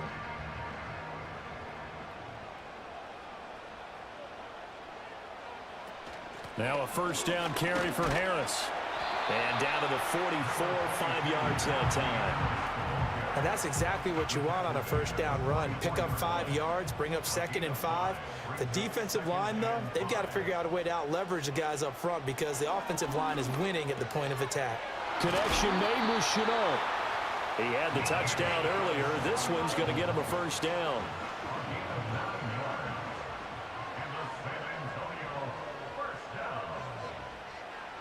Gino down to throw. And complete to Drake London. They'll go for a gain of 7, and it's 2nd down. A 7-yard pickup brings up 2nd and 3 at the 28-yard line. Now Smith. He's got a man. That's Marshall. And he'll be out of bounds as he gets this down about the 21 or 22.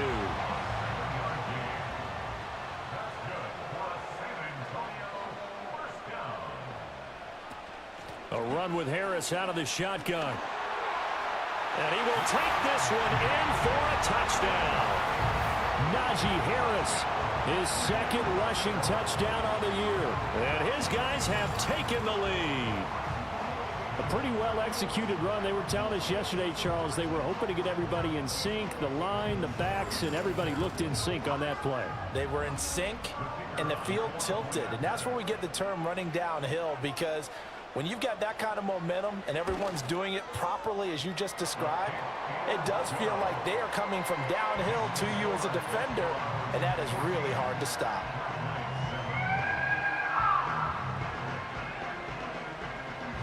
So after the touchdown, Aubrey now to kick this one away.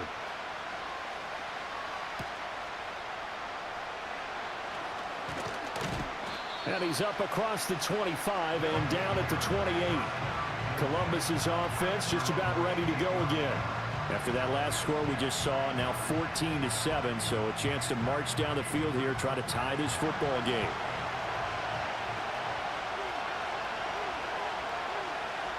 Now Carr.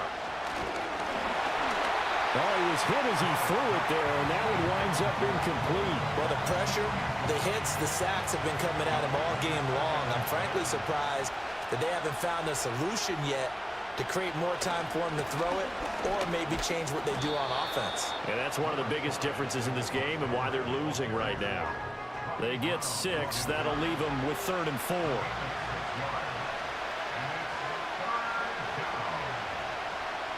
Carr. And there's a short throw. It's caught by Kmet. And they're going to have this across midfield and inside the 45. Give them 22 there on the 3rd down conversion. Well, a lot of times when you get a manageable 3rd down situation like this, you have to think about your tight end, and he comes through for him, picking up the 1st down. So on the other side of the field now, it's 1st and 10 as they've got things rolling on this drive. Got an open man. It's Michael Gallup. And to the 36-yard line, taken down there after getting 8 yards. Ball on the 36 now. Here's 2nd and 2. From the gun, it's a give to Montgomery. And he'll only get a yard to bring up 3rd and 1. Well done to sniff that out defensively. He had it diagnosed pretty quickly. I love that description because diagnosed is perfect on that one. Read his keys, made the play, and he couldn't even get going moving the football. And he's going to have the 1st down yardage as he's down at about the 30-yard line. I think they like this drive a little bit better there, partner. Running game helping out, picking up some of the slack. Because remember, the last drive they went 3 and out. That's Gallup on the slant. And this will leave him a yard short. Nice pickup of 9 yards on 1st down. So the completion results there in 9 yards. And it'll bring up a 2nd and short.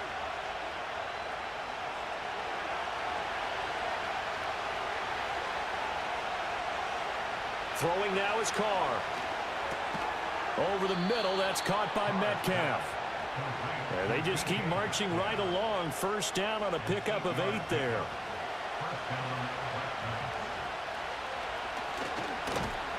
And he is going to lose yardage here.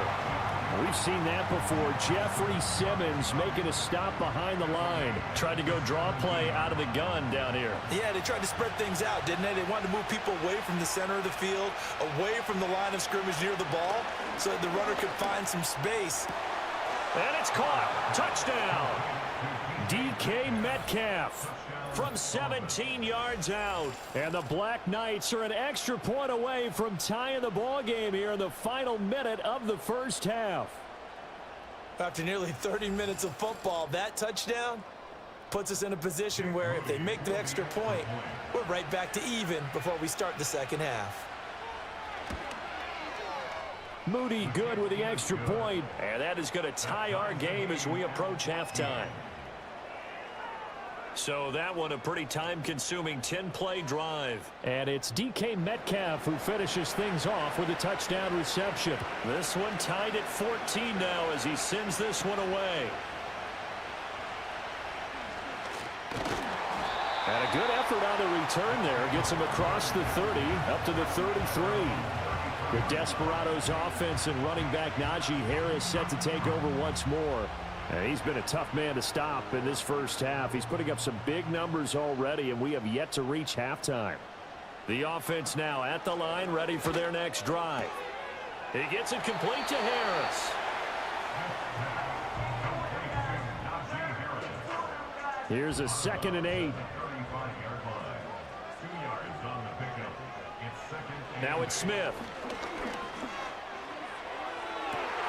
And this will be caught at the 30. Touchdown! Terrace Marshall. 65 yards. And the Desperados will take the lead here in the final minute of the first half. Well, that's a heck of a response to regain the lead after we had seen the touchdown to tie the game. I would say what we just saw there was a great amount of poise, because typically when teams tie the game up, it's a little bit of a, how would you say, you kind of take a step back and have to get yourself regrouped. They regrouped in a hurry, didn't they? They attacked back after they'd been tied. And in a big way, that was a statement-long touchdown. The extra point up and good by Aubrey. And the lead is now 21-14. So after the touchdown, Aubrey now to kick this one away.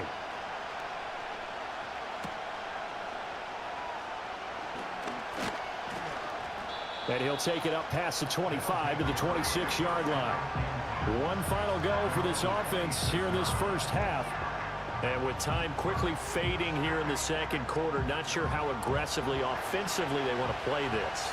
I think we'll find out just how much they trust their guys in this situation if they decide to take a shot. And that one drops down, incomplete. Good coverage there, forced the ball free, and it's 2nd down.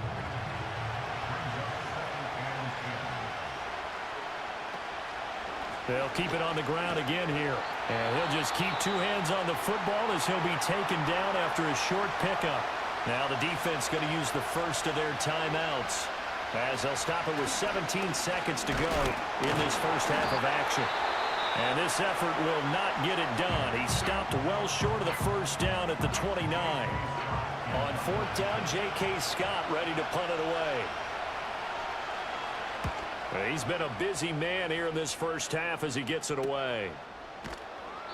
It'll be a net of 39, 41-yard punt, 2 on the return. And there'll be time for maybe one final play before halftime. Now Smith. He's going to rifle one deep left side. That is incomplete. So we have reached halftime with a touchdown. That's the difference on the scoreboard. As we'll get you over to Orlando, where standing by is Jonathan Coachman. He has our EA Sports halftime report.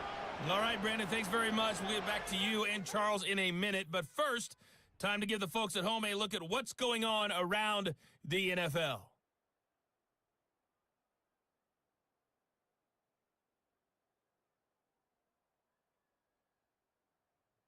From there, let's head off and check out a second game. And you can see they are scoreless as they play the second quarter. Lastly, let's check on one final game for you. And you can see they are scoreless as they play the second quarter.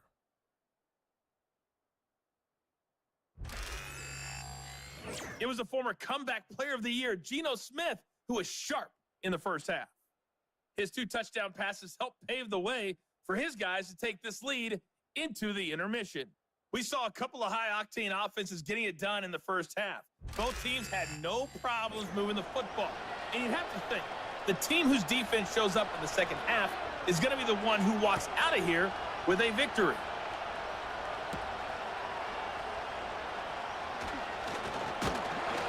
And up to about the 26-yard line, just across the 25. The Desperados offense and Geno Smith headed back out for this next possession. And as we show you some of the highlights from earlier, he has been instrumental in getting his guys the lead as he looks to finish strong and close this one out. The offense back out there at the line, ready for their next drive. And the points, they have come fast and furious in this quarter. You really don't want to be on the defensive side of the ball right now, do you? Because you're either thinking, my replacement may get an opportunity. Your head better be on a swivel. Totally. Or maybe I just need to get out of the game for a while because I just can't slow these guys down. They've got to figure out a way to disrupt these offenses. And typically, one guy makes a big play, and that can help change things. They'll be looking for disruption on both sides right now. From the 50, it's Smith. And he's got his target, Harris. And all the way in for the touchdown. Najee Harris. He scored on the ground and through the air. And the Desperados come right out of the locker room and score here in the opening minute of the third quarter. Well, he's used to running it that distance. Here he had to catch it, too, before making the run. Heck of a play for the score. There's not many things better for an offense than a back who's a complete guy who can run it and catch it. And we just saw him complete a big-time play for a touchdown. Aubrey good with a PAT. And the lead now up to 14. The long touchdown pass gets him 6 on a very, very tidy two-play drive that time. So after the touchdown, Aubrey now to kick this one away.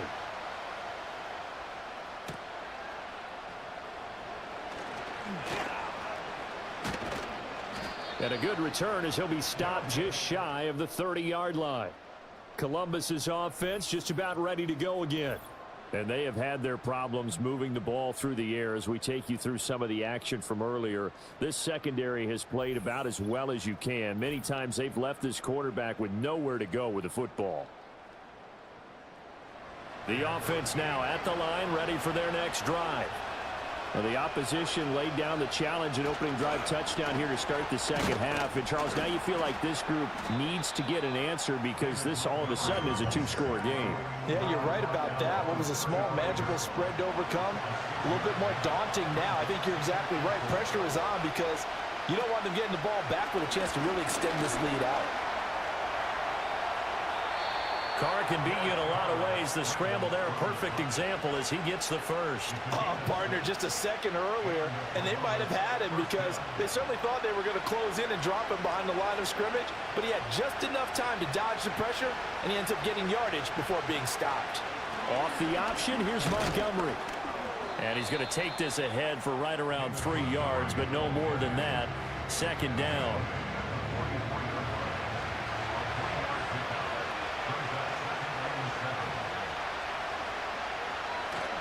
They'll keep pounding here with Montgomery. And a pretty good burst there as he'll get this across midfield and down to the 46. 58 yards on the ground for him now as he's done that on 15 carries. Work to do here to avoid falling to 1-1, but this is 1st and 10 right now. They'll try the middle with Montgomery. And he's going to get this one down near the 45-yard line. And now it looks like we're going to get a timeout here. We've got a man shaken up. The medical staff will attend to him, and we will step aside. They work now on 2nd and 9. Now they'll throw with Carr. Open man is Kmet, the tight end. And this winds up a gain of 4 to the 41. That was an okay hook up there with his tight end, but unfortunately, they didn't get the kind of yards they had hoped for. That's going to bring up 3rd down. From the gun now on 3rd down, Carr. On the left side, Gallup's got it. And he'll be taken down, but he does have 1st down yardage. Able to get what they need to keep the drive going with a 6-yard pickup on 3rd down. Now Carr. There's a short throw. It's caught by Kmet. And just 3 yards on the catch there. He couldn't get away. And that's going to bring up 2nd down. Now Carr again. Throw right side, taken in by Gallup. And he doesn't quite make it, taking it within an eyelash. Dropped at the 1. A big play that time on the catch and run. 31 yards. Oh, I think we all understand his disappointment. He didn't quite get to the end zone, and you know it's just got to be tough to see a yard line underneath you after a play like that. Still, all in all, a huge play, and now they're set up 1st and goal at the 1. Montgomery is in for a touchdown. Well, he'd been the workhorse on this drive, and it would have been unfair to bring someone else in to finish the job. So they go back to him again, and he delivers with a touchdown run. The extra point try now for Moody.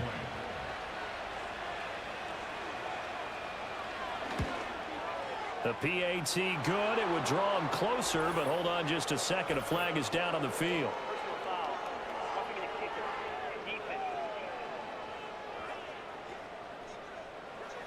Uh-oh, flag comes out here. This is going to be roughing the kicker. When you're going back there on the kick block, you've got to go to the right point. That didn't happen. Ran into the kicker. The penalty flag had to come out. After the roughing penalty on the PAT, they'll kick off from 15 yards further upfield. And this will be a touchback as that sails over the end line. The home team's offense and their quarterback ready to go once more. And he's been a nightmare to scheme against throughout this one. This defense has been totally taken apart, and that is borne out in his numbers. He's been terrific all game long.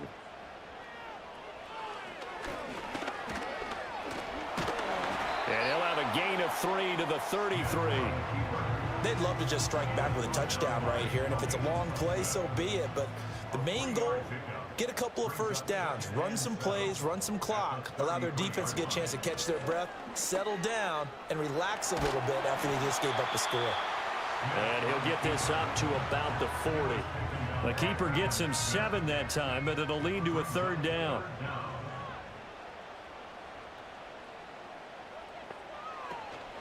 Trying to pick it up on the ground with Harris. And he will have first down yardage as he's blocked down at the 41. Brandon, they're still in the lead, but momentum's certainly been going the opposite direction. So to me, that's a really important pickup there on 3rd down. Try and regain some confidence, and you're right, they need to stem the tide a little bit. That certainly helped. And he takes it past the 45 and down at the 46. And hold on here, because on that last run, it looks like we have a player who was shaken up. Well, now they're going to come out and take a look at this injury, and we'll be back in a moment. They'll try the air now with Smith. To the sideline and incomplete. I see the surprise in your face there, partner. That is a rare incompletion from him. He's been on point this entire game. He has percentage completion-wise way up. Not that time. From the gun on 3rd down, Smith. That swung out wide to Harris. And I don't think he got there. No. He's short by maybe a foot, maybe. Call it 4th and inches. Well, it wasn't a big strike, but that completion put them in really great range. What do we have now, 4th and inches? Yeah, it's not more than a half a foot. You know what I would do here? You would always go for it. I'm one of those guys. Columbus's offense just about ready to go again. This drive here beginning probably with a pair of motivated groups. Remember, the offense scored a touchdown on their last time out. Looking to repeat that in Charles's defense. They were very frustrated after giving up 6 the last time on the field. And frankly, it's just a battle of wills in a lot of ways, because you know they're both motivated, they both game plan for this drive, and they both have specific outcomes in mind. To me, it just comes down to who can execute better and which side can step up and assert its will over the other. Here's Carr to throw. And that is going to be incomplete as he let him a bit too much. Okay, let's decide here. He was open, right? Not extraordinarily open, but open enough that if you're an NFL quarterback, yeah, you got to make that throw, right? Yeah. That's got to be complete. 9 times out of 10, that's a completed pass. Yeah, he missed that one and missed it in a big way. And this pass broken up. Excellent coverage there on 3rd down, as that was not an easy one to hold on to. Here's J.K. Scott now, as he's on to punt for the 4th time tonight.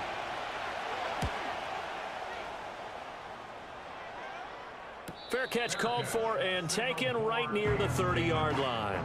So possession goes over here on the punt. And out will come the offense as they take over. Najee Harris and the rest of this offense work their way back onto the field. He's had a good performance, moved the ball effectively on the ground. Of course, he has the one touchdown. And when you're able to move it as effectively as you've described, that leads to finding a way into the end zone, and now he's just trying to do it for a second time.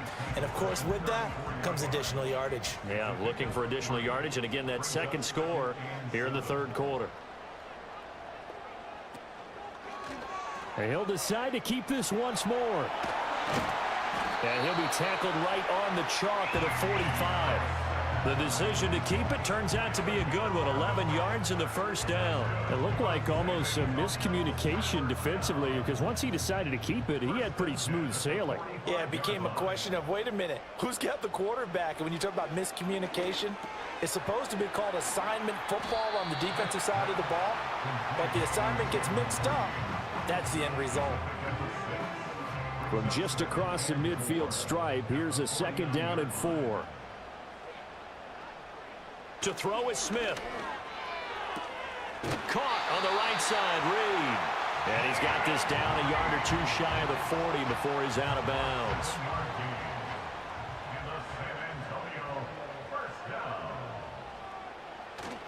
Off of play action, here's Smith. And this turns into a nice gain with a slide at the end. Able to make something out of nothing there. 17 yards and a first down. He's starting to fall into the category of not fair, because when he's on target throwing the ball, he's dangerous. But when you add in his ability to make plays with his feet, almost impossible. Yeah, exactly. They've had trouble stopping him in the secondary. This time they've got the great coverage. Oh, he can run too. And he just gets rid of it. Throws it away. A wise move there. Looked like nobody open. Now 2nd down. And this will probably be the last play of the quarter.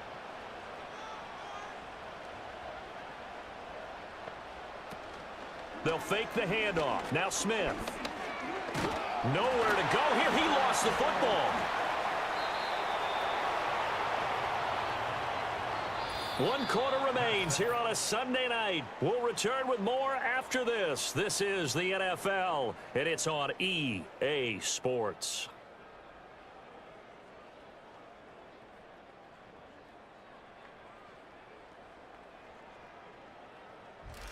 Back now in San Antonio, as we are just about set to go here in quarter number 4. So possession still theirs, but now they face a 3rd down. Out of the gun, Smith. He finds his man, complete. That's Reed. A heck of a play there on 3rd down, but amazingly, they're still short for 4th. First down would have been nice, but now you get to kick the field goal, still go up 2 scores. They tried to get it, though, didn't they?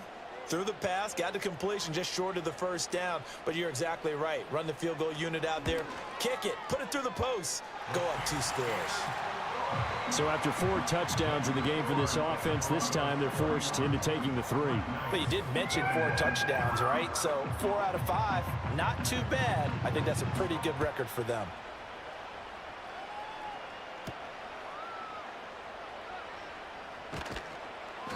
And the tackle going to be made right there at the 25-yard line. Columbus's offense just about ready to go again. And the complexion of this one has changed a fair amount. That last field goal made it a 2-score game, so they need to get points out of this drive relatively quickly. Yeah, this will be a gain of 5 as he gets it to the 30. And hold on here, because on that last run, it looks like we have a player who was shaken up. Hopefully, obviously nothing serious here. Medical staff, though, going to take a peek, and we'll take a break. To throw is Carr. A short throw pulled in by Kincaid. And they get him down, but not before he takes it across the 40-yard line. 11 yards there, 1st down. Now Carr. That's DK Metcalf running the slant. He's got it. And they'll get him down on the other side of midfield. A good position to be in here, 2nd and inches. Now Carr on the bootleg. He's going to find Gallup here complete. They'll get 3 as the drive continues. It's a first down. A gain of 3 on the play. First down, Columbus. Read option. Here's Montgomery. 68 yards rushing for him now to this point. They've created a nice sustained drive off of plays like that. A nice strong run there that keeps them advancing the ball. They'll come up on a 2nd and 4 now from the 40-yard line. From the gun, it's Carr. He'll get that complete to his tight end, Komet. And he's going to get this down near the 30-yard line. That'll be a pickup of 10 as they try to recover from this 10-point deficit. Up the middle, it's Montgomery. And he's going to get a solid gain of 9 before being brought down. 2nd and right at a yard.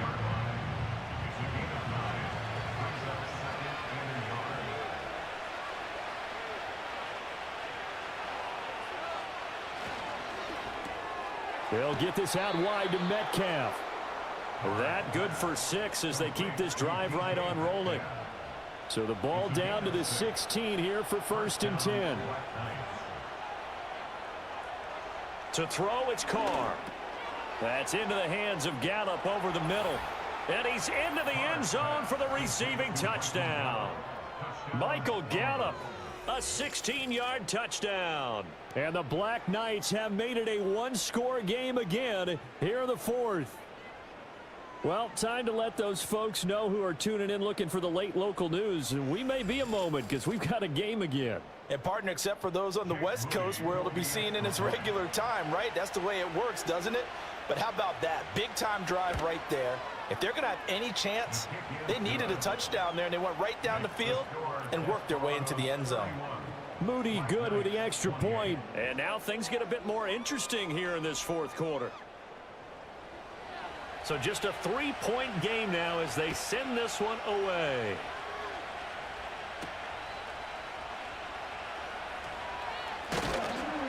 He takes this near the 25. Just a little pass there. Call it the 26. Back out comes San Antonio. Their lead back down to 1 score after the touchdown a moment ago. First down's a must on this drive as they start out here 1st and 10. And London, the motion man right. Now they fake the jet sweep there and a run instead with Harris. And not a whole lot there, maybe a yard to the 27. Now 2nd and 9. From the gun, here's Smith. Throw left side, there's London.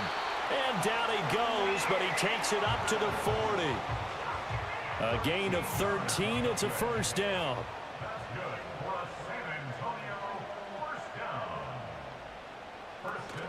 They'll fake it. Now Smith.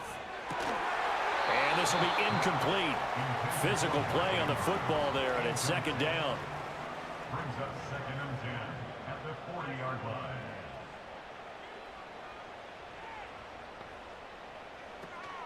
Harris running straight ahead. Nice little juke. And good running there as he'll take this all the way up to midfield.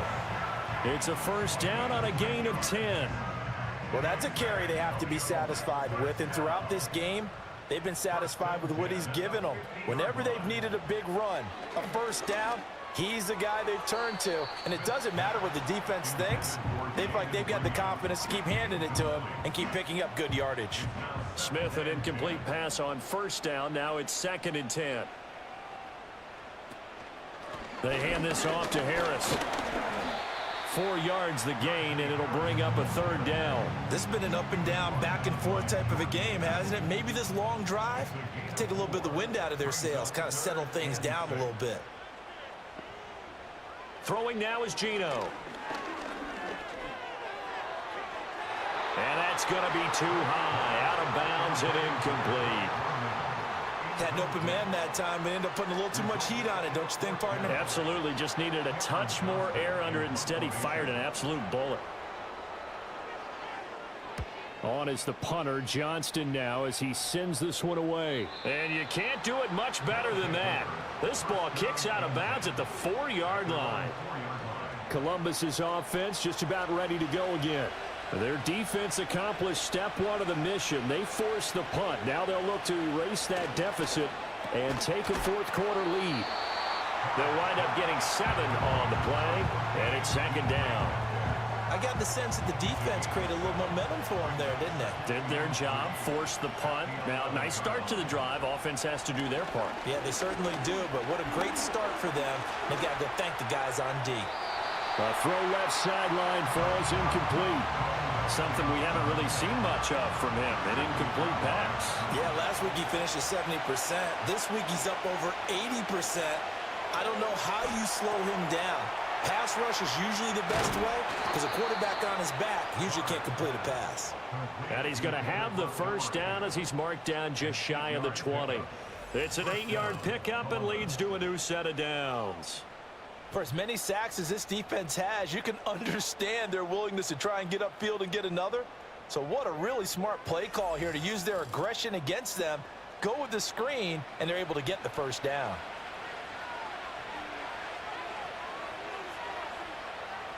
Carr going to throw. Got his man there complete to Gallup. And he'll get this up to the 30-yard line. They pick up 12 on the play, and the chains move.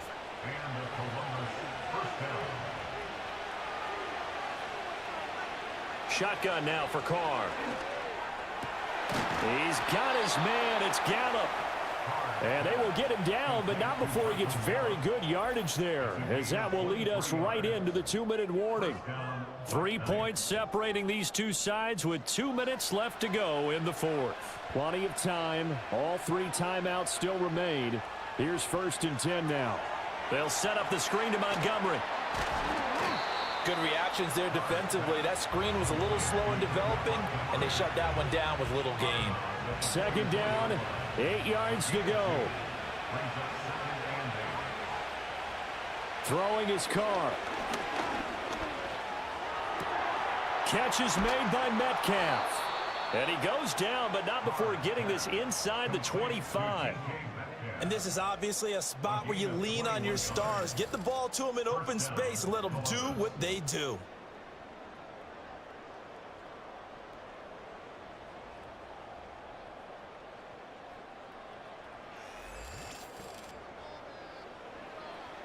Here's 1st down. Carr to throw. And he can't get a throw away. He's taken down. They'll come up now. This is 2nd and long. A short throw pulled in by Kincaid. Now the offense going to use the first of their timeouts as they get the stoppage with just over a minute to go in the game. Now Carr.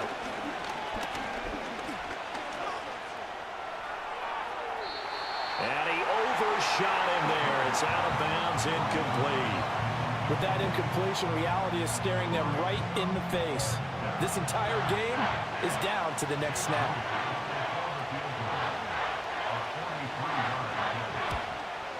And his kick is good. And that will tie this game here in the final minute of play. So a big kick to get this back to even. Yet now the worry is, did you leave too much time on the clock? Because another field goal the other way, that does you in. You're exactly right. You didn't get it to overtime yet. So now as a defense, you've got to think to yourself, you can't play prevent defense and just give up big chunks of yardage in front of you. But you also can't let anyone behind you. So you sit right on the line between the two, play the best defense you can, and not make it easy for them to move the ball downfield. Here's 1st and 10.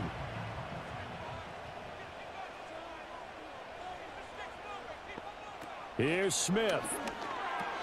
London hauls this one in. And they'll get him down after a pickup of 8. 2nd and 2. Now the offense going to use the first of their timeouts as they'll stop it with just over 40 seconds to go in the game. Flush to his right. And he'll go out near midfield at the 49. 2 timeouts still available in this final minute. It's 1st and 10 now. Smith. A short throw caught by Andrews. And now hang on here. Looks like we have an injured player. Yeah, Mark Andrews. is in some discomfort. The medical staff is going to come out here and take a look, and we will take a short break. They'll come up now on second down. Smith to throw. He finds his man, complete. It's Reed. And he'll be out just a yard or two shy of the 30. People worry about throwing the out route because often it can get jumped, and that can turn into either an incompletion or an interception. But not on that one. Everything came together, and he catches it and goes over the sideline. This is 1st and 10.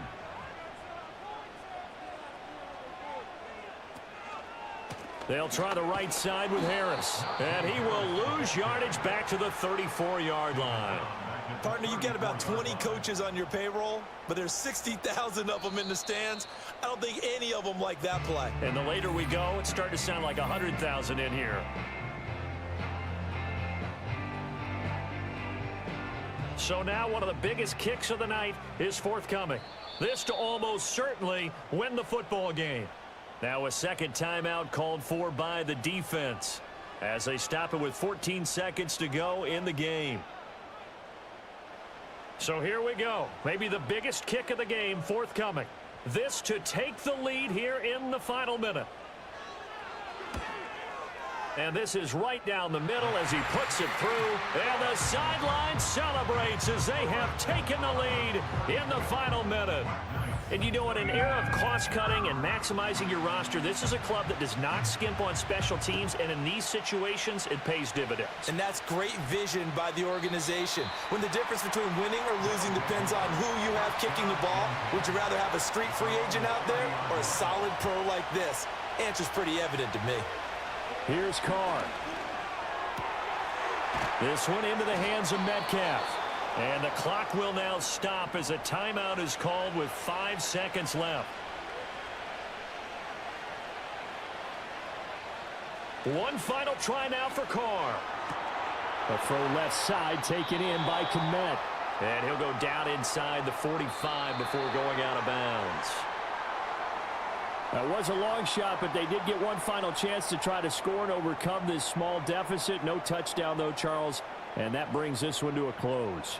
Yeah, I think Hope was wearing one jersey and Worry was wearing another on the other sideline as that final snap played out. Now, we've seen some incredible plays to win games before, but in this case, I think the distance was just a little bit too great for it to happen here. So for San Antonio, they make amends for their Week 1 loss by winning their home opener. And they will hit the road next week. Meanwhile, for Columbus, they will fall to 1-1. And they will try to get back in the swing of things next week on the road. Thanks for tuning in, everybody. Alongside Charles Davis, we thank our entire crew. I'm Brandon Gaudin. This is the NFL on EA Sports.